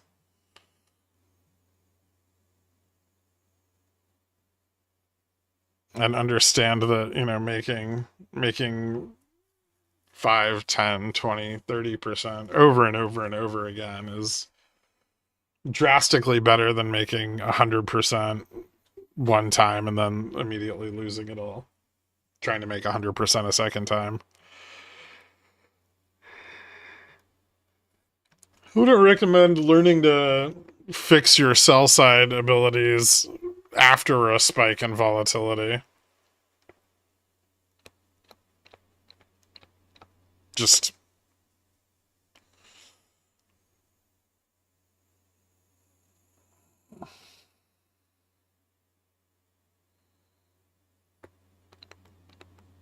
I mean, you know that there was a statistic from the OCC that like 95% of retail options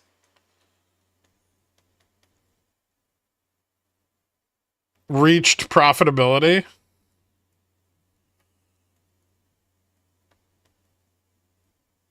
So that at some point between bought and sold, in between here, they were profitable. But 87% of retail options trades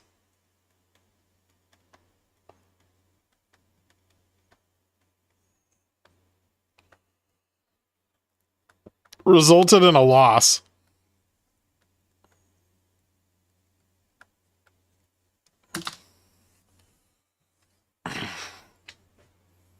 This is buy side.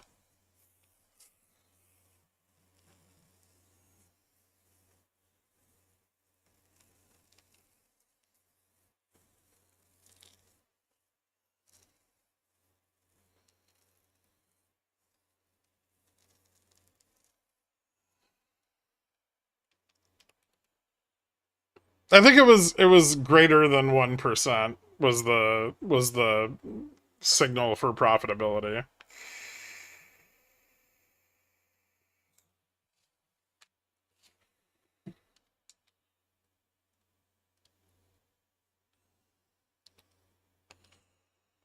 No, it's not because it goes up 10 cents after and then immediately drops 50%. It's because very frequently your options are up 10% to 20% and you keep them open. There's no stop. If there is a stop, it's not a profitable stop.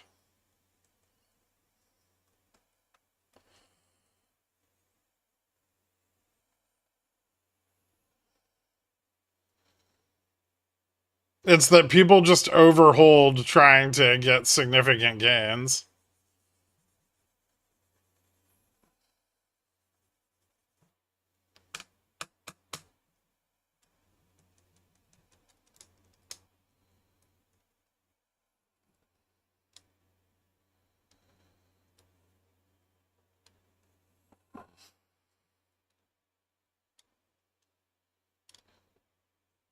So sub trades with 10% stop loss and target 20% every time and you're a winner. Statistically over time, yeah, you would perform, you would probably be profitable. Maybe not that profitable, but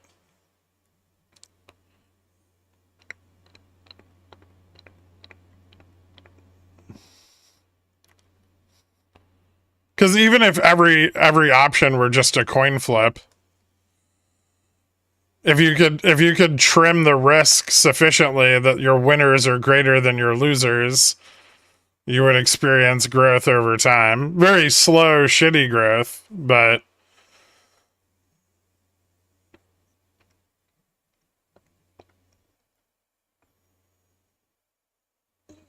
then you have to have enough capital to withstand however many numbers of times it doesn't land on heads or tails or whatever.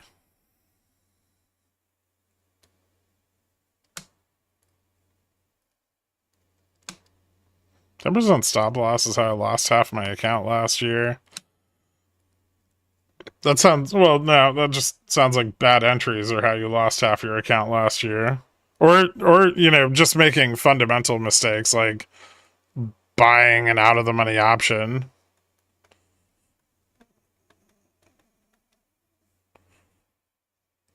At a test where volatility peaks.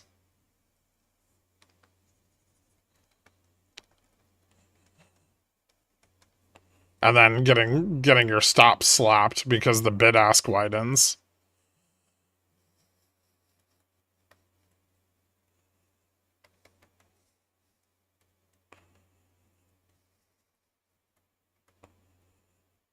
You know when that doesn't happen? When you buy on confirmed breakouts versus buying the test. Buy test. Bad. Buy confirm.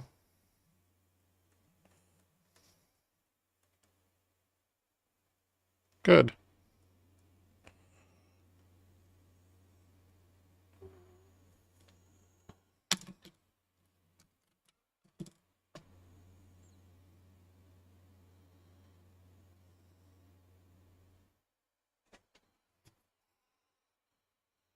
Well, no, because when you get the test, people reposition. So if you have like an upside target, right? Say here at 63.90 that we just tested. And you know, price action moves up into the test, and you buy your put here. Buy put, set stop. If you set your stop too narrow, you're going to get chopped out as the spreads widen and people reposition. Loss. But if you wait to that test, spreads are going to tighten.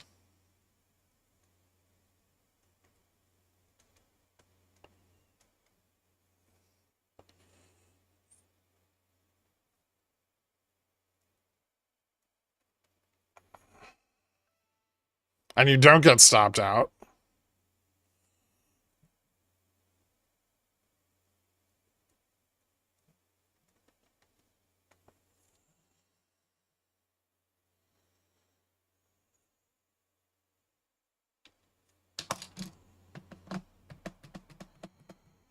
SPX could probably close somewhere under 6,400. I mean, it's possible. I don't know. I feel like bulls are going to try to like squeeze out the upside if they can into the end of the day, just because they keep like jockeying to reposition higher and higher.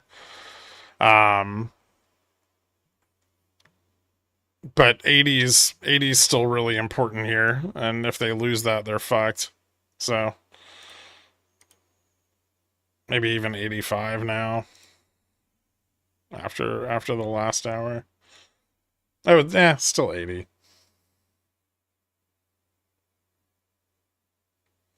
I have 10, 640C, 827. What the fuck is SPY trading at?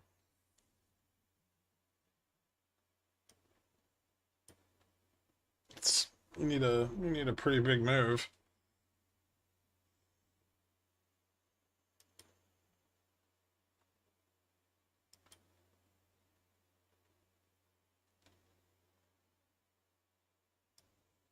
I don't think we're necessarily done down here.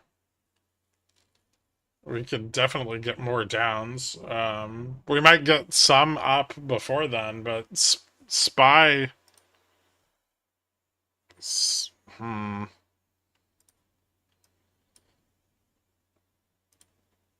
you're betting on a bounce.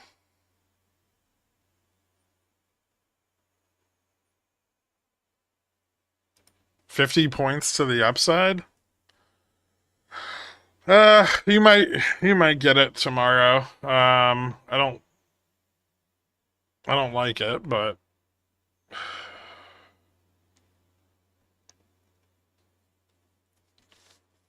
it's kind of like a. See, the problem is I feel like you entered it somewhere around here near the top and not near the bottom of the day. So you bought a call expecting a breakout higher, which failed. And now you're stuck in a call which is out of the money.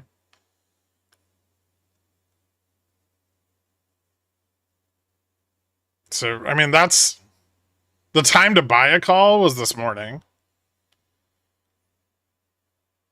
Not after we'd bounced from, 6340 back up to 6400.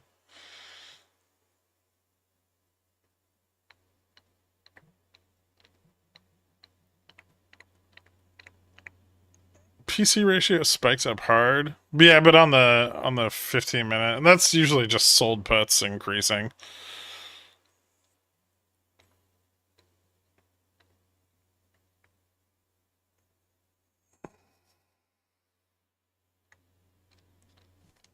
How's Charm? A little bit positive, probably. I don't know. I look. Yeah, a little positive. Not a lot of delta here yet, obviously, because we're just like right above the flip, but it's a little bit positive.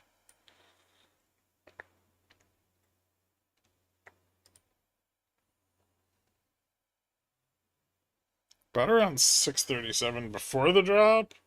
Hoping for break even if it pops a little. You might get it tomorrow. There's no date. There's not really any data tomorrow, besides PMIs. So I could see this recovering a little more into end of day, and bulls trying to stabilize support at 6,400 or get an edge on support at 6,400 before JPOW speaks on Friday.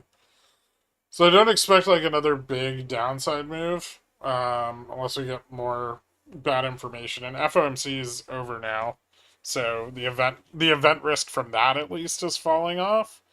But there's still event risk going into tomorrow, so that means people could go long vol into the end of the day, if they want to risk off for tomorrow. Bears could reposition on the bounce.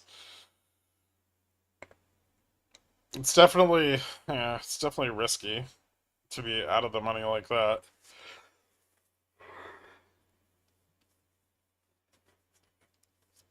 PMIs could be bad tomorrow, and then even if bulls like do find support or create some support here, then we could just trade flat all fucking day, and then JPOW could say something bearish on Friday and we go down again. Is opening straddles at 3 p.m. ever cheaper than closer to 4? No. Like literally not. I mean, you could leg into straddles at any time, but it's like the cost of them is going to go down the longer you wait because of theta decays. I guess it depends what contract you're buying, but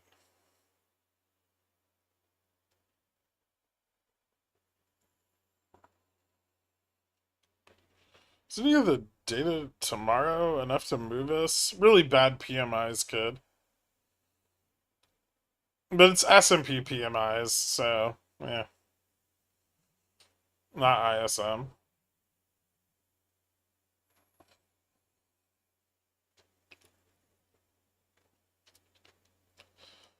That's because unknown quantities are frequently more bearish than known factors. So, when you have something that nobody's sure about, volatility increases because you get uncertainty.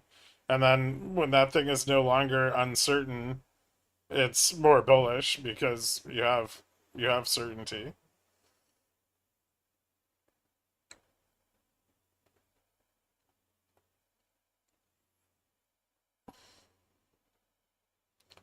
Is there any actual risk with the FOMC minutes? I mean, they were not good. They were not what bulls want to hear. But now they're in the past, so bulls can still hope that JPOW says the things they want to hear. It's always, the market's always looking at the next thing, not the thing that's past. So generally, the only bearish moves you'll get off of data is if they are outside of the standard deviation of the market assumptions. Like PPI. PPI was, really bad. And even though we didn't go down that day, it dramatically impacted the positioning on SPX.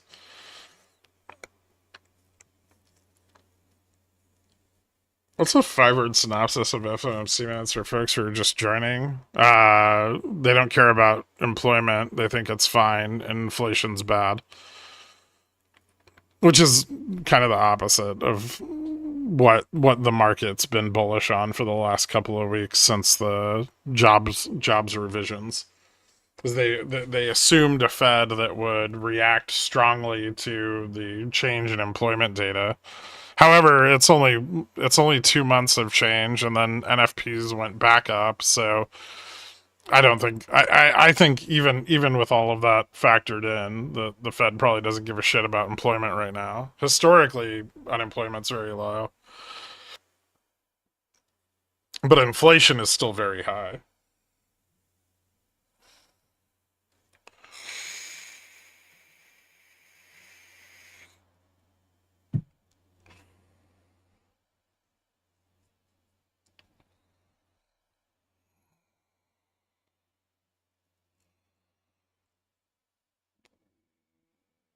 Getting a whole lot of bot calls at 95. See, now I might buy a put. Hmm. Yeah. But can we get 64? We got almost an hour left. Yeah, might as well wait for a 64 test.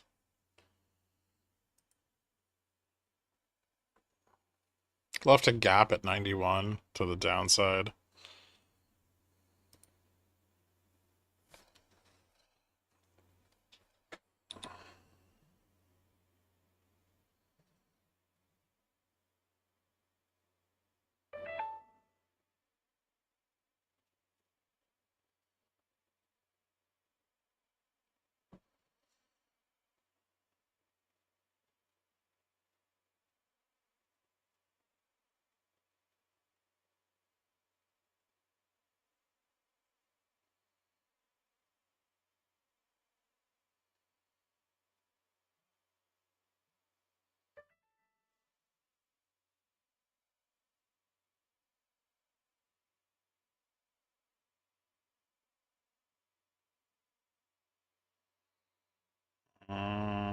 I might get like a telehealth call in like 15 minutes.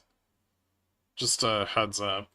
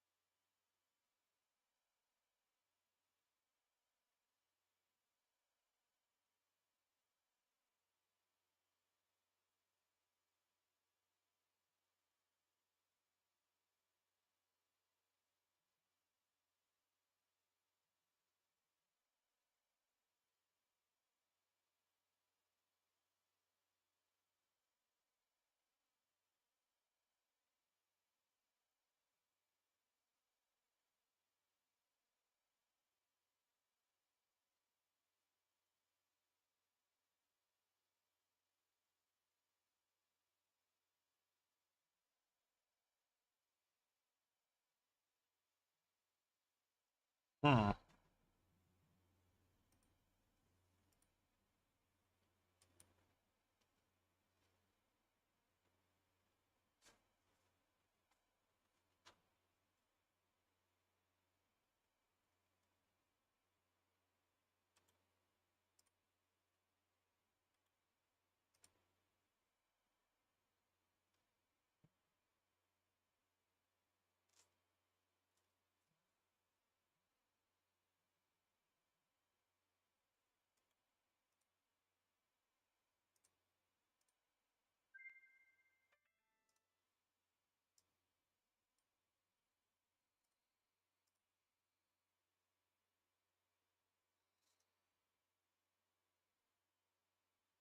Profit taking.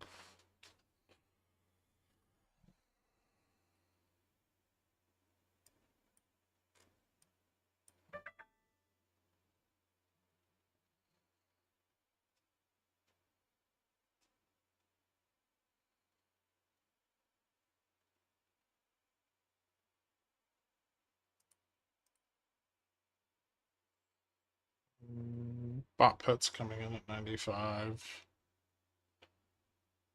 And the money calls are back at 80. Looks like profits are taking on the 90.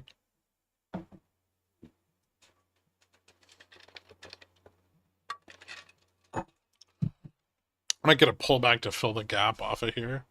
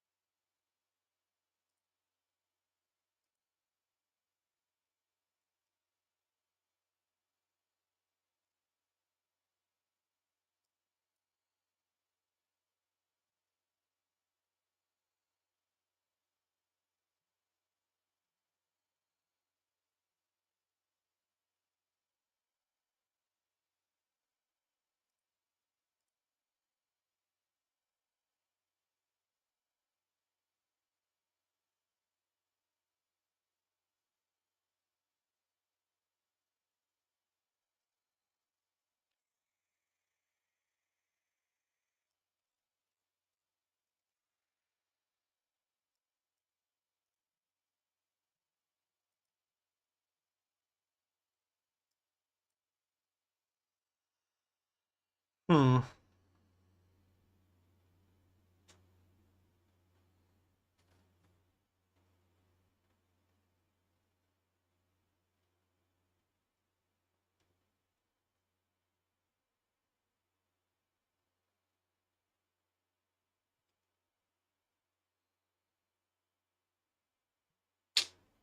I think there was a gap there from earlier that we filled.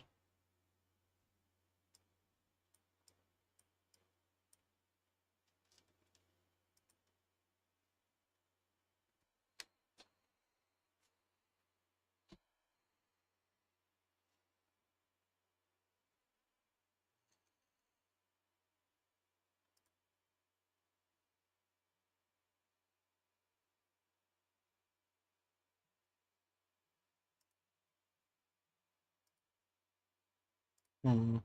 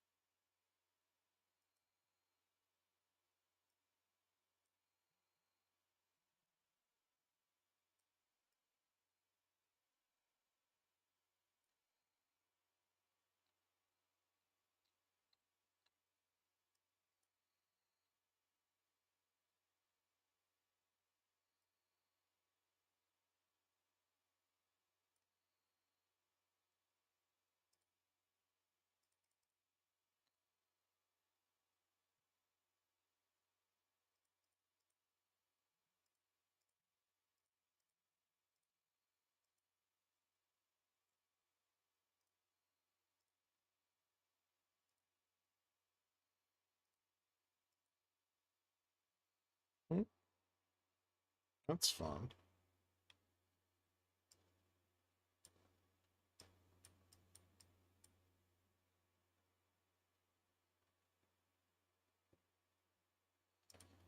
We get profit taking on the 4,000.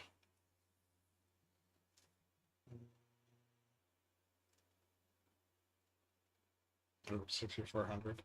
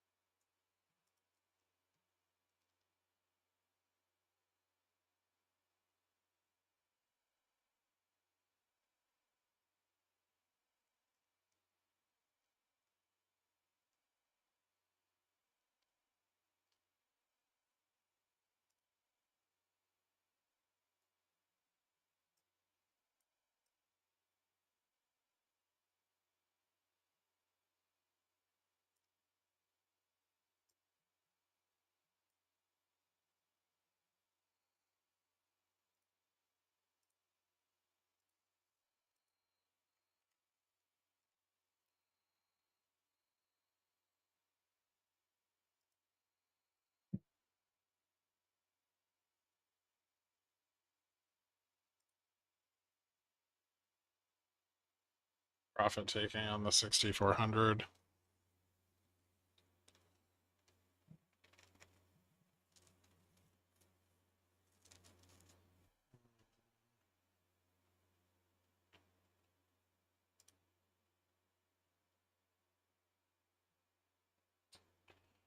We still have a gap down at 63.91 also.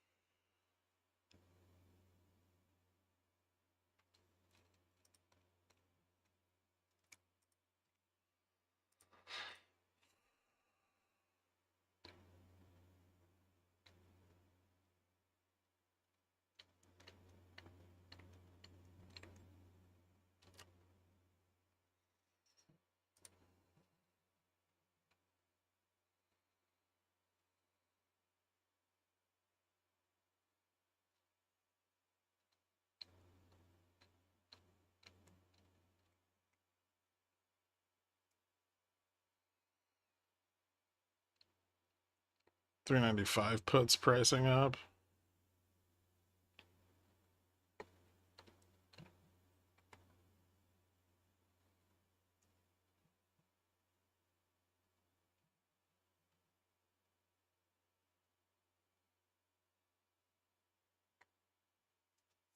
Vols increasing.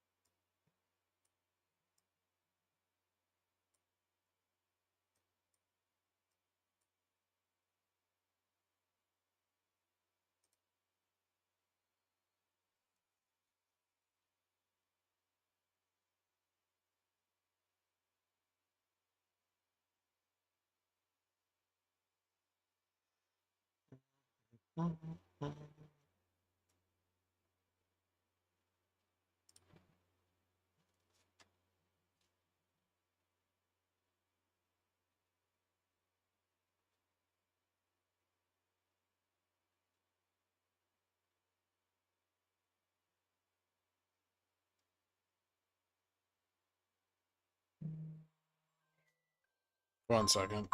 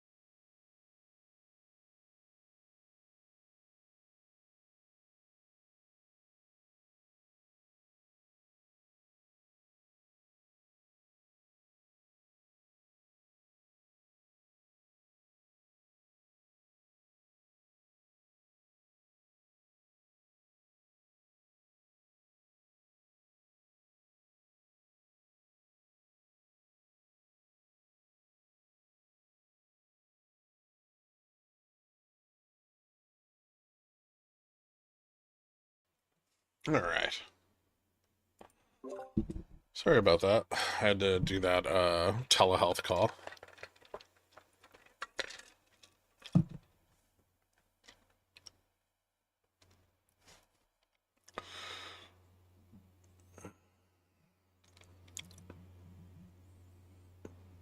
No, I'm not dying. This is chopping around a lot.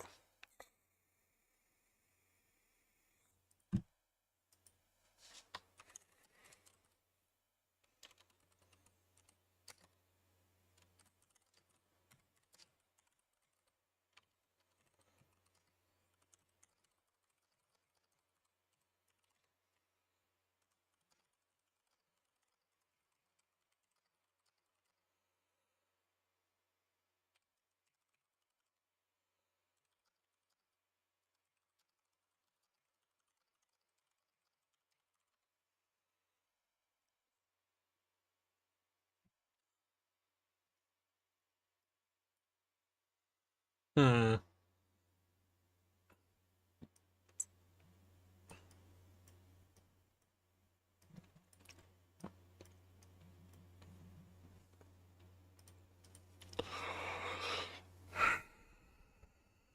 Someone's buying the 6380 call back.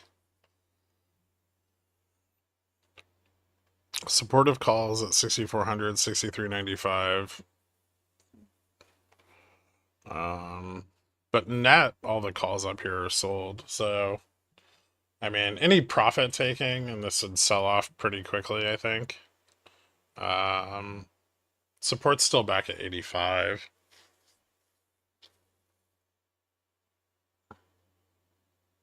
The lower highs here are interesting, but we only have 15 minutes into close, so not a lot of time.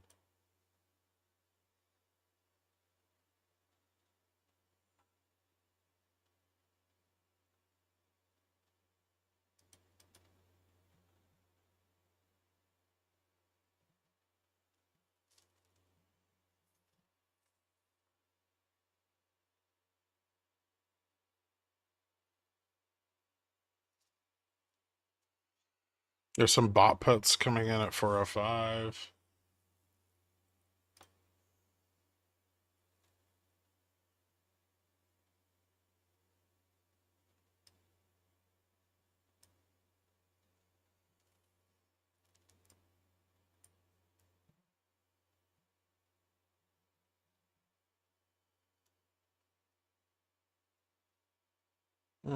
Broke higher. Not a head and shoulders.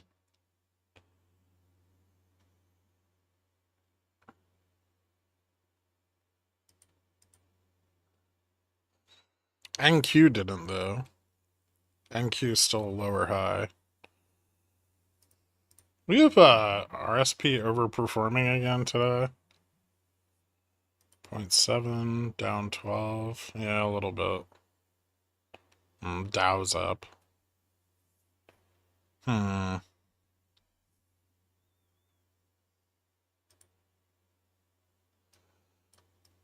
wonder if tech rugs here on the 5-minute. Still kind of bullish consolidation there, though.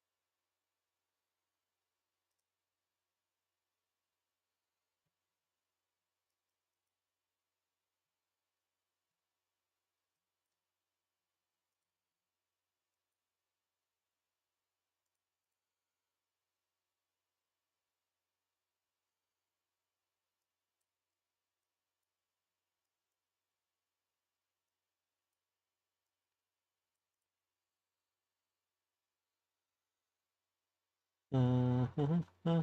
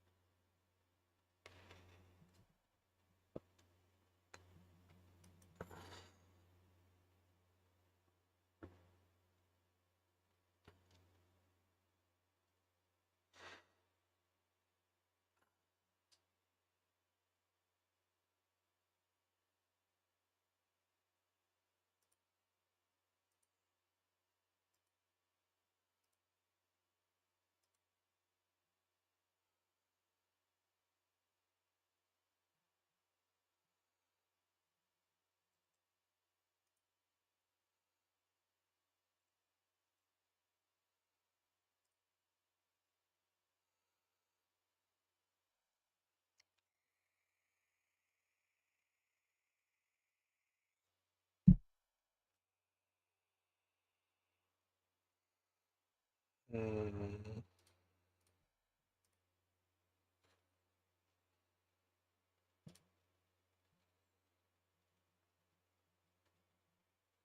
Wonder what the imbalance looks like.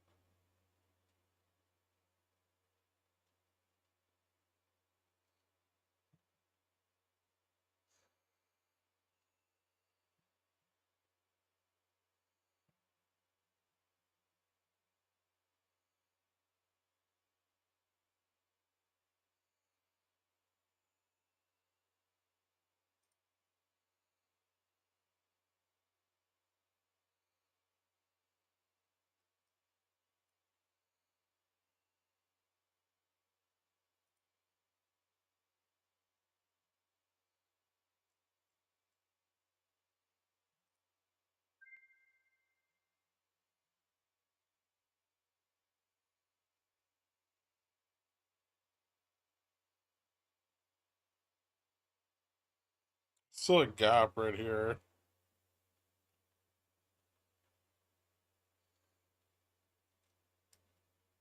Or no, sorry, right here.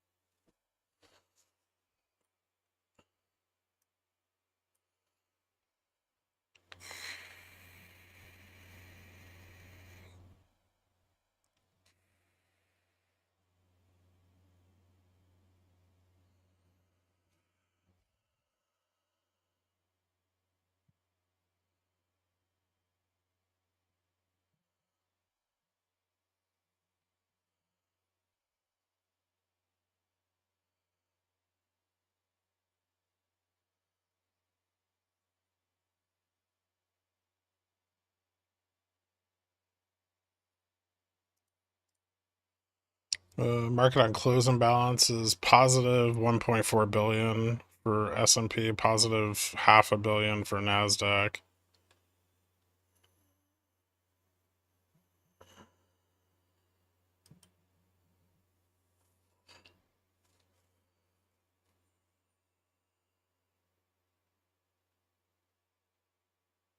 Failures at like 95.50. That's where I think that's about where vol would pick up.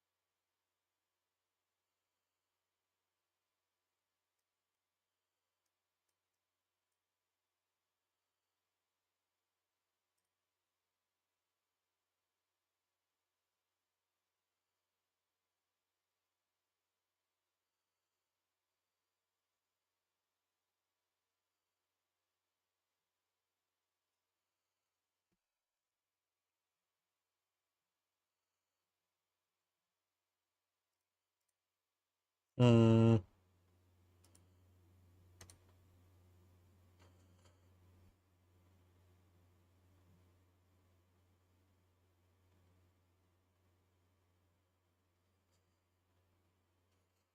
Bob puts coming in at 95, 6,400.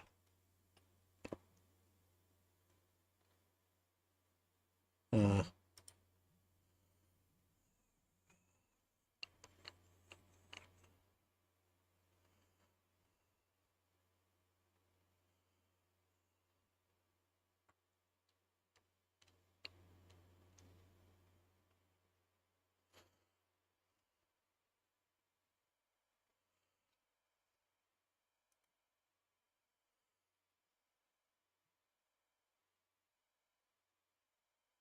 Ooh, stuffed. Interesting.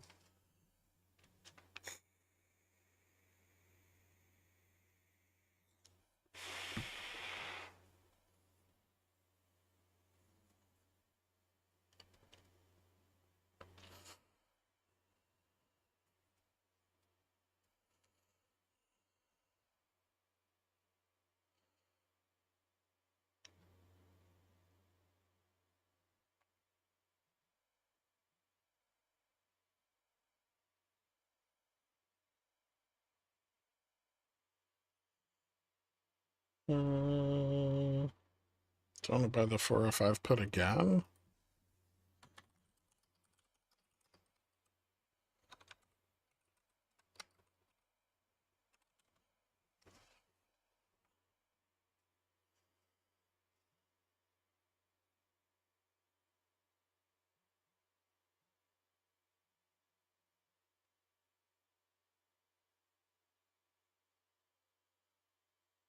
Minutes left.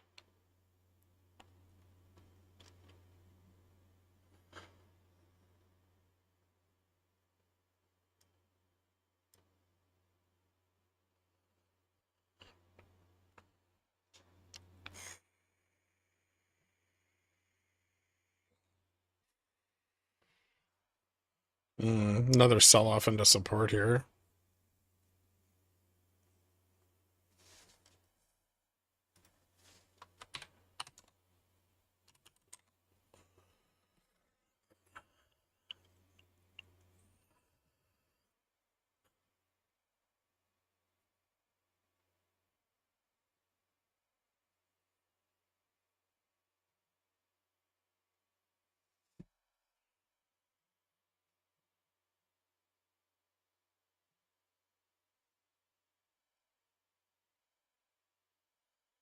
MM's gonna dump their hedge from 6,400 if we move lower.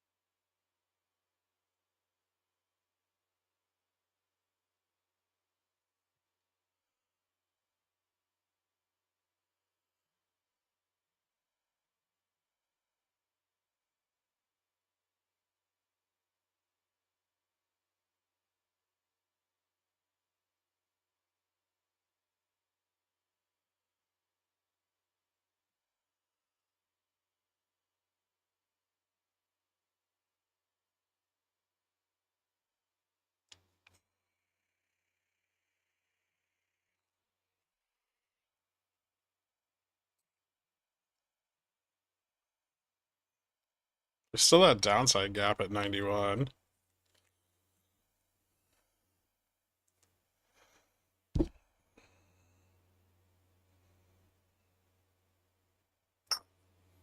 I picked up some 63.95s for 60 cents. Might be fun.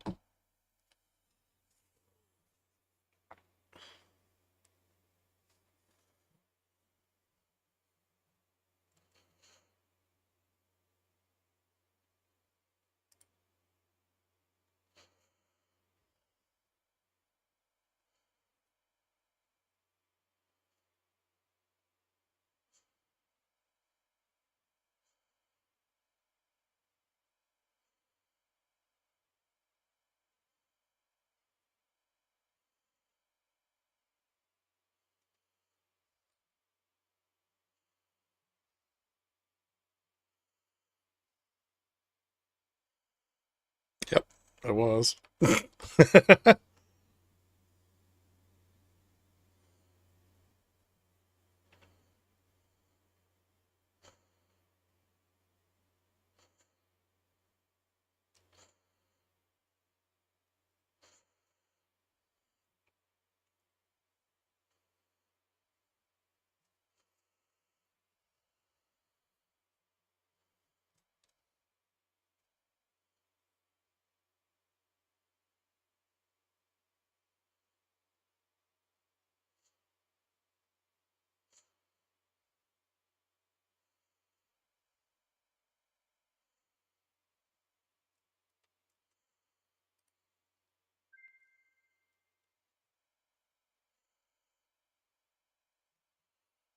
Ding.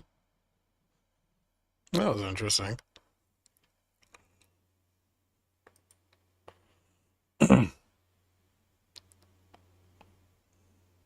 almost went to $2.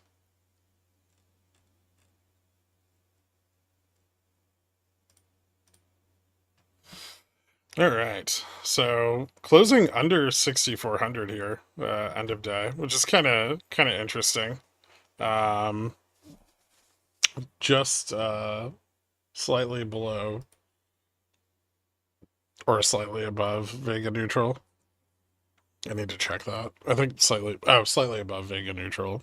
Um, with 63.95 acting as support. That puts us just above the market maker's expected move for the day, but still below gamma neutral going into tomorrow. Getting this level is probably fairly important. I think bulls will probably continue to push for like 64.32 to the upside.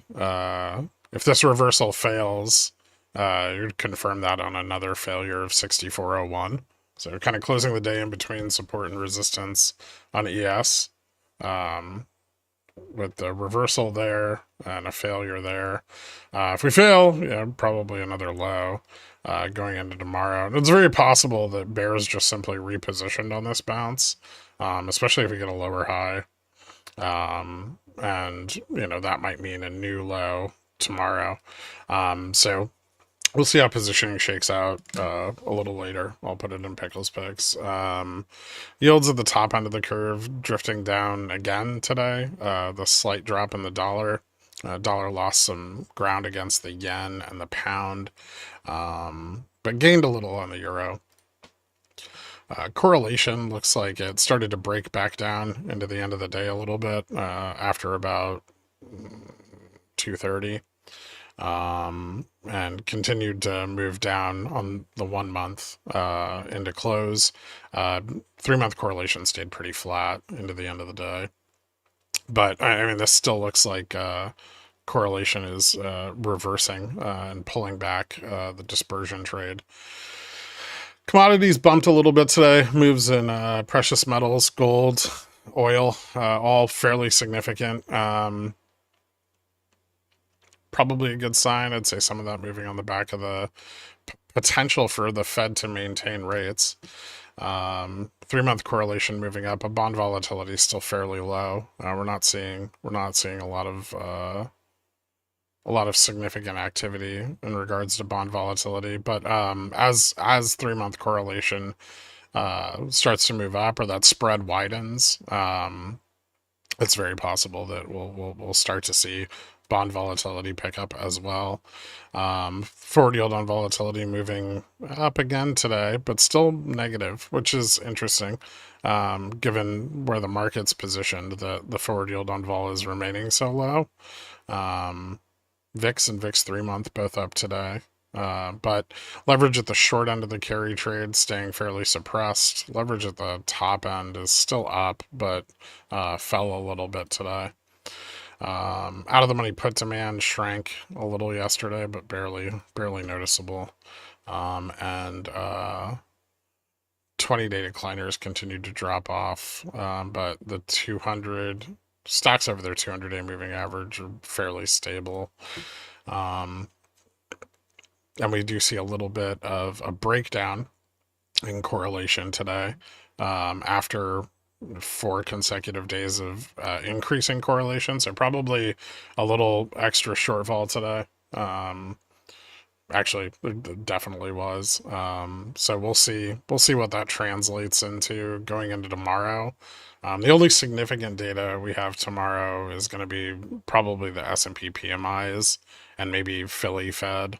Both of those are, one's in the pre-market, the other's going to be just after market open. But I would say if we're seeing services contraction, that may not necessarily be bearish because they're going to price in more rate cut potential on the back of a weaker services print, unless it's very weak, in which case that could be bad.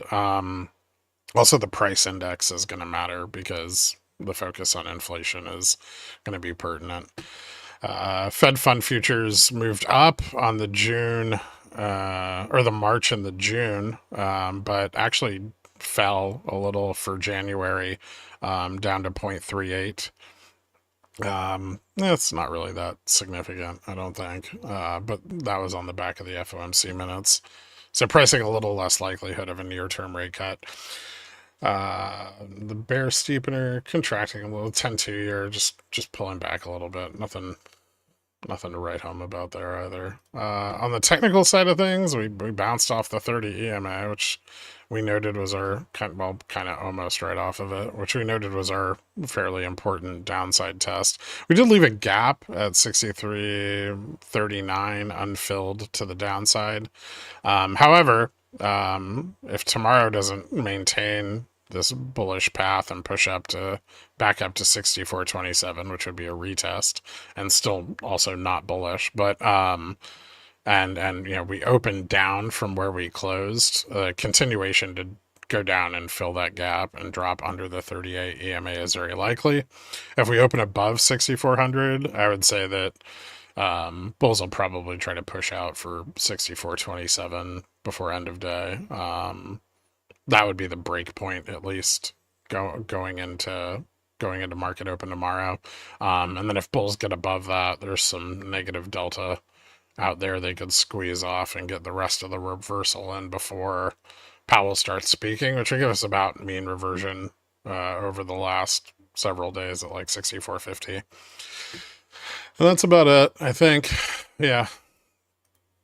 So I will see you guys bright and early tomorrow. We'll see how this turns out. Tomorrow should be fairly boring, but if gamma stays low on tomorrow's expiry, it might get a little spicier. Later, guys.